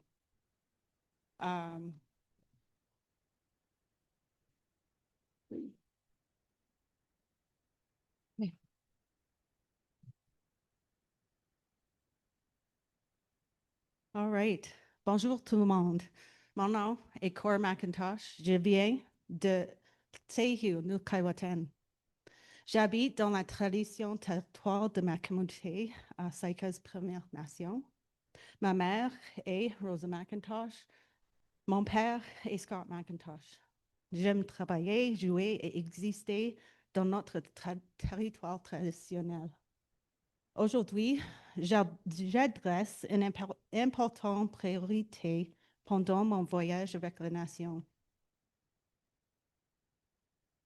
Ma première introduction au langage a commencé quand j'étais un petit bébé. La première langue que j'ai apprise était la langue de musique. J'ai commencé ma vie avec ma mère et père qui chantent les chansons de notre culture. Aujourd'hui, j'ai chanté une chanson pour vous que j'écris. Il y a presque 10 ans que j'ai commencé à écrire les mots.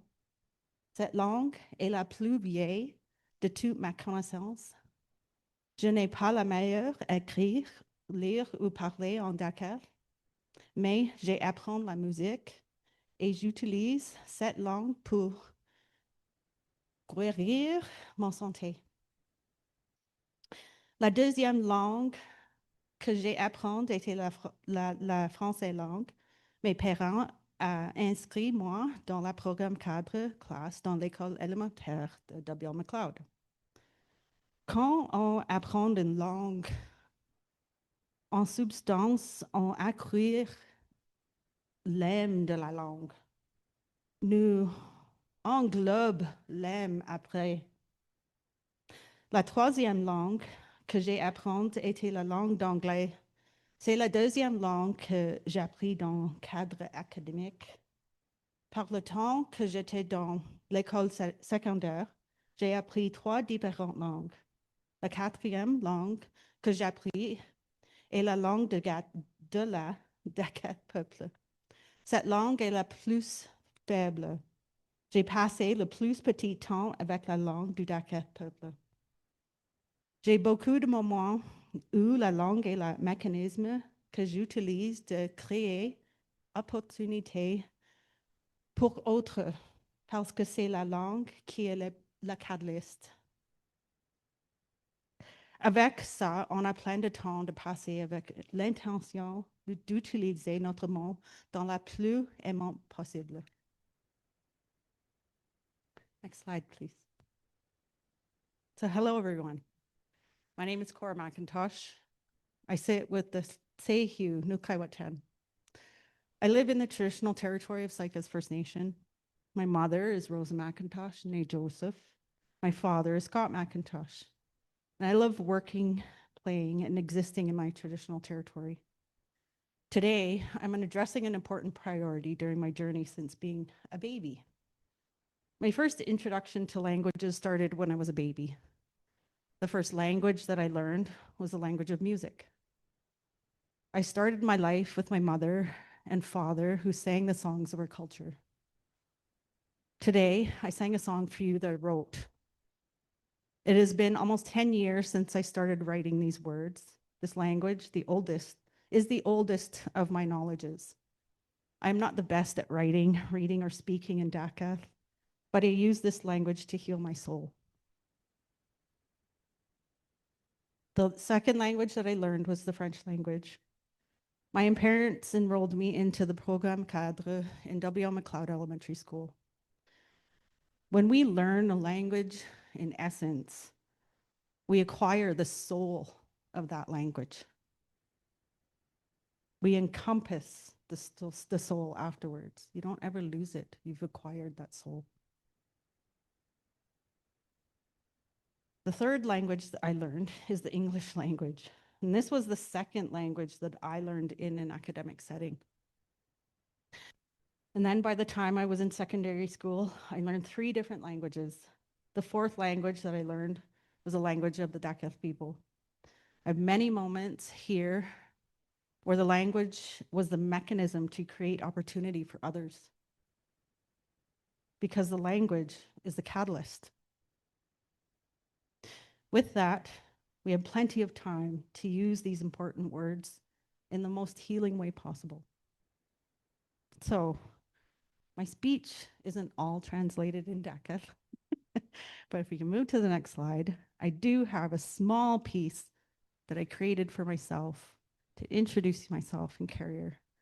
And so, Cora McIntosh Suzy, Tehu Nulkaiwaten Dusto, Saik'uz Te Hasya, Slew Rosa McIntosh, Joseph, Inkez Ba Scott McIntosh, Hunas T and Jan Saik'uz Keo Nasja.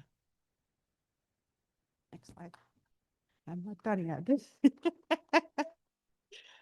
Oh. So I wanted to talk a little bit about the connectivity of languages and how you can see in my presentation that music is a language, French is a language, Dakelh is a language, English, body language is really important, visual language, as you see up here, math language.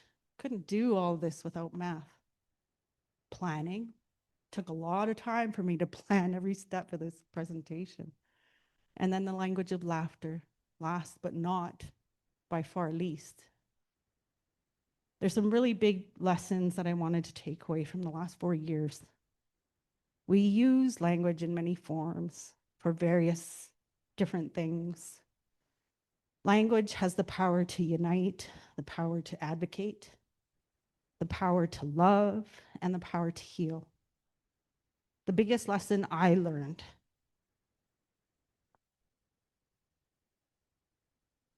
is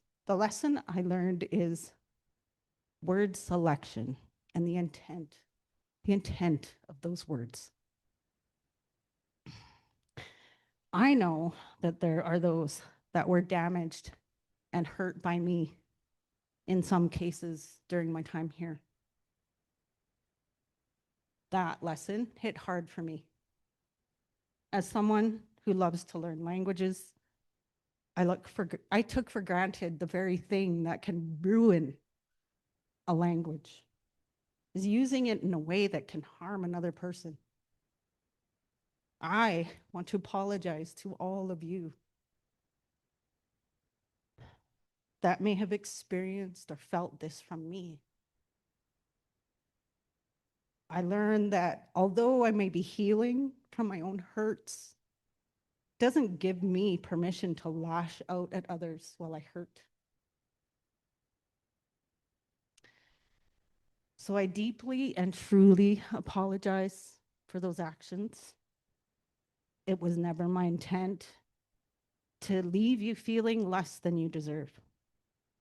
So in closing, I want to thank all of you for your unwavering support and the kind words when I needed to hear them the most. So on behalf of myself and my children, this is likely the last time I'm going to stand in front of you like this being the end of my journey with Saik'uz First Nation organization. Just wanted to thank you for that amazing opportunity. Merci.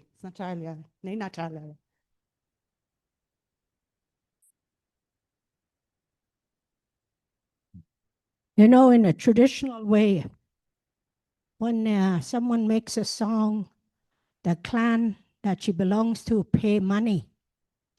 And the money given to the person on the opposite side is a Tachekwaden, the grouse clan. So they gave Susie Antoine $280 for witnessing Cora's song of the salmon. And I love that song. It's beautiful. Thank you. All right, so questions? If you have any questions with that.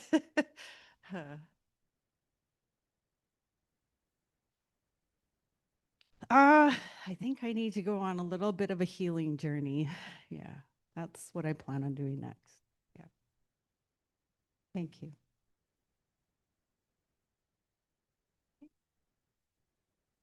Give her a hand.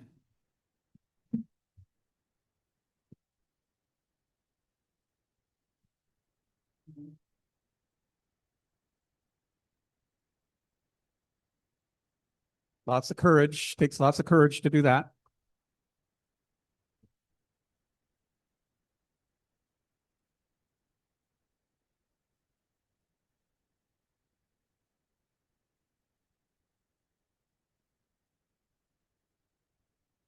Take a break. And on that note, congratulations, Cora, for your work that you put in over the decades, right? Known you for a long time. We've worked at many tables.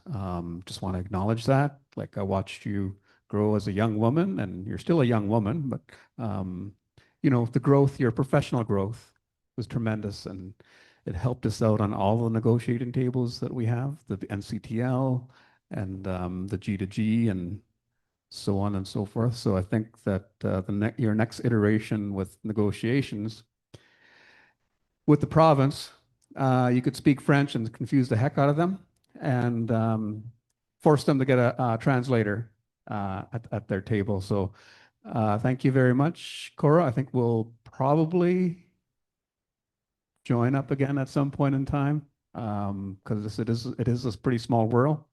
And I just want to wish you luck. One last tidbit.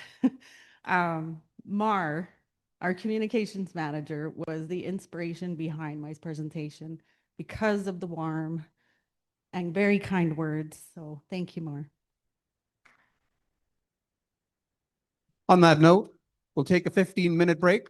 That's 15 minutes, and we'll get on to finance and the auditor.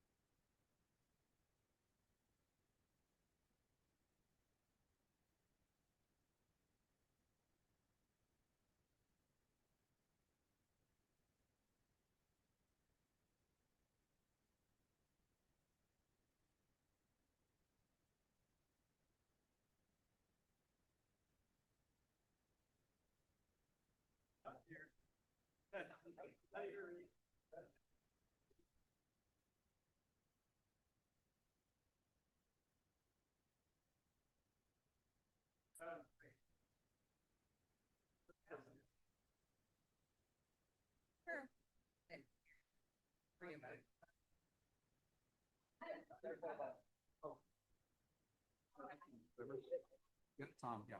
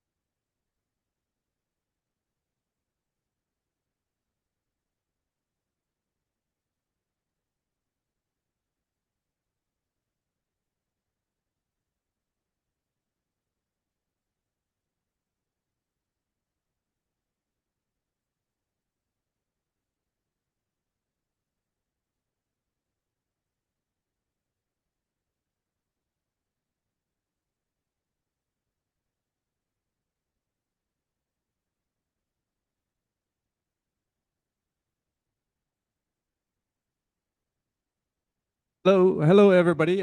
Carson County jurisdiction wants to do their table draw. One's a remote car. Are they all together or three? They're all separate. And this is what? Instant camera gift set and $50 gift certificate. And this looks like a race car. Remote control operated.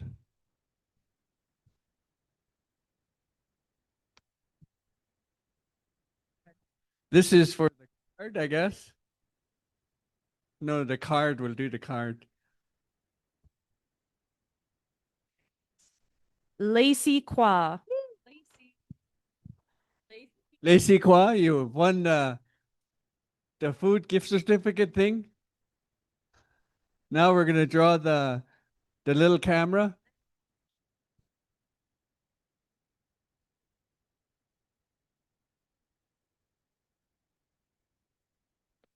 Go ahead. Yes. Oh, I can't read that. Audrey? Oh, Audrey Thomas. Won the little camera. She's right there. She's an elder. And the final, the big race car remote control. I'll dig deep way down on the bottom. Hey, drum roll. Kelsey Anton. Kelsey Antoine, you won the race car. She's here somewhere. Yeah, thank you. One more draw. Carson County HR department is gonna wrap our sleeping bag. It's good for -6. Holy smokes. Okay, it's good enough to use in the porch, I guess. Oh, there you go. Audrey Thomas. Again, congratulations, Audrey. She's right there in the pink with the baby. Yeah.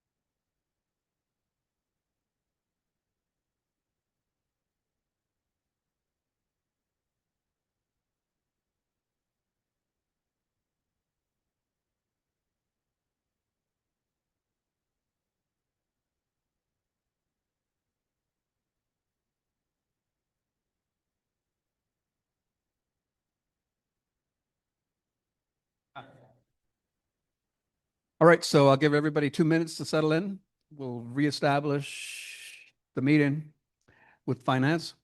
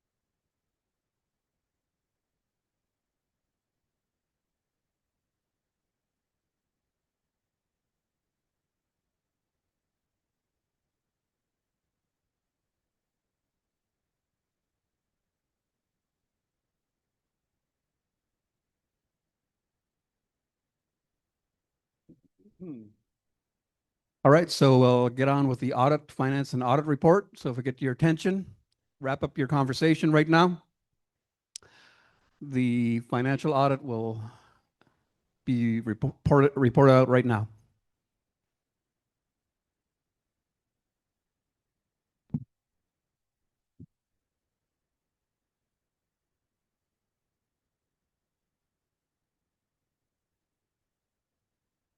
So those are some amazing presentations this morning that are really hard to follow. I don't know what's on. I have to bend over this thing. If I have to. You can hold it like that, okay? All right. So this morning had some amazing presentations that are really hard to follow. I just wanted to thank Cora for all of her amazing work and support. She's been both the driving force and the background of all of Saik'uz's significant growth. That growth will be seen through the presentations in the next few days. So related to finance, my name is Crystal and I've been in the finance manager at Saik'uz since June 2020, initially working alongside Shawnee and Carla. I have 2 sons and a daughter. My eldest is from the Tsimshian Nation in Metlakatla Territory, speaking the traditional language of Somalia.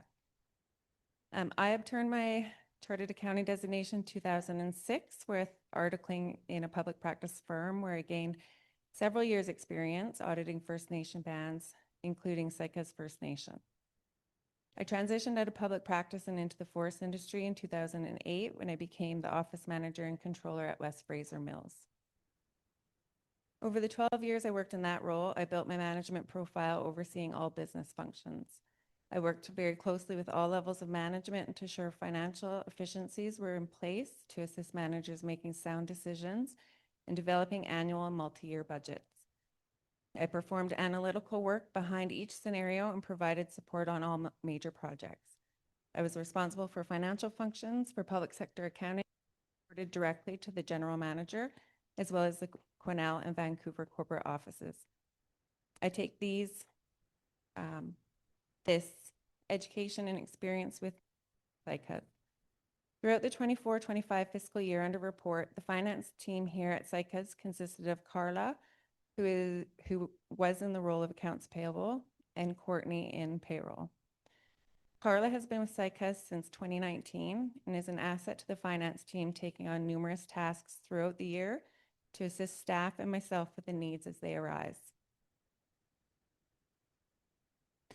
Carla has also recently completed the bookkeeping certificate program through CNC.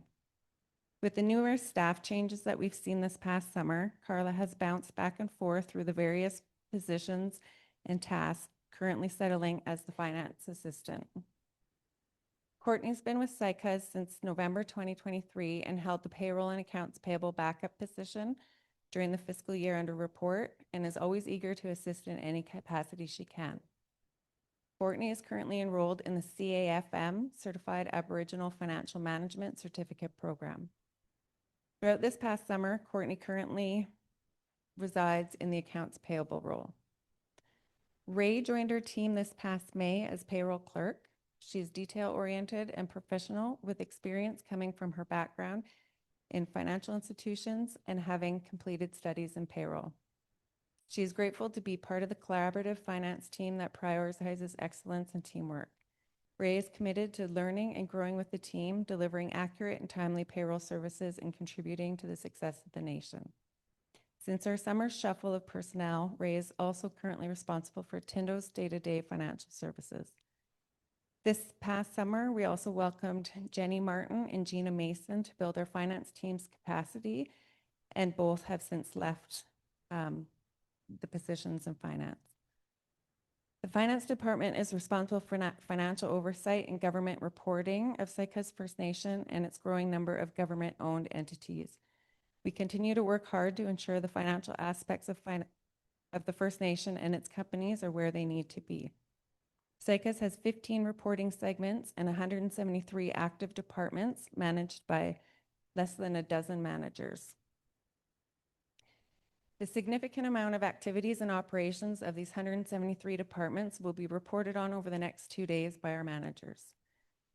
There is no doubt with the continued development, changes, and improvements to internal controls, policies and procedures, and redirection of duties, the finance department will be an integral resource to support our managers and their ability to run each of their departments more effectively. The finance department has been structured around the underlying value of operating with honesty, integrity, and openness in all of our dealings and representatives of Saik'uz First Nation. We are committed to excellence and aim to maintain the trust of all members. Finance refrains from any decision-making power. However, we continually work with each department and manager to ensure they have the most up-to-date and accurate financial information possible to base their operating decisions.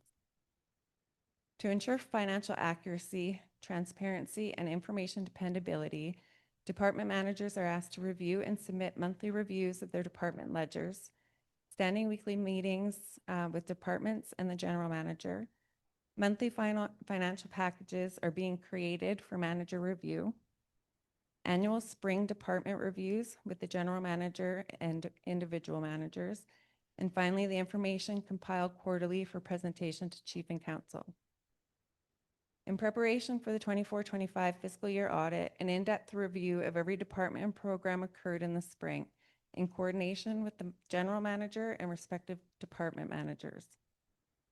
Department managers have access to a program called Adagio FX, which provides instantaneous access to their financial components of each of their departments responsible, assisting them with the day-to-day budgeting, reporting, and operating requirements. In addition to each of the departments run by the managers, we also have 17 owned businesses and numerous partnership agreements that affect the financial reporting, both individually and of the band. This is an enormous financial task. However, each company serves a distinct purpose and falls into the overall corporate structure of the entity. Leadership continues to work with consultants to ensure the absolute best structure is maintained going forward and is aligned with the strategic vision of the community's future. Saik'uz is a very large organization with, as you will see, an astonishing number of projects currently on the go and on the horizon. Saik'uz has an incredible vision for growth and to ensure the future of the nation is sustained. All of these activities exponentially increase the workload in finance. Finance is ultimately responsible for financial oversight, ensuring our data is accurately represented, all public sector accounting principles are properly adhered to, and government reporting of Saik'uz First Nation and its government-owned entities. KPMG was retained to perform the audit of the 25 fiscal year financial statements to independently ensure that objectives and responsibilities mentioned above have been met. A financial audit is an objective examination and evaluation of the financial statements of any organization to make sure the financial records are a fair and accurate representation of the transactions management claim to represent. It also ensures that internal controls are in place across the organization to provide reasonable assurance that the accuracy and timeliness of the organization's public disclosures. This, as well as enhancing our policies and procedures, will be an ongoing focus of the Finance Department over the foreseeable future. I'd like to introduce Sally and Corey from KPMG, who are here today to present the 2025 financial statements. Great. Thank you very much, Crystal. And thank you so much for having me here today. We had a beautiful drive in from Prince George, even more beautiful because there were 2 trucks pulled over by the police and neither of them were me. So that made it even better. But I will try to get through the financial statements here and take any questions. I think the first thing I'd like to do is, thank you for having me here today. And I'd also like to just kind of, toot Crystal's horn a little bit because I don't think she kind of undersold all of the efforts that go into the financial preparations and the activities that are underway. There's businesses, there's the government, there's the departments. There's just so many different factors that lead into the preparation of the financial statements, and it is a lot of work. And definitely have a great team here helping you get through that work on an annual basis. So happy to do that, and thanks for the introduction. So my name's Corey Naftali, and I love how you introduced your kids. So I've got one daughter who's in college doing her nursing degree, super proud of that, and 2 boys that are probably beating each other up right now. So that's my family. So I'll flip to the next page. Do I just tell you when I want to flip? Okay, perfect. So plan on just telling you a little bit about who we are as KPMG. Crystal's done an introduction, take us through the financial statements for the year, and then with some highlights, graphs and things like that. So we can see some pictures as well as just numbers. So we'll flip to the next page. So who is KPMG? So as Crystal said, really the finance team is responsible for the financial statements. They prepare all of the underlying records that go into the financial statements for the year. At the end of the year, they do this big reconciliation to make sure everything's been captured appropriately. And then we come in as KPMG and we basically test those things on a kind of sample basis. And we make sure they've been accurately recorded. And then we help with the preparation of the financial statements. So we do kind of understand the processes that are in place. We make performance improvement recommendations as we may see them. We examine invoices on a test basis. We don't look at everything. It isn't a forensic audit. It's really a test basis to make sure that when you're users of the financial statements, so community members like yourselves or funders potentially, when they're reading the financial statements for the nation, that they can rely that that's an accurate reflection of the financial performance and the financial position at the end of the year. We also look out to kind of third-party information to kind of verify balances. So we'll communicate with banks or debtors to confirm balances to make sure, as you're presenting that financial information in your financial statements, that it's properly prepared. So in our audit report, so this is the kind of one document that tells you kind of what we did and gives us our opinion. And auditors, we tend to be pretty conservative individuals, so we either give people a pass or a fail. And this is a clean audit report is essentially a pass. So for anybody that's reading the financial statements, we as KPMG are giving an independent opinion that the financial statements are a fair and true reflection of the financial position and the operations for the year. So for anybody who's reading them, that's what they want to see from us, and that's actually what they require from the nation to kind of continue to fund, funding from ISK or funding from, all the various funders required an audit opinion on an annual basis. And then we are your auditors year round, so I have included my contact information. So if there is ever anything that's of concern to you, that you can reach out to us. We aren't just here once a year, although I'm only physically here once a year to do this presentation, but we are your auditors year round. So if there's any concerns, you can reach out to us. And I didn't introduce Sally, who's here to back me up if I say anything wrong, or she's probably keeping a tally because she's auditors. She's keeping a tally of everything that I get wrong throughout the presentation. But Sally was the audit manager, so she was really into the detail of the work.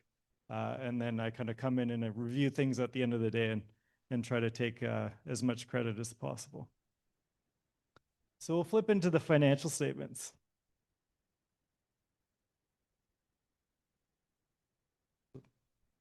There we go. Okay, so the financial statements for all nations across BC are presented as of March 31st. So as of March 31st, essentially what we do as accountants is we say, we're going to draw a line in the sand and we're going to accumulate all of the assets and all of the liabilities, and we're going to present all of the activity, so all of the revenue and the expenses for the past year. So essentially that's considered the year end. So the year end for Saik'uz is March 31st, 2025. So the first thing you'll see if you look at the financial statements is you will see the financial assets. So essentially a financial asset is something that is, financial in nature. So it's going to be cash, accounts receivable, which gets settled in cash, anything that kind of is going to turn into cash in the near future. So you can see as of March 31st, 2025, there was $38 million of financial assets. So that balance has gone down from the previous year where there was $41.7 million. So that's down $3.7 million. When we look at kind of the various elements of financial assets, we can see the cash balance there is $21.6 million, which is the decrease from $26.8 million in the previous year. And largely that change you can see lower down on that page is a movement of cash into term deposits to create more interest income. When we look at other changes, you see that accounts receivable balance was essentially, those are the amounts that are due to the nation at the end of the year. So that balance was $2.3 million compared to $5.2 million in the previous year. So in the previous year, there was more funding that was due to the nation related to the health center project. So that was sitting as accounts receivable last year, and it's not there this year. So that's why that balance is mainly decreased. The due from related parties. So related parties is essentially another organization that's related to the nation. So that would include mainly in this balance is the business entities. And you can see that balance has changed from $3.3 million in the previous year to 2.5 as there were funds that were repaid from those business companies back to the nation in the current year. That term deposit, so we talked about that $6 million, that's money that was essentially taken out of the bank account and invested to generate more interest income for the nation. The next line there is other investments. So we can see $204,000 of investments.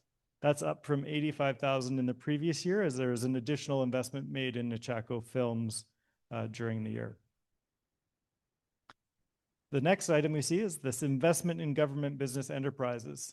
And what essentially that means is that's all of the value in the retained earnings of all of the business entities that are running, that are owned by the nation.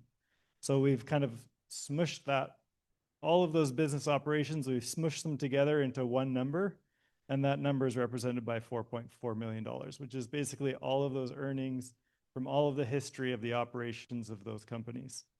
And we can see that's decreased from the previous year because in the current year there were losses on a consolidated basis in all of those companies.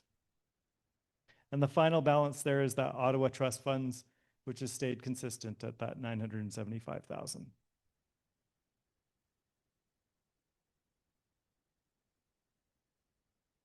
So when we flip to the next page, we see the financial liabilities. So essentially, this is the opposite of a financial asset. So these are amounts that are payable at the end of the year. So they're essentially owing.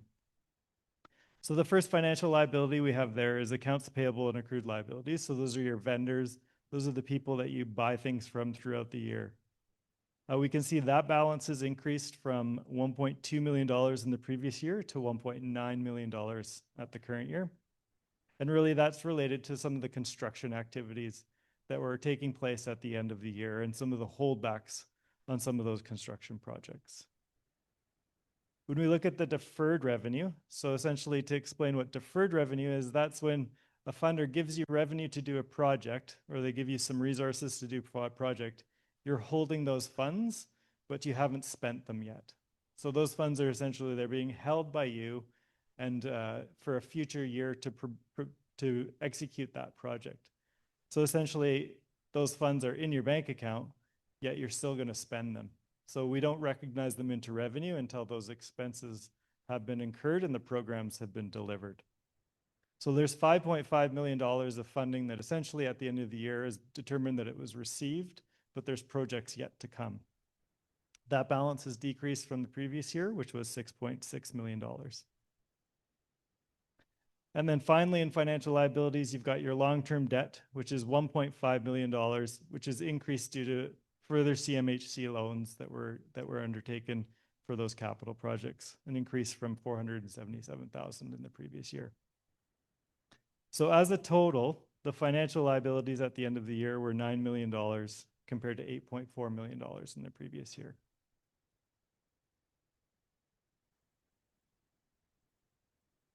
Here, he's on to me. He's got the slides figured out. So when we look at one of kind of the financial concepts that we look at when we're kind of reviewing public sector financial statements is this concept of net financial assets. And what that really is, it's a measure of financial resources of an organization. So on an annual basis, a government needs to incur surplus, usually because it needs to invest in the infrastructure to deliver services. The financial assets essentially represent what are the overall resources that the government has at the end of the year to continue to make those investments. So when we look at the net financial assets for this nation, we can see over time, if you look back to 2021, there was $16.6 million of net financial assets. So that's those financial assets less the financial liabilities. So that increased to around $33 million. And then there was a bit of a drawdown this year down to $28.9 million. And really what you'll see is the story for that on the next page is really some of those financial assets that have been accumulated were invested into the capital, invested into the health center, invested into various capital purchases that were made. So you took financial assets and you turned them into kind of physical assets that continue to deliver services for the members.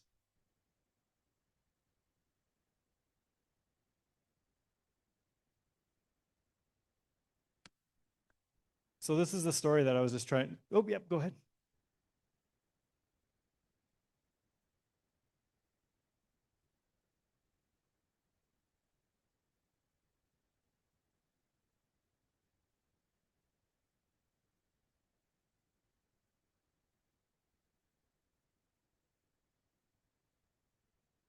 Yeah, do I have a booklet? If I could have a booklet, I could probably do that. Yeah, I can make my best effort to do that. Oh, so the booklet has the financial statements? Oh.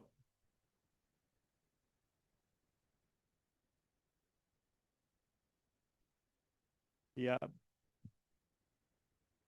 Yeah, everything I've talked to so far is on page 1 of the booklet. Yeah. Yeah. But that's great. Thanks for, so when I'm talking about net financial assets on page 1, what you'll see kind of 3/4 of the way down those numbers, you'll see those net financial assets. And then these non-financial assets are those 2 lines at the bottom. So again, oh yeah, go ahead.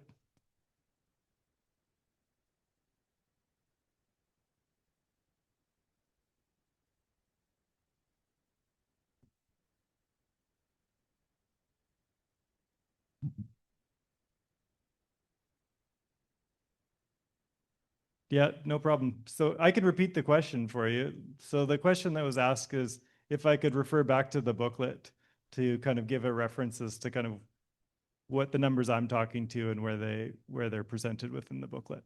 So on top of that, so what we'll do is wait until he's finished the presentation and then get some comments and questions from the floor. All right. Sure. Great.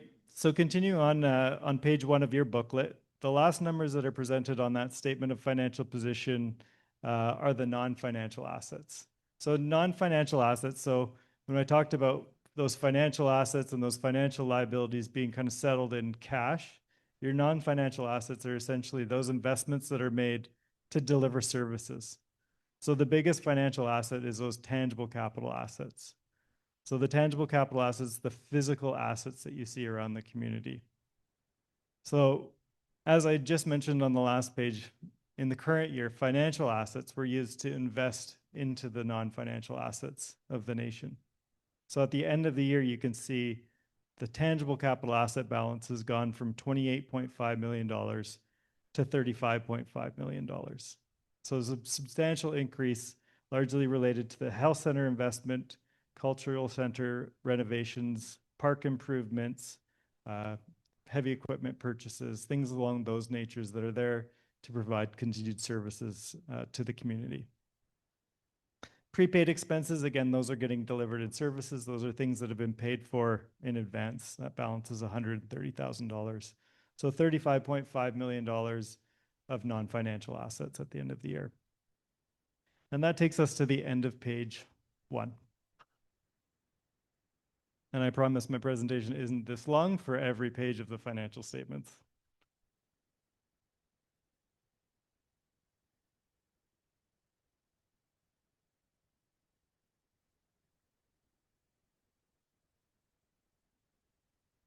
Perfect. So on the next page, what we've got is really a short summary of what you see on page 2 of the consolidated financial statements, which is the consolidated statement of operations. So what I've just been talking about was the balances as of March 31st. And what I'm about to talk about is the actual results. So these are the activities from April 1st to March 31st. So for the 12 calendar months. So when we look at the revenues, so revenues for this year were $19.9 million compared to $16.9 million in the previous year. So an increase in revenues of about $3 million. When we look at the expenses, they've gone from $14.8 million in the previous year to $16.5 million in the current year. So an increase of $1.7 million. What's left when you take your revenues less your expenses is your annual surplus. So there's $3.4 million of annual surplus in the current year compared to $2.1 million of surplus in the previous year. So an increase of $1.3 million. When we look at the business entities, so we talked about that kind of one line that explained kind of the overall investment in the business entities. This is the loss. So this is the change in those investments in those business entities. So last year was $367,000. This year it was $771,000. So we take revenues, less expenses gives us an annual surplus, less that loss from the business entities gives kind of the final annual surplus of $2.6 million. And we'll stay on page 2 for a bit, but we'll dig into some of the details on the next few slides. So on the next slide, we look at the revenues. And they always say a picture is worth 1,000 words. So this pie chart is very colorful and really, I think, better than kind of going through each pie in a lot of detail. It shows the various sources of revenue that the nation is experiencing. And it also shows that the previous year says 2025 as well, but it should say 2024. So the one on the right, nope. Sorry, that's backwards for me. That's last year's, and it's compared to this year's. So it shows kind of the various sources of revenues that are coming into the organization and shows kind of the different makeups. So when we look at this kind of year over year, so kind of looking at Carice County Family Services, so there's changes in those. So Carice County Family Services was $1.2 million this year compared to $600,000 in the previous year, so making up a bigger piece. Carice County Tribal Council was $1.5 million compared to $2.1 million as there was a decrease in pathways funding. When you look at the First Nations Health Authority, so there's a lot more health money coming into the community. That was $2.9 million compared to $1 million in the previous year. When you look at Indigenous Services Canada funding, that's $6.5 million, up from $6.1 million in the previous year. Interest income, so from the balances that are being invested, there's $1.3 million of interest income, which is fairly consistent with the prior year. Other income sources, so $1.5 million compared to $2.1 million. So that's kind of a variety of different funding sources that come into there. Looking at other sources, there's also PIGNATA, or Prince George Nechako Aboriginal Employment, which gives around $400,000 annually. The province gave $1.7 million compared to $700,000 due to kind of some Canada CGL monies. And then same with self-generated income, which was $2.6 million compared to $2.1 million last year, and an increase due to CGL monies coming in. So when we look at the next slide, so again, these are the pie charts showing the expenses by function. So again, shows kind of the variety of different expenses that are incurred and the variety of different programs that are being delivered. So when we look at kind of expenses by function, we start with administration there. That's $3.9 million this year compared to $3.7 million in the previous year. Daycare was $551 compared to $750, as there were more vacant positions in the current year. Economic development, around $200,000, consistent with the previous year. Education and training, $2.7 million compared to $2.5 million in the previous year. Fire protection, similar at $123,000. Health, there is an increase as there are more staff on the health program, $1.2 million in the current year compared to $870,000. And the health station, yeah. And then housing, we've got $689,000 compared to $397,000. That kind of keeps everything kind of maintained and would kind of incur all of those costs to continue to maintain those housing projects. Land and resources, $1.4 million compared to $1 million. Language and culture, $400,000, consistent with the previous year. On reserve program delivery, $1.2 million compared to $1 million.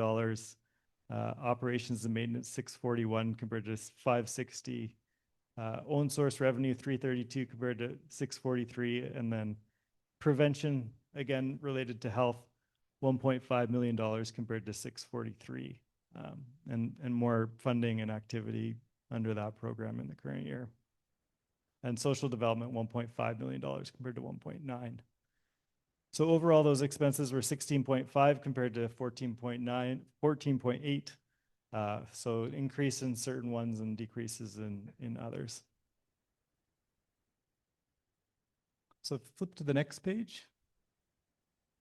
So one of the disclosures that we're responsible for, and this is kind of coming out of the package here, but one of the disclosures that's required is the disclosure of remunerations and benefits for the chief and councillors. And as you can see, it's presented here for all those people. And I won't go through them in line by line. You can see them.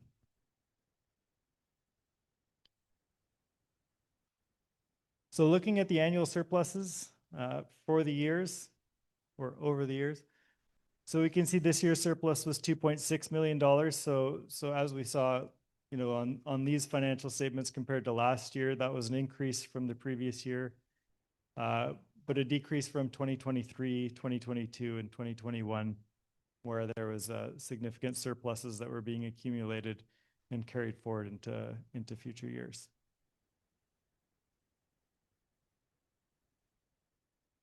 And then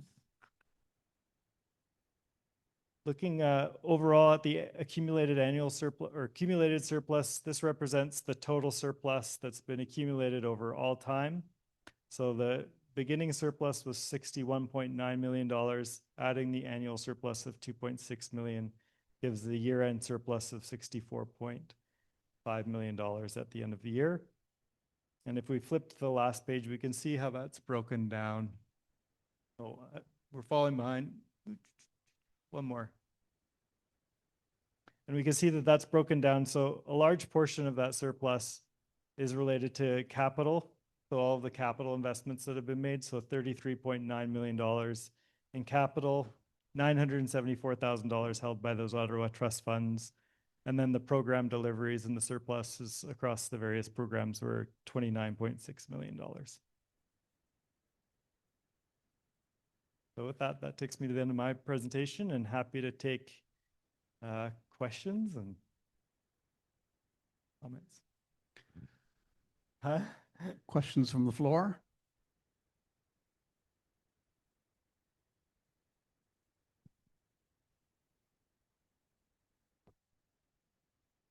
I gotta get off that easy. Going once, one here, just when I was going to count it down. Here you are. He said trust funds. Which trust funds? Question about which trust funds? What are the trust funds? Well, the funds that I was talking about are the Ottawa trust funds. So those are being held by Ottawa, and then the interest income is distributed on an annual basis, and applications can be made to pull more money out of those funds as well. Crystal. Pardon? The Ottawa Trust Fund, the only thing that we take out of the Ottawa Trust Fund is a portion of that funding, the interest, to help pay for the Christmas party.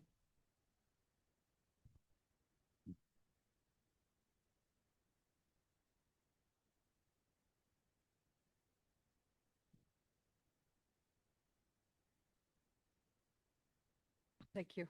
I just need to know, where does the 2.0 funding come out of? Where is it listed? They keep talking about it. Is that what you're talking about? Are you talking about deferred revenue? So the Pathways 2.0 Pathways money? revenue. Pathways money. Yep.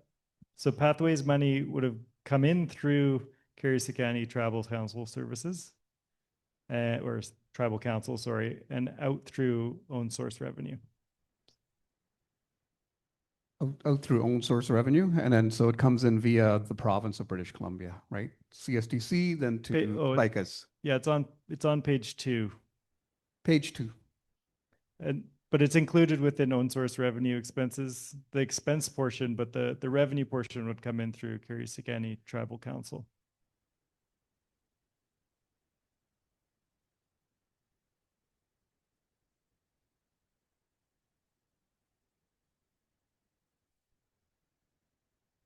Any other questions before we let the fine people in finance depart the stage? Yeah, presenting is not our favorite thing to do as accountants, but they're kind of shy, but they held out brave today. So you got to give them a hand for that. Okay. Thank you very much.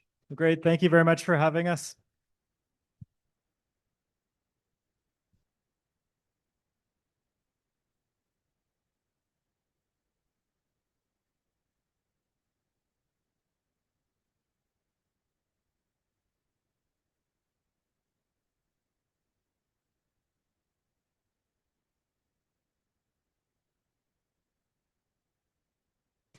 Next up, we have a panel number 1, staff departments.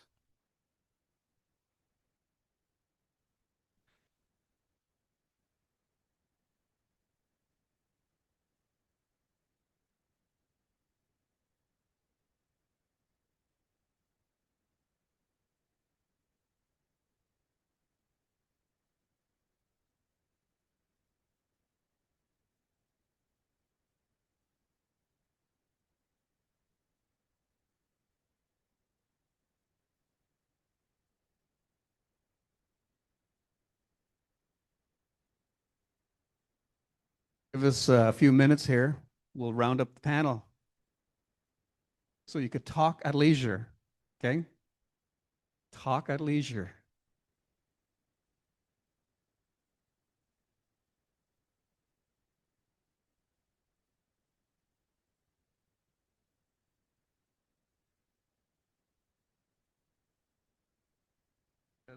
Hello?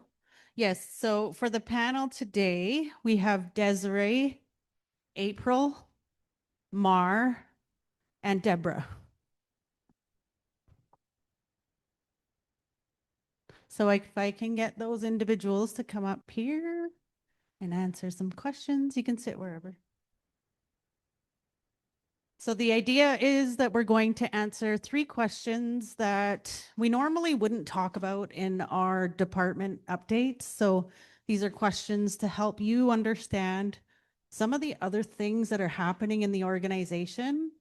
Might not necessarily be a part of that department, but it demonstrates that no matter what, these things impact every single department in our organization. And so asking these kinds of questions helps us better understand how the other departments are planning to address some of the priorities. Mm-hmm.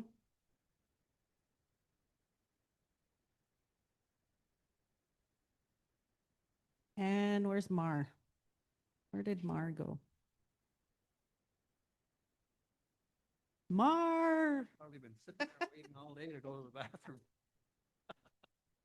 Okay.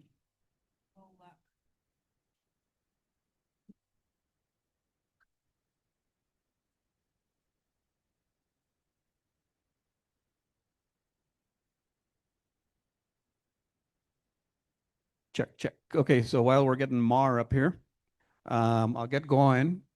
First of all, getting your attention. Secondly, introduction from the panel that we have here.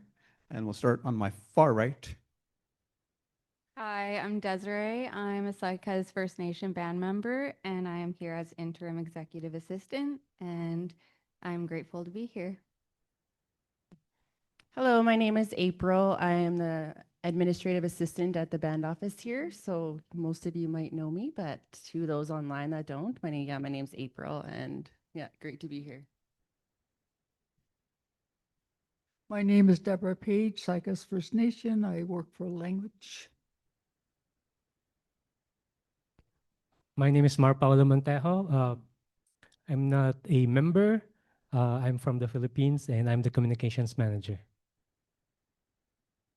All right, so for folks on the floor and online, there's 3 questions for each one of them, plus 2 additional from the audience. So being that I haven't heard anybody from online yet, we'll pick on folks online to ask a question or a comment. And then going to my far right, we have Desiree, question 1. I think, do you have the question in front of you, or do I read it? I could read it out loud and then you could answer, okay? All right, question 1 of 3. Coming in with fresh eyes, what is one thing about teamwork or office culture here that has impressed you the most so far? Since being here, everyone's been very supportive and respectful. I've had many colleagues take the time to help me learn, answer questions, and make me feel welcomed. Excellent. Question number 2. Starting a new role can be a whirlwind.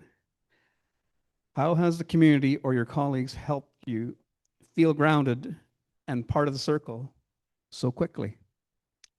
Well, everyone has been very welcoming and patient as I learned the new role. Being included and encouraged to ask questions has helped me feel grounded and like I belong. Question number 3.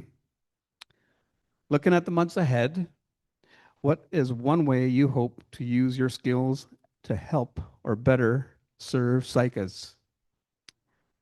I hope to support Saik'uz by being organized, reliable, and proactive so leadership and staff can focus on serving the community. Excellent. So going online, is there anybody that has a question for Desiree? Okay.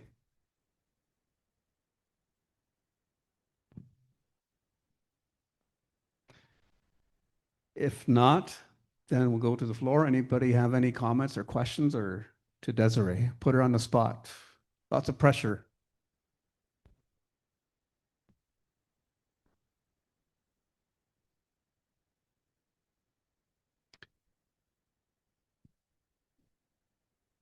My family, I am from Saik'uz First Nation. My dad is Bruce William and my grandma is Annie William. And my grandma is Laura William. Roy Casimir is my grandpa as well. So people know who you are now. Yep. Yes. All right. So we'll go to the next panelist. April. Did you get the question? I do have the question. Okay. So three questions for April, because I don't think I see anybody online. Nobody on the floor here, anyhow. Question one, in your position, you often bridge the gap between generations. Can you share a piece of wisdom you've gained from an elder while working here that has influenced how you approach your daily tasks? One piece of wisdom that an elder shared with me that really stayed with me was the importance of slowing down and listening, not just to respond, but to hear what someone's carrying. Like a lot of times when people come in, I try to listen, especially on the phone. Some people call, I'm the first point of contact. Some people are crying and they're having a hard time, and I try to give them that time, listen to what they need, and then give it to the appropriate department and just try my best to just slow down and listen. But it can be quite busy, but I try to slow down and listen. Yep. Thank you for that. Question number two. On busy days, you are the steady hand for the community. How does the support of your colleagues at Saik'uz help you maintain that open door kindness, even when things become hectic? On busy days, the support of my colleagues at Saik'uz makes a huge difference. Knowing I'm not alone, that we look out for another, helps me stay grounded and maintain that open door kindness, especially during very busy times. I'm very thankful for like my colleagues, Albert and Mike, who step up in times of like Christmas when it's like crazy hectic, like so much goes into everything. And I'm not just at the front desk, I'm like everywhere. We're all a team and we all work together, and we're like, it is really great to have that support. So thank you. Thanks for that. Third question, can you share a time when a brief interaction at the front desk, perhaps a laugh or a helping hand, reminded you why Saik'uz is a special place to work?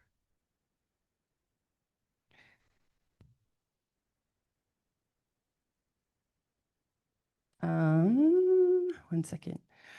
There have been like many small moments at the front desk that remind me why Psych is such a great place to work. One that stands out is when an elder stopped by just to chat for a few minutes, share a laugh, and that's the late Virgie George. She'd always come by and she'd bring cards and she'd say, "You all deserve a raise. You're all doing so great." She'd bring flowers, like little things like that. But when people do stop and give appreciation, to be like, "You're doing good, you're doing a good job," that goes a long way, because I do try hard.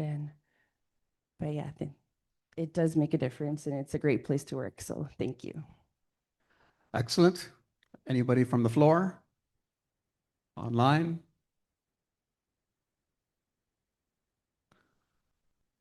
Online?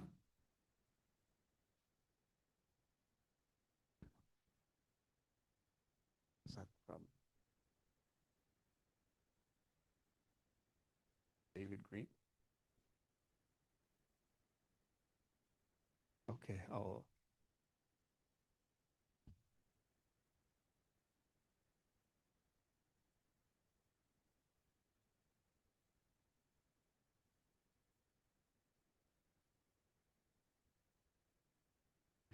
Okay, so so far I have questions online, but none of the panelists can address those in their current role. Yes.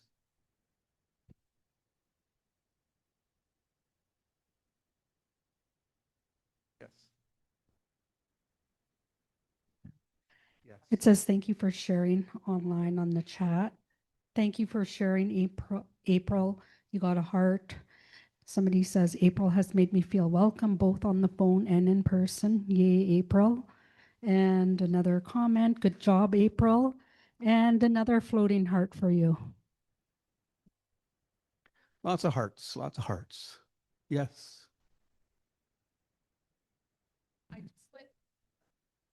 I liked Pris's question for Desiree. Maybe it would be awesome if you guys could just share who your family is. So maybe anybody online might know who you guys are. My mother's name is Vera Antoine, and my grandparents are Marianne Antoine and Scotty Antoine. And I have two sisters, Ashley Antoine and Alicia Antoine, and I'm from the Grouse clan, and I've lived here again for the past 4 years after living in Calgary for like 14 years. And I moved back, and yeah, that's me.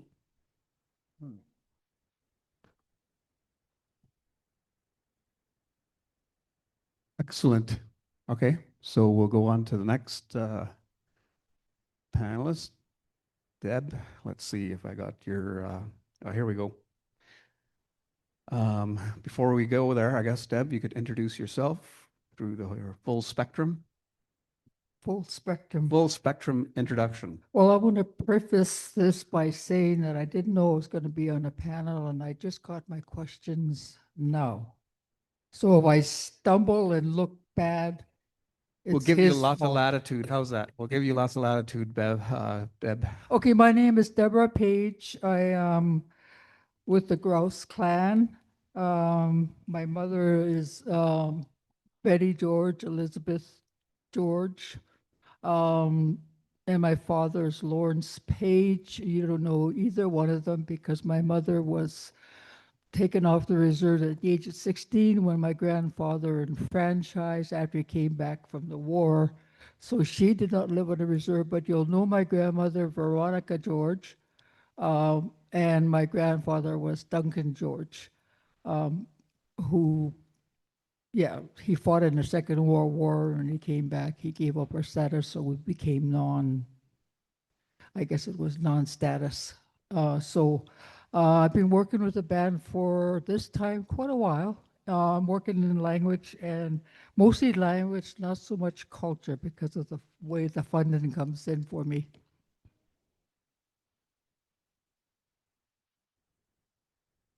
Okay, Deb, first question. When you look at the youth in our community today, how does your work at the office help build a world where they can walk proudly in both the modern professional world and their traditional ways? Can we just replay what Cora said? Sure. Okay, the work that I'm mostly doing for the last couple of years is working with elders to translate and transcribe a number of interviews that were given in the 1990s, late 80s that our elders at that time were interviewed on a number of subjects. I think that it's important to the youth that they should know about their history. And if they can get to the point where they can actually understand what is being said, that's one of the things that I saw as being important, is that to have it available so they can listen to what their elders say in the language.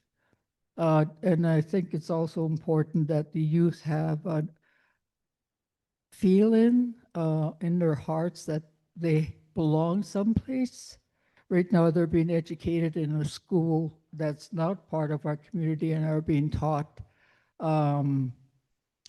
things that are not related to our language and our culture. And I think what we're doing here with our few speakers that we have left is to give them a foundation of their language, and the language is tied to everything else that we do. So I think it's important for them to have a sense of who they are.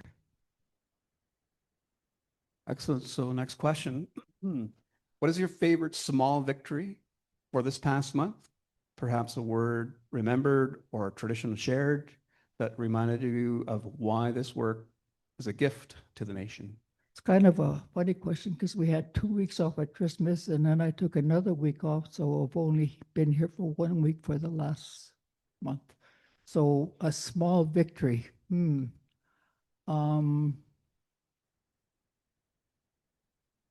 I can't think of any right now. Oh, I can. I was helping Susie put together a little package for one of the students that were leaving kindergarten, moving away. And it outlined all of the things that the kids are being taught in the daycare. And it was nice to put that together for the parent and give it to the child before he left the community. Thank you for that. So this third question. What is the most fulfilling part of seeing the Saik'uz culture flourish within the workplace and the community? Again, most of my work for the last little while has been in the language which embodies the culture, and the culture should embody the language. I think the most fulfilling part is for me, and I think the people that are working with me, is hearing all of the stories and that have been told in the language. It's also hearing my grandmother's voice. She was interviewed a number of times, and it's so nice to hear her voice. And people have come in and asked for, do you have anything about my dad, or do you have anything about my grandmother or some family member, and to give them a copy of where they can listen to the voice of their family in the language, I think is very fulfilling. You know, they may not understand everything they're saying, but just to hear the voice of our ancestors, I think is really important. Excellent. So anybody online that has any comments? There is, okay.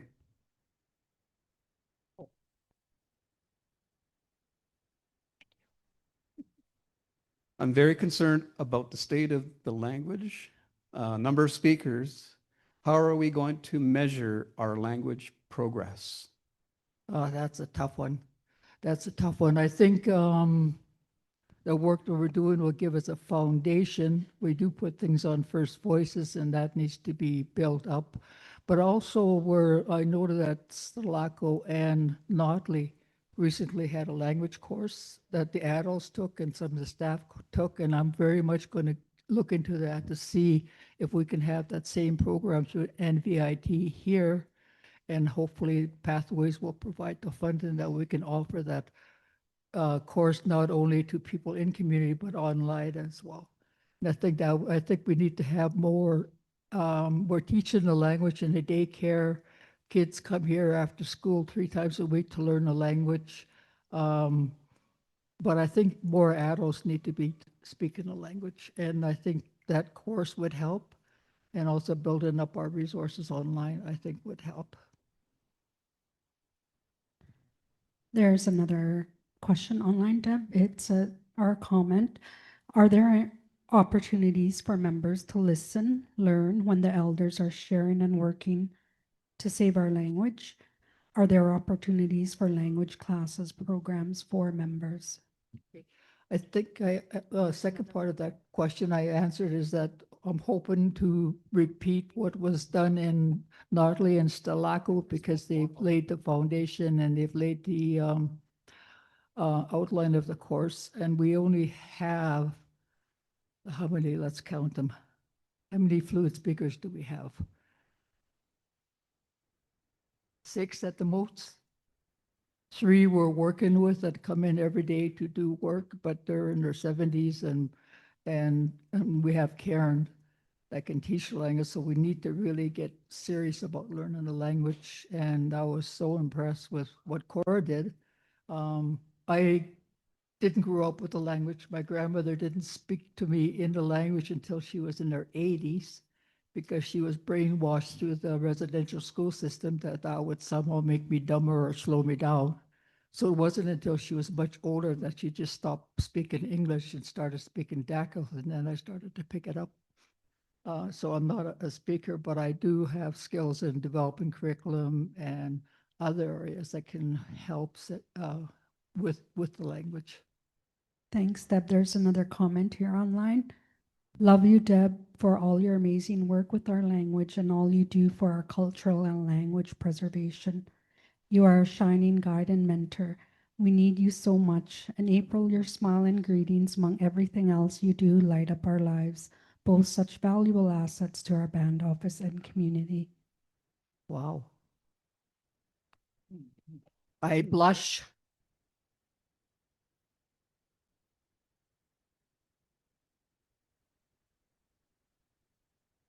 Thumbs up for you there, Deb, really. But before we leave that subject, just on a personal note, my grandparents and aunt were born in the late 1800s. They knew no English at all. And so, you know, my aunt died in 1977. And so just other week, I was thinking about our people and speaking the language, you know, throughout our territory and my family in particular, is that they didn't know any English and they spoke only in carrier. So I spoke with people who were born in the 19th, 20th, and the 21st century, over 3 centuries, believe it or not.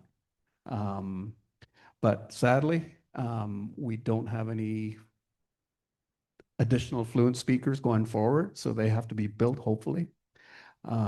Just like, you know, the comments that are made online, but there is efforts to do that in our community and here. So much applause to you, Deb, for leading the way, and keep at it.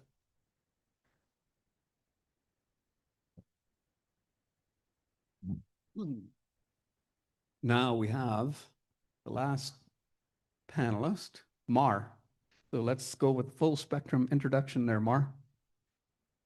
So my name is Mar Paulo Montejo.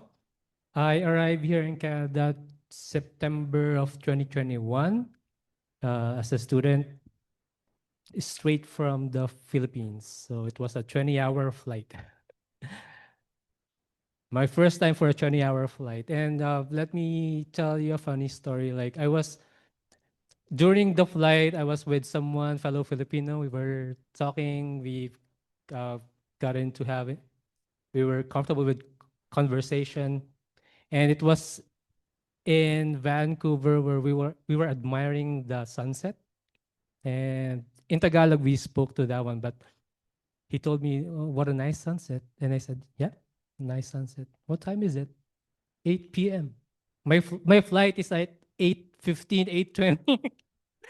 Like in the Philippines, time is constant. So at 5:30 sunsets, 5:30 sunrise. That's it all throughout the year. So I was surprised as I had to go. I had to go. There's no formal goodbyes, but it was a funny experience for me. And we'll have to look into that time more often now. Yeah, so I've been here in Saik'uz since June of last year. So it's not really that far off. And I've learned a lot from the community. I've met people who are inspiring. And for me, it's still a learning process. And I do my best to do my work as a communications manager. Excellent. So 3 questions for you. What are the primary responsibilities and daily tasks of a communications manager? Thank you. So I'm primarily the teller of the story. So it reflects to the Smoke Signals newsletter that we have. I collect all the stories of the community members, from the council, from the staff, and bring it all together, distribute it to community members. And it does reach out far. It goes a lot through email as well. We have people from Vancouver who's also receiving the newsletter, and we're still receiving requests to have them be included in the email list. Aside from that, I'm the one who oversees the social media. I've identified the primary mode of communication or source of information from the community, which is mostly at Facebook. Though we do have several platforms, we have YouTube, we even have Google page, but we are more on focusing on what works. And I would also like to take this time to advertise our app. So this app, the purpose of this app is primarily for community members only. So there'll be a quite difference if you're gonna be using Facebook or the app One other difference is you can activate push notifications where it just pops up like banking app, right? It shows their notifications for you. So that's one capability of the app. So I encourage everyone to take advantage of the app. There will be registration for that. It's just additional security that it is a band member who's joining the app. And yeah, putting together press releases and then distributing communication, and basically just a bridge between the band office and the community, making sure that there's a strategic and seamless communication between the two. Excellent. Second question. Saik'uz has many hidden gems, from local success stories to beautiful landscapes, traditional territories. What has been your favorite story to share with the world, and how did that experience highlight the pride of working here? I've always loved the stories about the traditions and the culture that isn't in the Philippines. And also one note is that in the Philippines we don't really preserve culture as well as Saik'uz does. So this is one that I'm really admiring. And yes, it's the stories that comes from the community, and this is something I would also love to put out in the newsletter, because it's not just the band office that will be bringing out the information. I would really love to get more stories from the communities, probably promote members' business, right? So it's a one way of connecting and also lifting up each other, getting to know. Oh, so she attended this event. Oh, we have this event. So it's one way of really connecting and getting to know each other through the newsletter. Right. So being from the Philippines, coming from a different background, how have you found that the values of Saik'uz, like respect for the land and family, resonate with your own? And how does that help you communicate our message in an authentic way? So there's a large difference as well as very close differences when it comes to the culture. We have this culture of really respecting elders. Not even that, it's just even someone a bit older than you. So we have this like we address them with po or opo. So it's a one way of telling the elder that we respect you. So that's one. And then also when it comes to language, we also practice that one. Especially I have a stepdaughter who's here in Canada. What we do is me and my wife, we talk in Tagalog and we speak to her in Tagalog.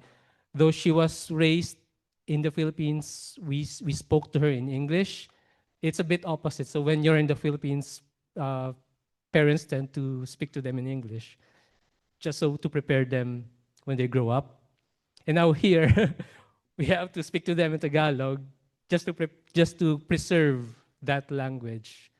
Though it's really quite different being able to learn it in school every day. It really does get into the core, but it's still a good thing that we're still able to relay the language to her. There will be a time that she will just be able to understand it, but she won't be able to speak it. So that'll be the difference of just having a conversation inside the house and also integrating it to education.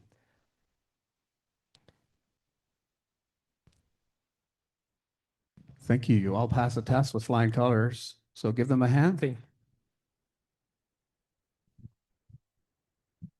Yeah, they're all doing outstanding work. And so we have a change in the agenda. And so, yeah, you're free to leave now. You get full pay.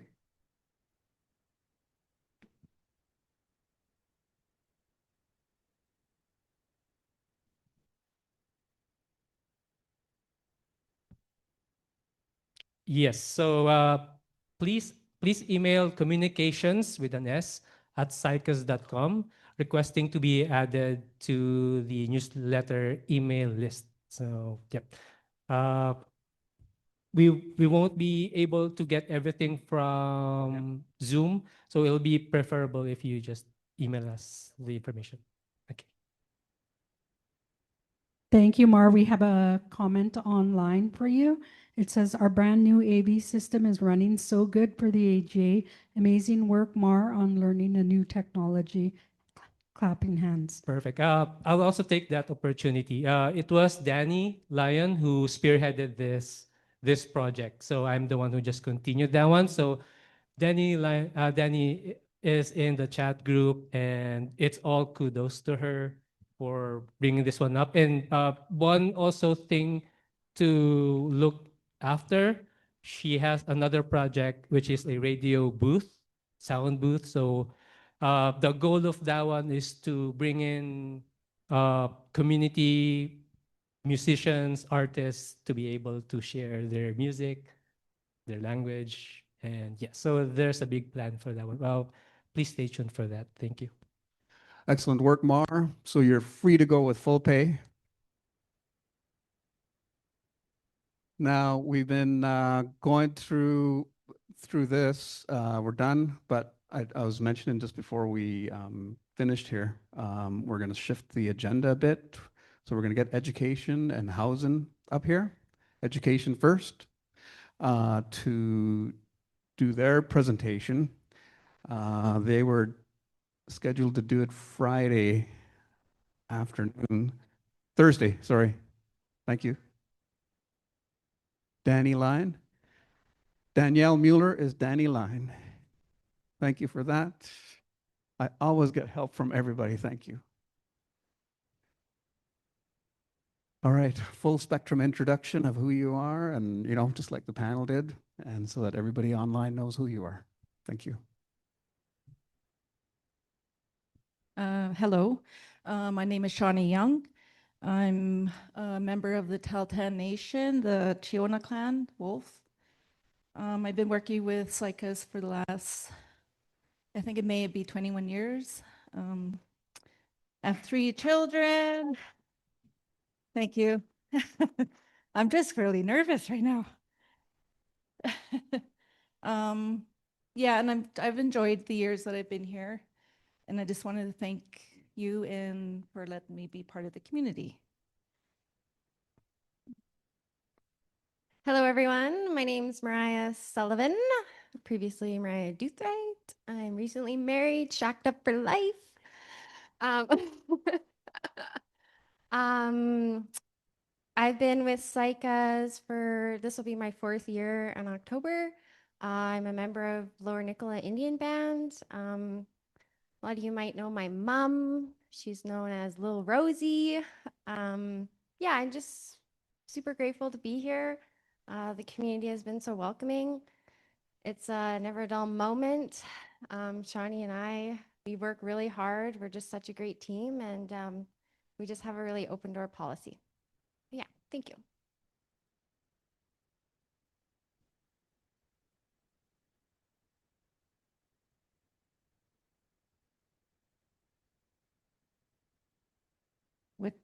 What are you trying to say, Mark? Oh, the presentation is downloading right now.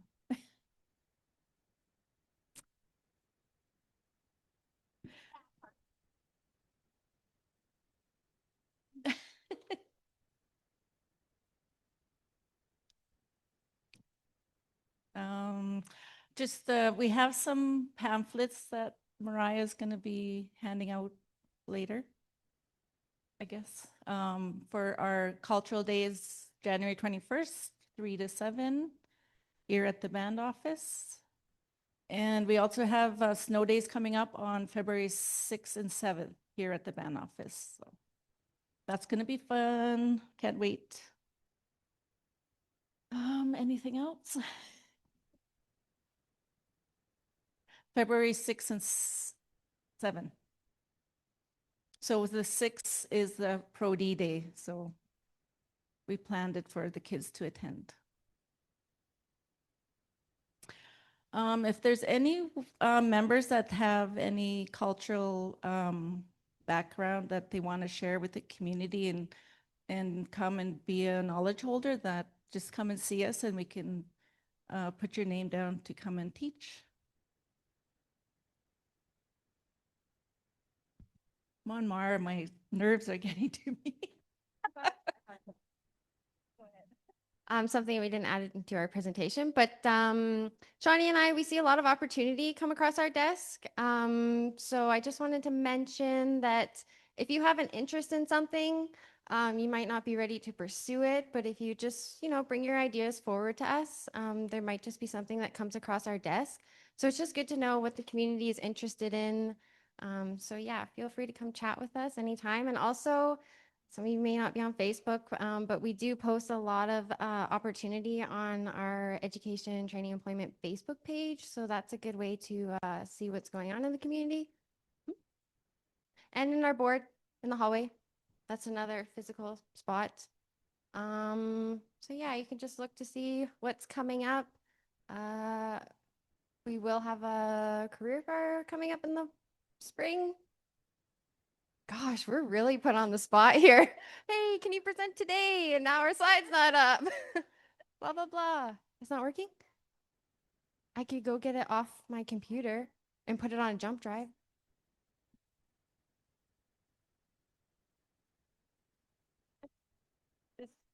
I don't know any.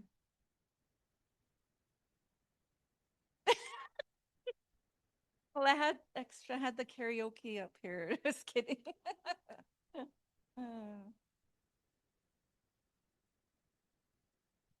Yep.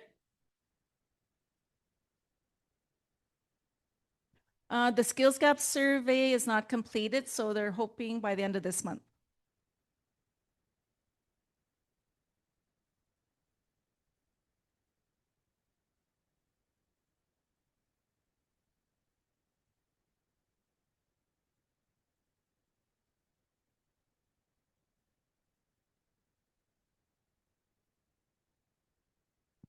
Thank you.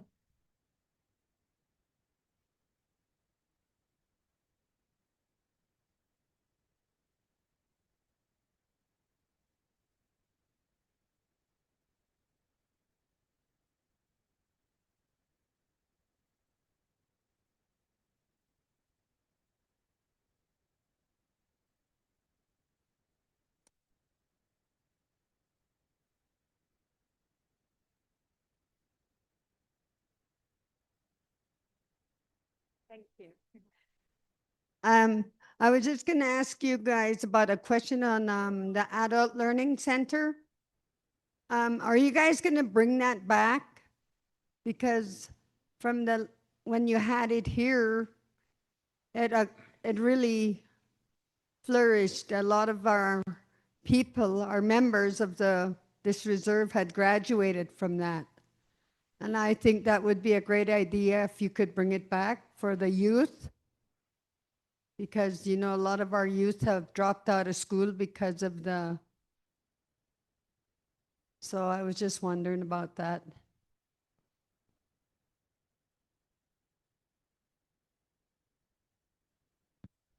Oh. Thanks, Rob. To answer to that, Darlene, it's been on our mind like very regularly. At the moment, we just don't have the space to accommodate students and members to attend and to get their grade 12. So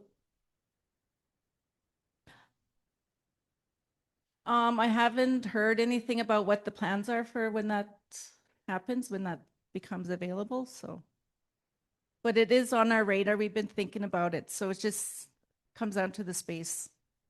Thanks. Yay.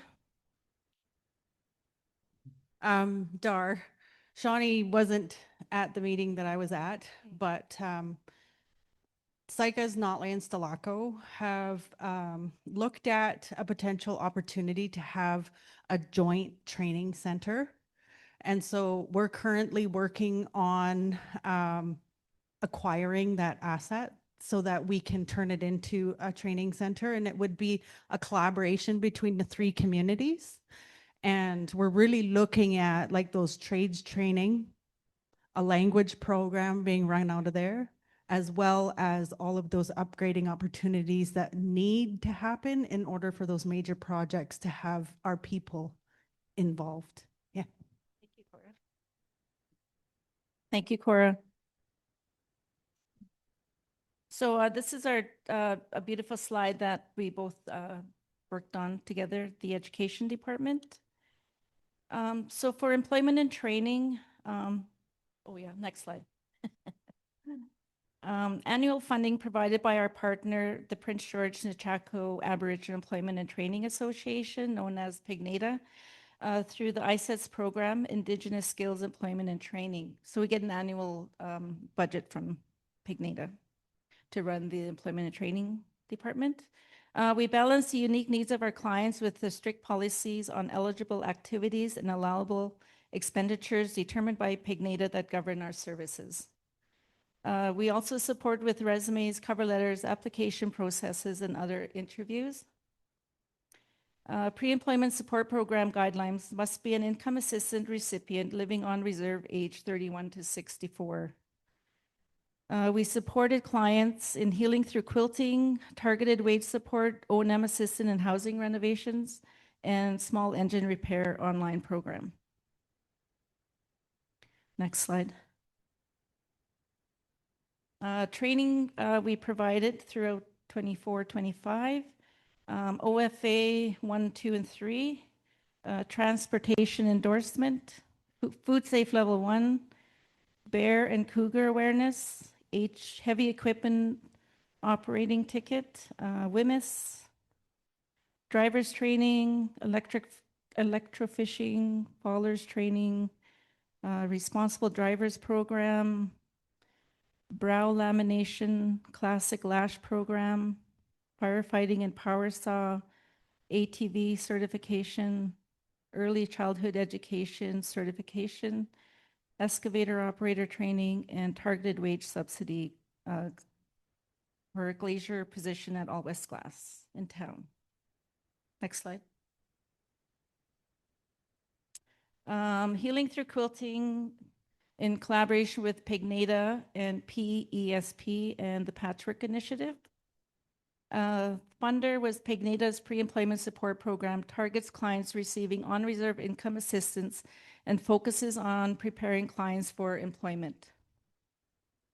The facilitator, Jenny, provides an opportunity for participants to share, process, and learn from their grief, trauma, and any experience they wish to share and heal from. This healing work is done all while quilting. Specific components include literacy, numeracy, life skills, self-growth and discovery, conflict resolution, entrepreneurship, and gathering and fun. Next slide. The ICBC mobile office is really a great service. The ICBC mobile office is a service provided by ICBC that allows residents to access driver licensing and identification services directly in their communities. So these are some of the youth that got their learners. So the next date that they'll be here in the community is March 17th and 18th. Next slide. K to 12, is that the right one? Okay, sorry. High school attendance, and so K to 12 supports, we provide high school attendance incentives, extracurricular activities, school supplies, tutoring with Cecilia John on Tuesday and Wednesday, September to June, advocating for students and parents and caregivers through the schools in town, annual youth trips including Gathering Our Voices and Inspire. Annual parent-teacher RCMP baseball games in community. Next slide. 2024 NVSS grads, Nevaeh Johnny Thomas, Austin William, Madison Parker, and Serenity David. Congratulations to all 2024 Saik'uz First Nation graduates.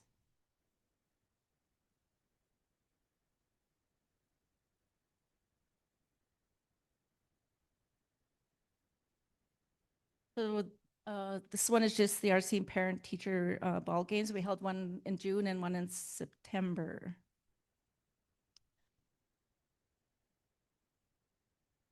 Tyrone was a cook for us that day. Next one. So the annual youth trips. This is a gathering our voices and the Inspire. So the middle picture is the massive round dance in BC Place.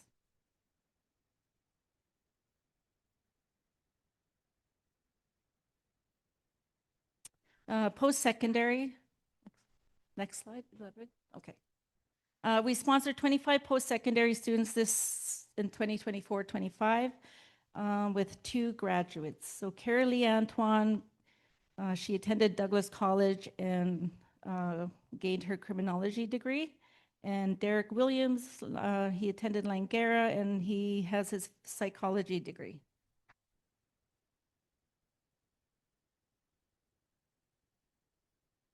Next slide.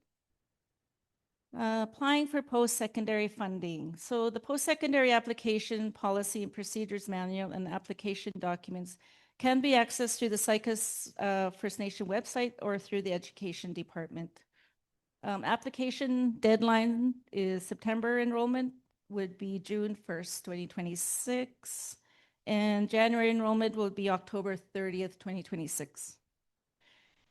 Education and training employment Saik'uz.com, and you can contact us through education@saik'uz.com.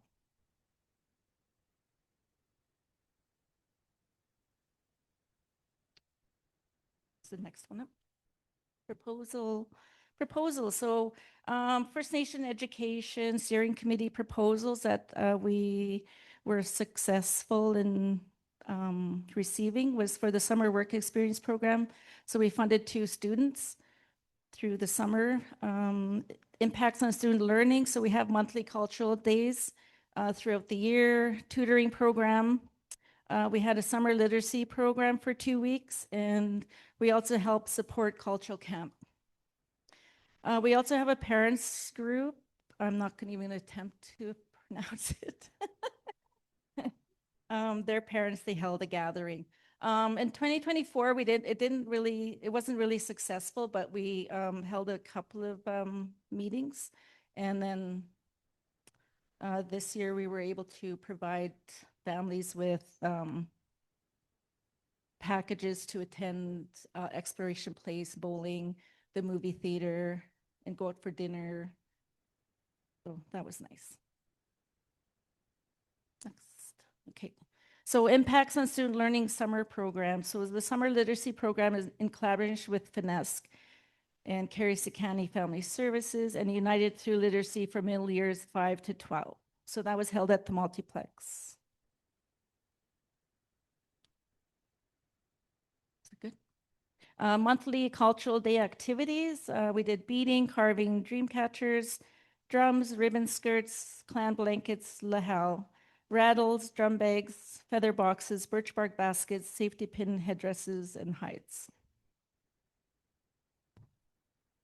So here's some pictures of our cultural day and our outings with our knowledge holders.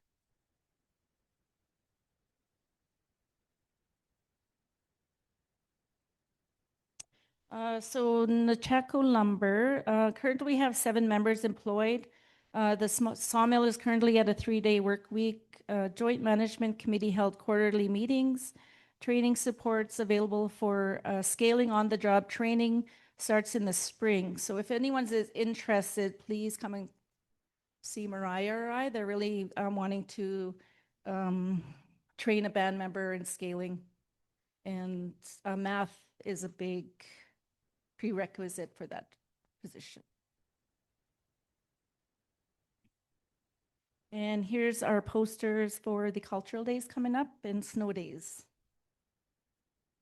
So all is welcome. Bring your wives and your husbands and come out for a good time. Must see, thank you.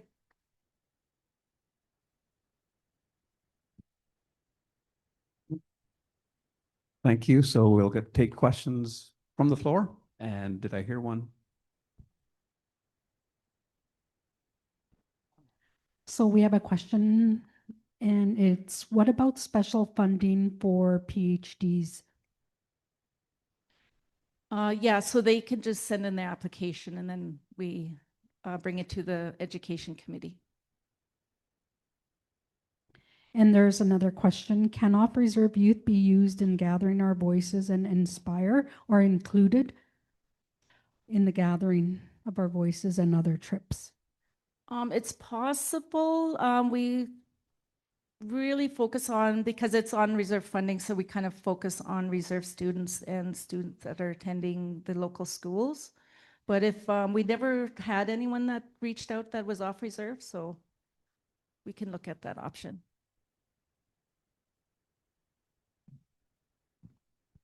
There's just another comment. Education and health department need to know what what each department covers, as I was told that when I couldn't get support through education for sports, that I could have accessed funding through health. I didn't know, and it was mentioned that there is other departments that may be able to help Off Reserve. Every door should be an open door.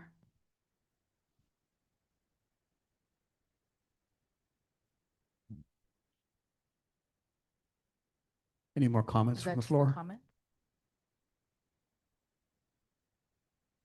Looks like you're good to go, education. Thank you.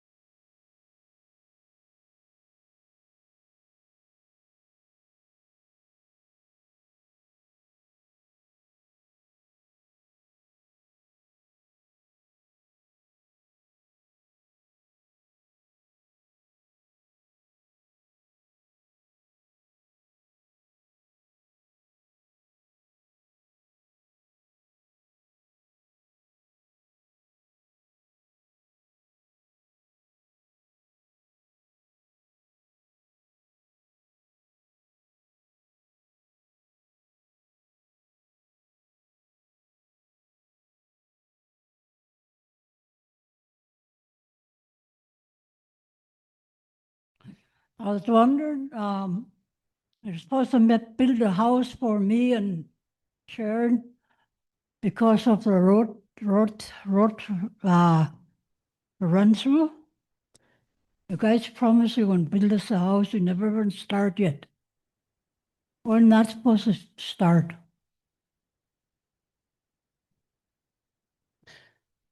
Hi, Audrey. So as far as I know, it's still a leadership process. It hasn't been handed over to Leslie yet. And so there's still some steps that need to be taken by leadership to develop a document that explains what that agreement was so that it's clear for both parties. I know that they did tell you that they were going to build you a house. It just hasn't gotten to that point yet. But I think once all of that is done, a funding source identified, they can hand over that budget to Leslie. But at this point, it's still with leadership. Thank you. And to the other corner, be patient with me as I make my way there.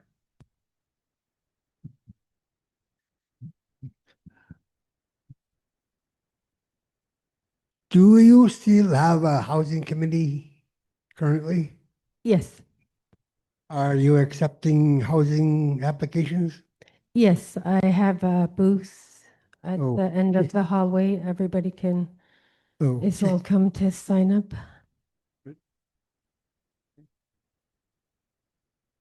Here? I wanted to find out what they're gonna do with the housing crisis up here. A lot of people, they need homes. My daughter, she's 49 and she wanted a home. And they told her and her kids gotta go treatment before they get a home. And that's not fair. Yes, A lot of people just come back to the reserve, they get a home just like that. yes, there is a housing shortage here on the reserve, but also the housing committee has an obligation to the nation that we house people who are working on a healthy path because the band doesn't have the money to keep renovating houses that are getting destroyed. So it's a priority that we look at the people that are working on sobriety and a better, healthy lifestyle.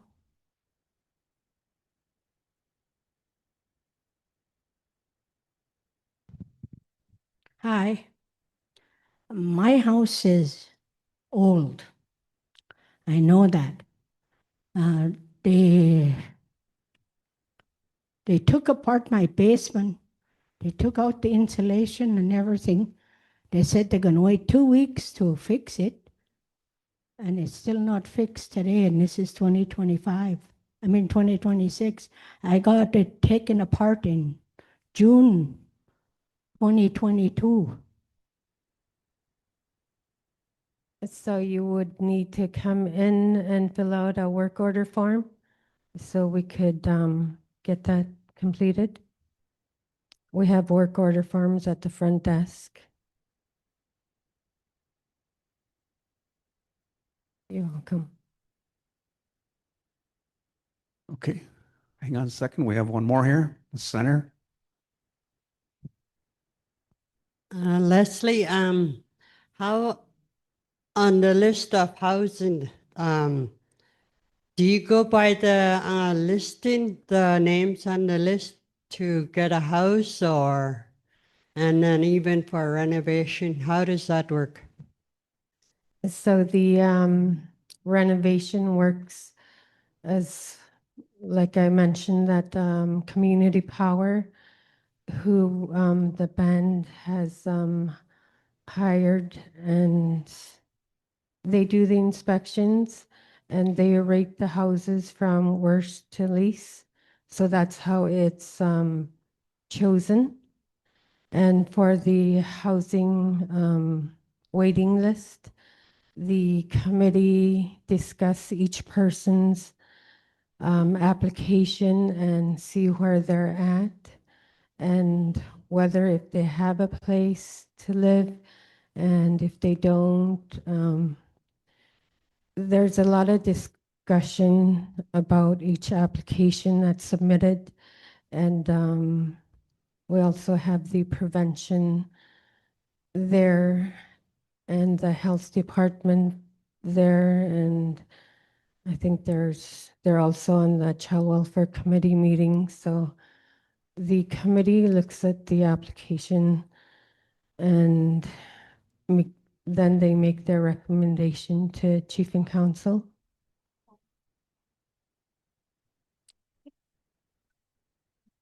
Leslie, my sister should have clarified that when that road went through went through the where it's not supposed to be, but it went through anyway. But what they told us and what I found out was not too long ago that they were supposed to build us a house. That's what how she should have asked. And I want to really know what's going on with that. So again, as I mentioned, that decision didn't go to Leslie yet. It's still with Chief and Council. That did not go to Leslie yet. It has not been delegated to her to action because there's still outstanding things that need to be sorted out before she can take it and actually act on it.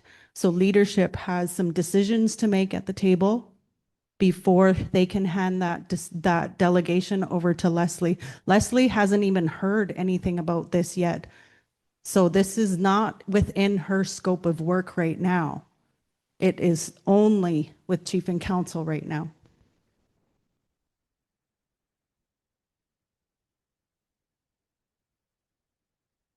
Is there a timetable, basically? Is there a question? Chief? Yeah, we don't have a timeline on that. And in our meeting, when we talked about that road, there was quite a few people in that discussion. Is that a house will be built? I don't know. Nobody said for what name, but it would be built. And whoever moved in that house would pay the mortgage. So that was our discussion. And we used Brandon and Sarah for an example. There was no names, in our meeting that says, oh, it was going to be for Audrey or, oh, it was going to be for Sharon, because Audrey did have a house, as you all know. So there is still a lot of follow-up that we have to do and discussion that council and decisions that we have to make.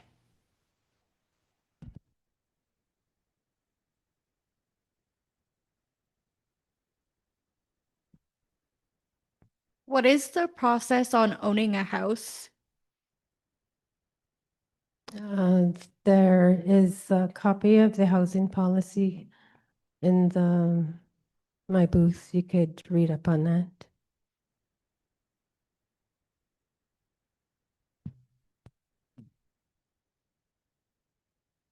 So I think we're okay online there. Anything? A question online, Leslie, if I had a brand new house built for me, I would take out that mortgage.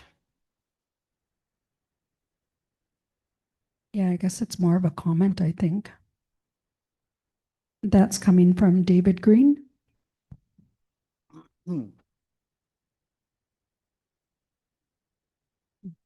That kind of segues into my question. I'm wondering, and I know we've asked this in the past, I'm wondering if we can share with membership how to access the housing grants that are available to members, what the criteria is. I know that I'm not sure how much it used to be $27,000 years ago. I think it's increased a bit. And I know you have to show your plan for how you would pay for the rest of that house. And there are some places, I know Bank of Montreal is one of them, and I think Royal Bank, they'll do mortgages on reserve if they're guaranteed by the nation. So there would have to be a policy in that. But I wonder about just if somebody had the funds themselves to do the other portion, how would they access the grant that everybody is entitled to? Do you think that, like, how can that be shared? So currently, when the band builds a home on reserve for band members, the band has to fill out an application and they have to show that they're approved for a mortgage and they have to have so they have their budget and their house plans and their inspector. So the band member would have to provide the same thing.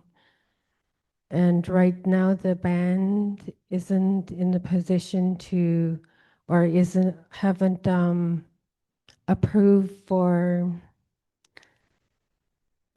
the banks to have the band members approved for loans, because at the end of the day, the band will be responsible for that mortgage payment.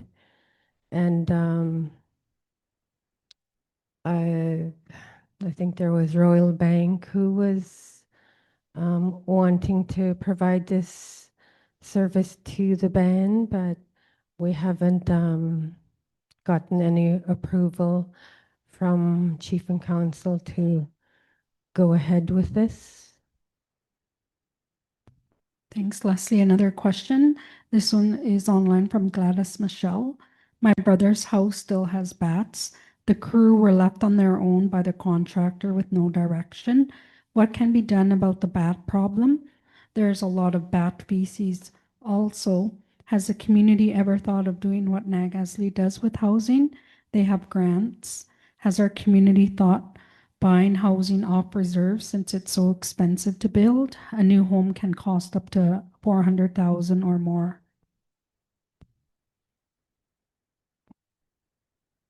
So I don't think Fabian came to housing and requested for assistance to help with his bat problem. So he needs to come into the housing office and request so we can apply for funding through Indigenous Services Canada.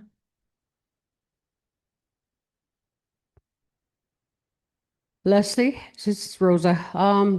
Just a question, somebody wanted to know, when are they going to start renovations again in housing? And another issue with the, if you don't sign a rental agreement, then your house don't get renovated. How do we remedy that? If the renovation stops suddenly because there's no rental agreement in place for that home, even if they still own that home, how is that remedy or rectified? So the renovations would start once we get approved from Indigenous Services Canada for the 20 units that we submitted for.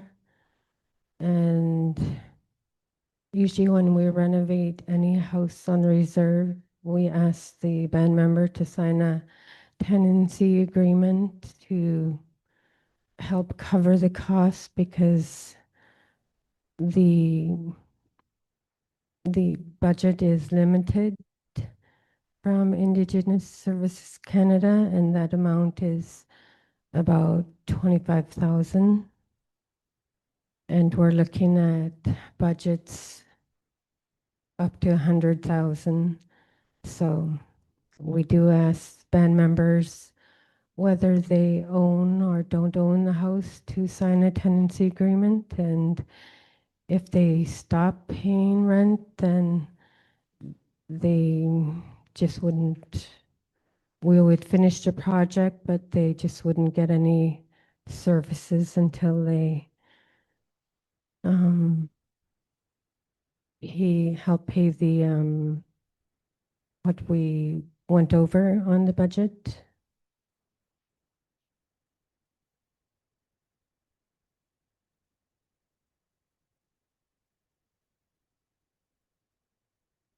All right, so one more and then we'll have to get the landing gear down on this day.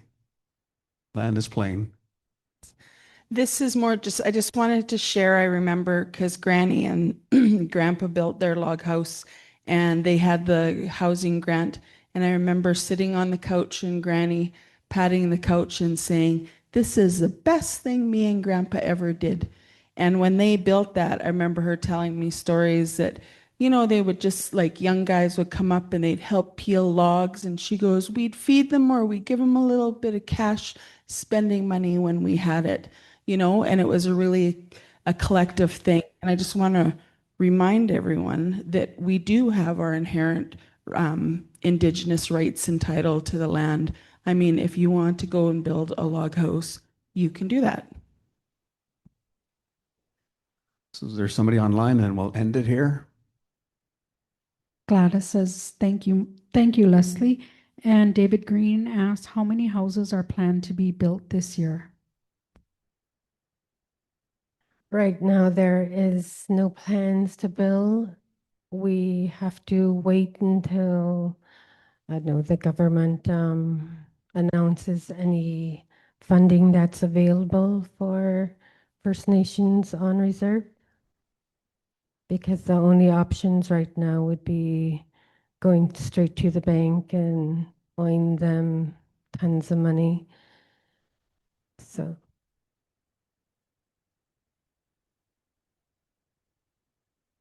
Last word to the chief? Yeah. Okay. To answer some of that too, if there's new houses, there isn't currently planned, as we only have, there's infrastructure that needs to be built. There's only about 8 or 9 lots where we can build houses, so we need to start working or building infrastructure, sewer, water, and electricity to another new subdivision that's still yet in the works.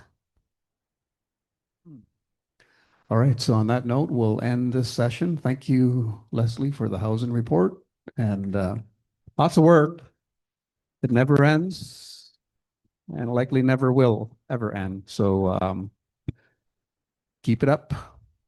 I mean, through the years, I've noticed just personally doing the meetings here that your housing program has gotten better, especially in the last decade. So hats off to you again. Hats off. On that note, we're done for the day, except for the eat-in.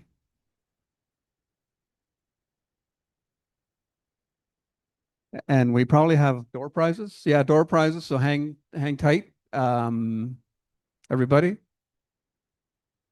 And get your tickets out.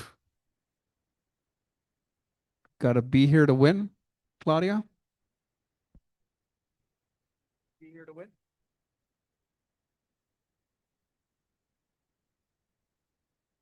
Blue one? Blue tickets? Yes. Oh, yeah, they're blue. Yeah. Blue tickets. All right, here we go. I'll hand it over to Claudia. She will take control and over. They took our tickets where? Well, you already won, that's why.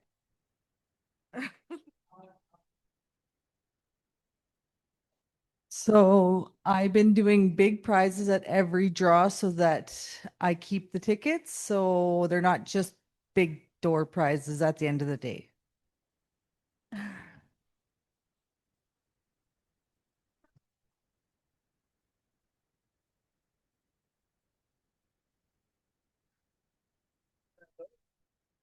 So earlier ago, CSFS did some draws and they just wanted me to mention them. Gary Joseph won a air fryer and Samantha David won hamper something, baking basket. And I think dinner is just about here and ready, but so we'll do these quickly and then you guys go do your smoke and dinner.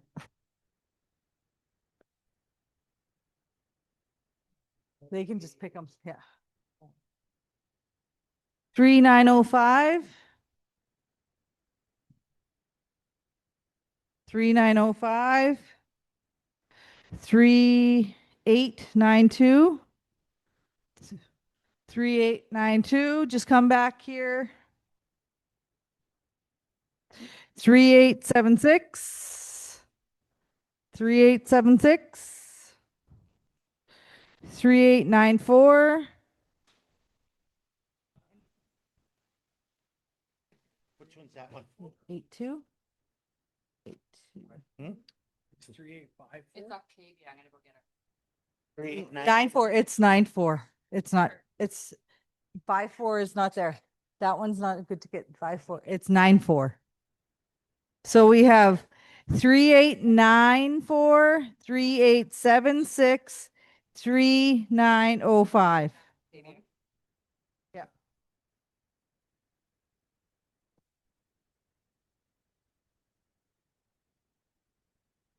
Three 3909. 3910. 3903.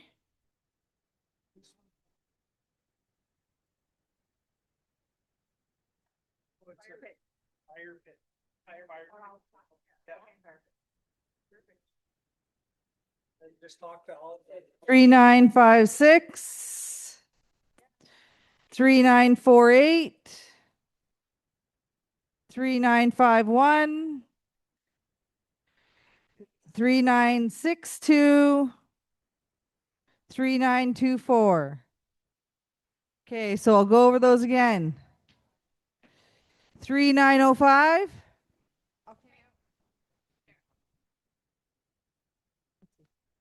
3976 right here. Pick anything you want, Octavia. 3951. 51. Oh, yeah. Who's 5-1? Steven. Steven? Okay. Do you want a bracelet, Kate? 3905. That's the number that we're drawing. Okay. We drew. Audrey, anything? Yeah. Paddleboard. You win again? You didn't win earlier. Okay, 3924. 3962. 3948. 3903. 3910. 3894. 3909. 3905. Anyone with those numbers? Yeah. 3890. Okay. Yeah, 3909.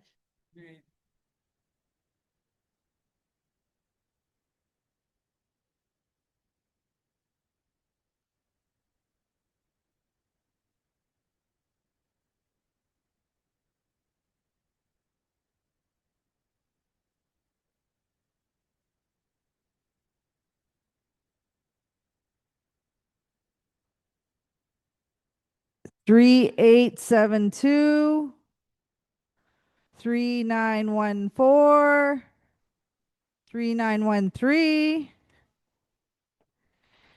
3866. Holy, that's the third time we drew that one. That one really wants to win.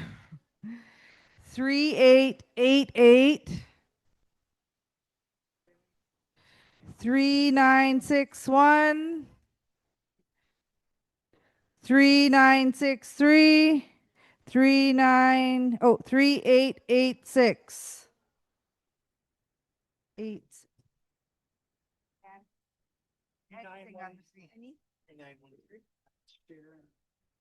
Yep. That? Yep. This Rubik's? Yeah. The Rubik's for Danica. What's your number? What you want. 3969. Yeah, that's good. This. Yep, that's a paddle board. I'll get that. Okay. No, Paddle no, board? that one's no. Your mom. Yeah. Go Who's gonna this one take the right here. paddle? Yeah. You'll take it. Yeah. I'm bringing you. Sharon. many. Thank you. 3963. Okay, so just this one here. Oh, no, Pick anything. anything you want except for this. 3961, Maureen. Maureen? Yeah. So the gift cards range from 25 to 250 and it's the luck of the draw, just so you know. Whose ticket is this one?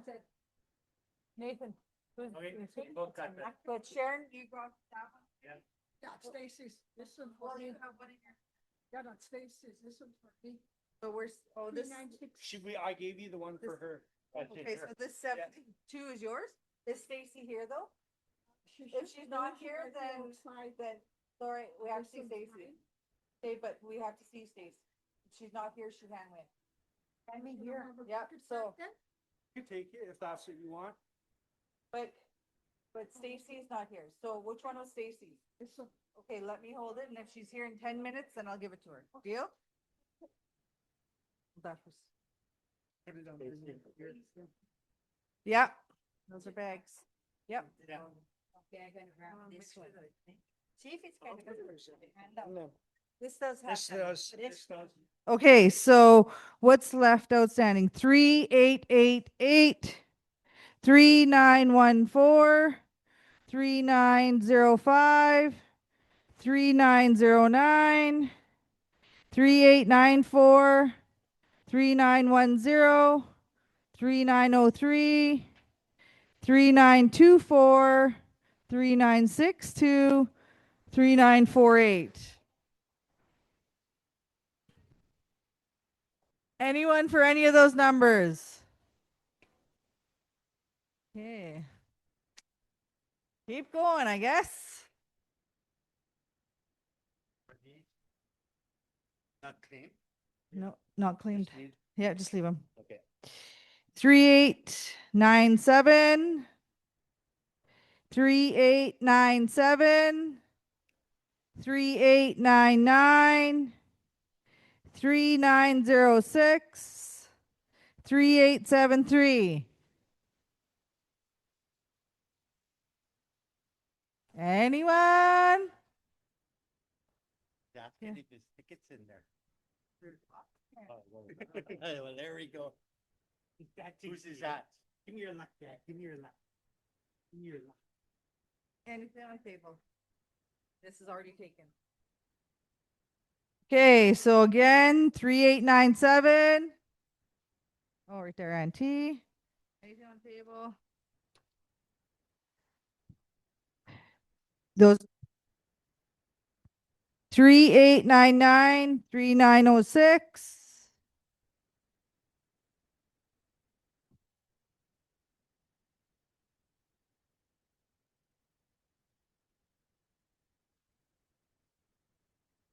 Three nine six nine, 3952, 3945.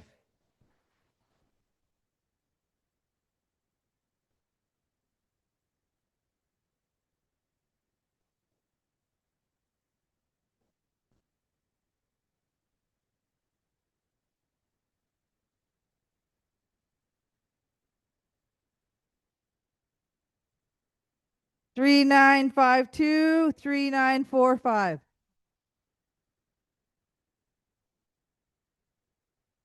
Three nine.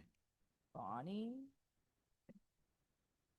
3945. Botanical candles, making. Walking six. 3911. 3902.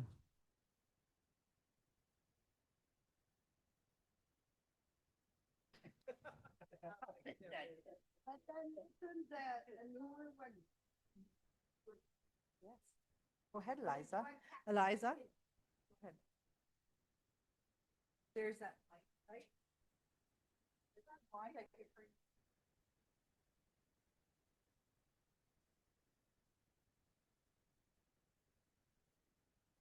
Anyone who had a job? 3875. Oh my goodness. Okay, we're gonna go through these ones again just to make sure. If not, then I'm tossing them out. 3902. 3902. Going once. Going twice. Gone. Just put it over there. 3875. Once. 3875. Twice. Gone. 3911. 3911. Gone. Gone? 1-1. 3906. 3906. Gone. 3903. 3903. Gone. 3924. 3924. Gone. 3962. Oh.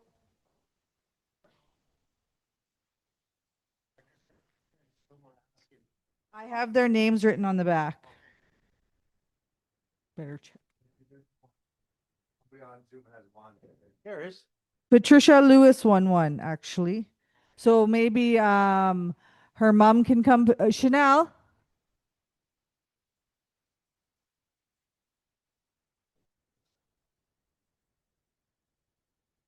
There, good. That says Cal. Randy Whistler. Randy Whistler won. Kathleen Schmirmer.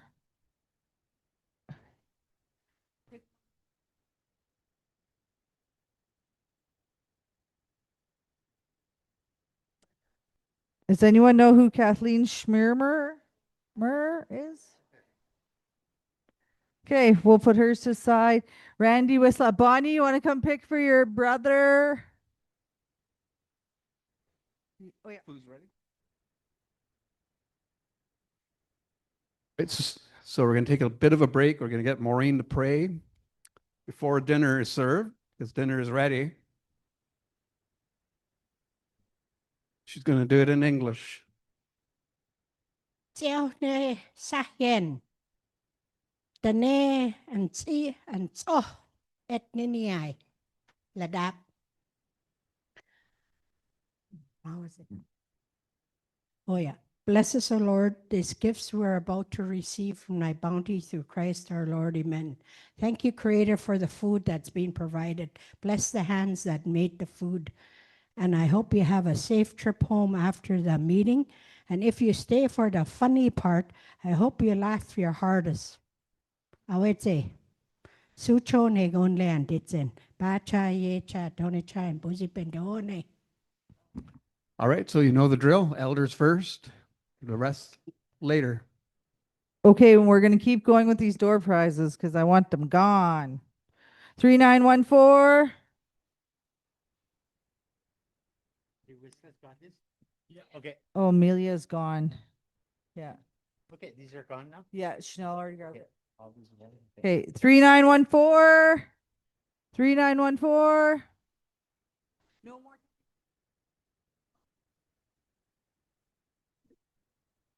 Yeah, 'cause they. 3910. Yeah, I don't even know who that was. 3899. No. 3962. 3894. 3909. We're doing blue one. From the front desk when you first come in. 3948. 3888. All gone. Okay, we're gonna, yep. Water ducks. I don't know.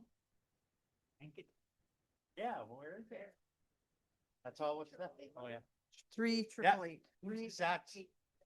Oh. Okay, 3933. 3881.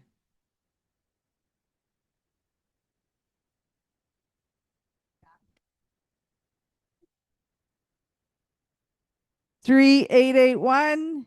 3933. 3874. Creelan, I think that's yours. Creelan, what's your number? Yeah. Ooh, we have a winner finally. Anything off this table? Is yours 7?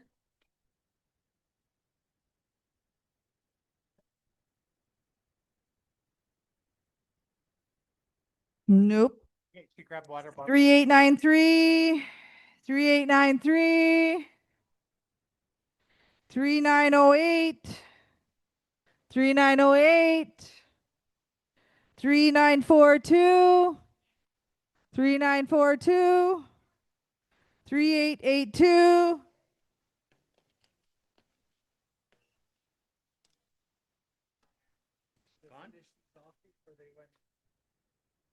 Yep, yep. Okay, I'm not gonna keep calling them. Which one? 3882. Yep, go ahead, Marcus. Okay. Any? Anything on the Oh, yeah.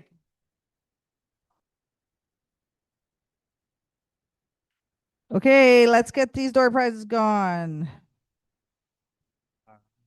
Amari Holmes, 3879. 74, we did call that one. Right there. Yeah, right there. So I Go could ahead, find some. David. David, pick one. Yeah, anything there? Now, There's you should Mari. have a package of bingo dabbers. 3907. Shan Labatch. Mal, you want to come pick for her? 3936. 3936. 3936. 3895.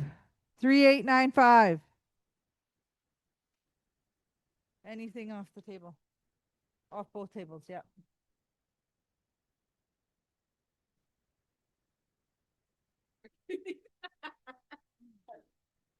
Three, 954. 9 mini. 54. Yeah. Who's 54? I'm taking the light right for her. Yeah, okay. Take that headboard down. Go ahead, yeah, yep, go ahead. You want those ones? Yeah, go ahead. Walking sticks. Yeah, that's it. I had. Good. 3936. 3936. Going once. 3936 twice. Gone. 3869. 3869. Going once. 3869. Twice. Gone. 3883. Eliza Antoine.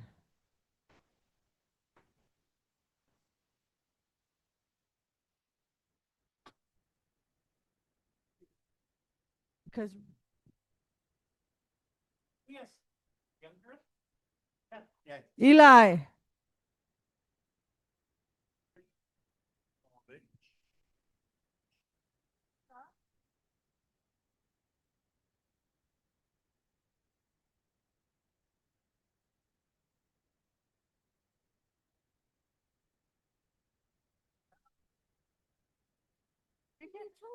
No, right here's your ticket. So we'll go in my office. Okay, deal? Okay. Matthew Holmes. Chanel? Chanel? I have kids prizes in my office, so you can just wait a minute. We have 3878. Yeah. 3878. 3891. 3891. Come on, people. Win these last few. I don't think so. Yeah, and what? Scotty Antoine. So, oh yeah, right there. Right there.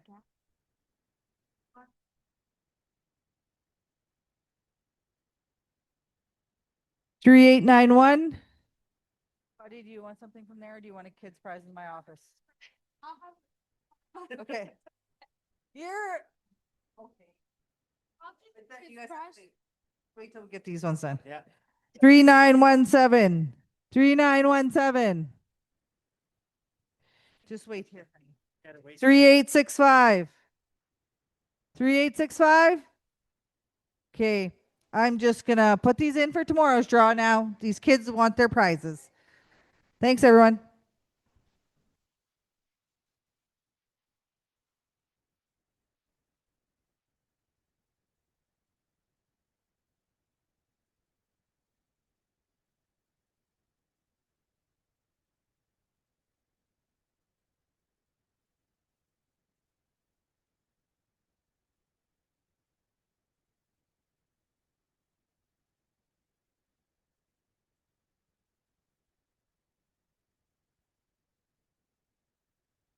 Now, do you want to send Matthew this way? He can come with me.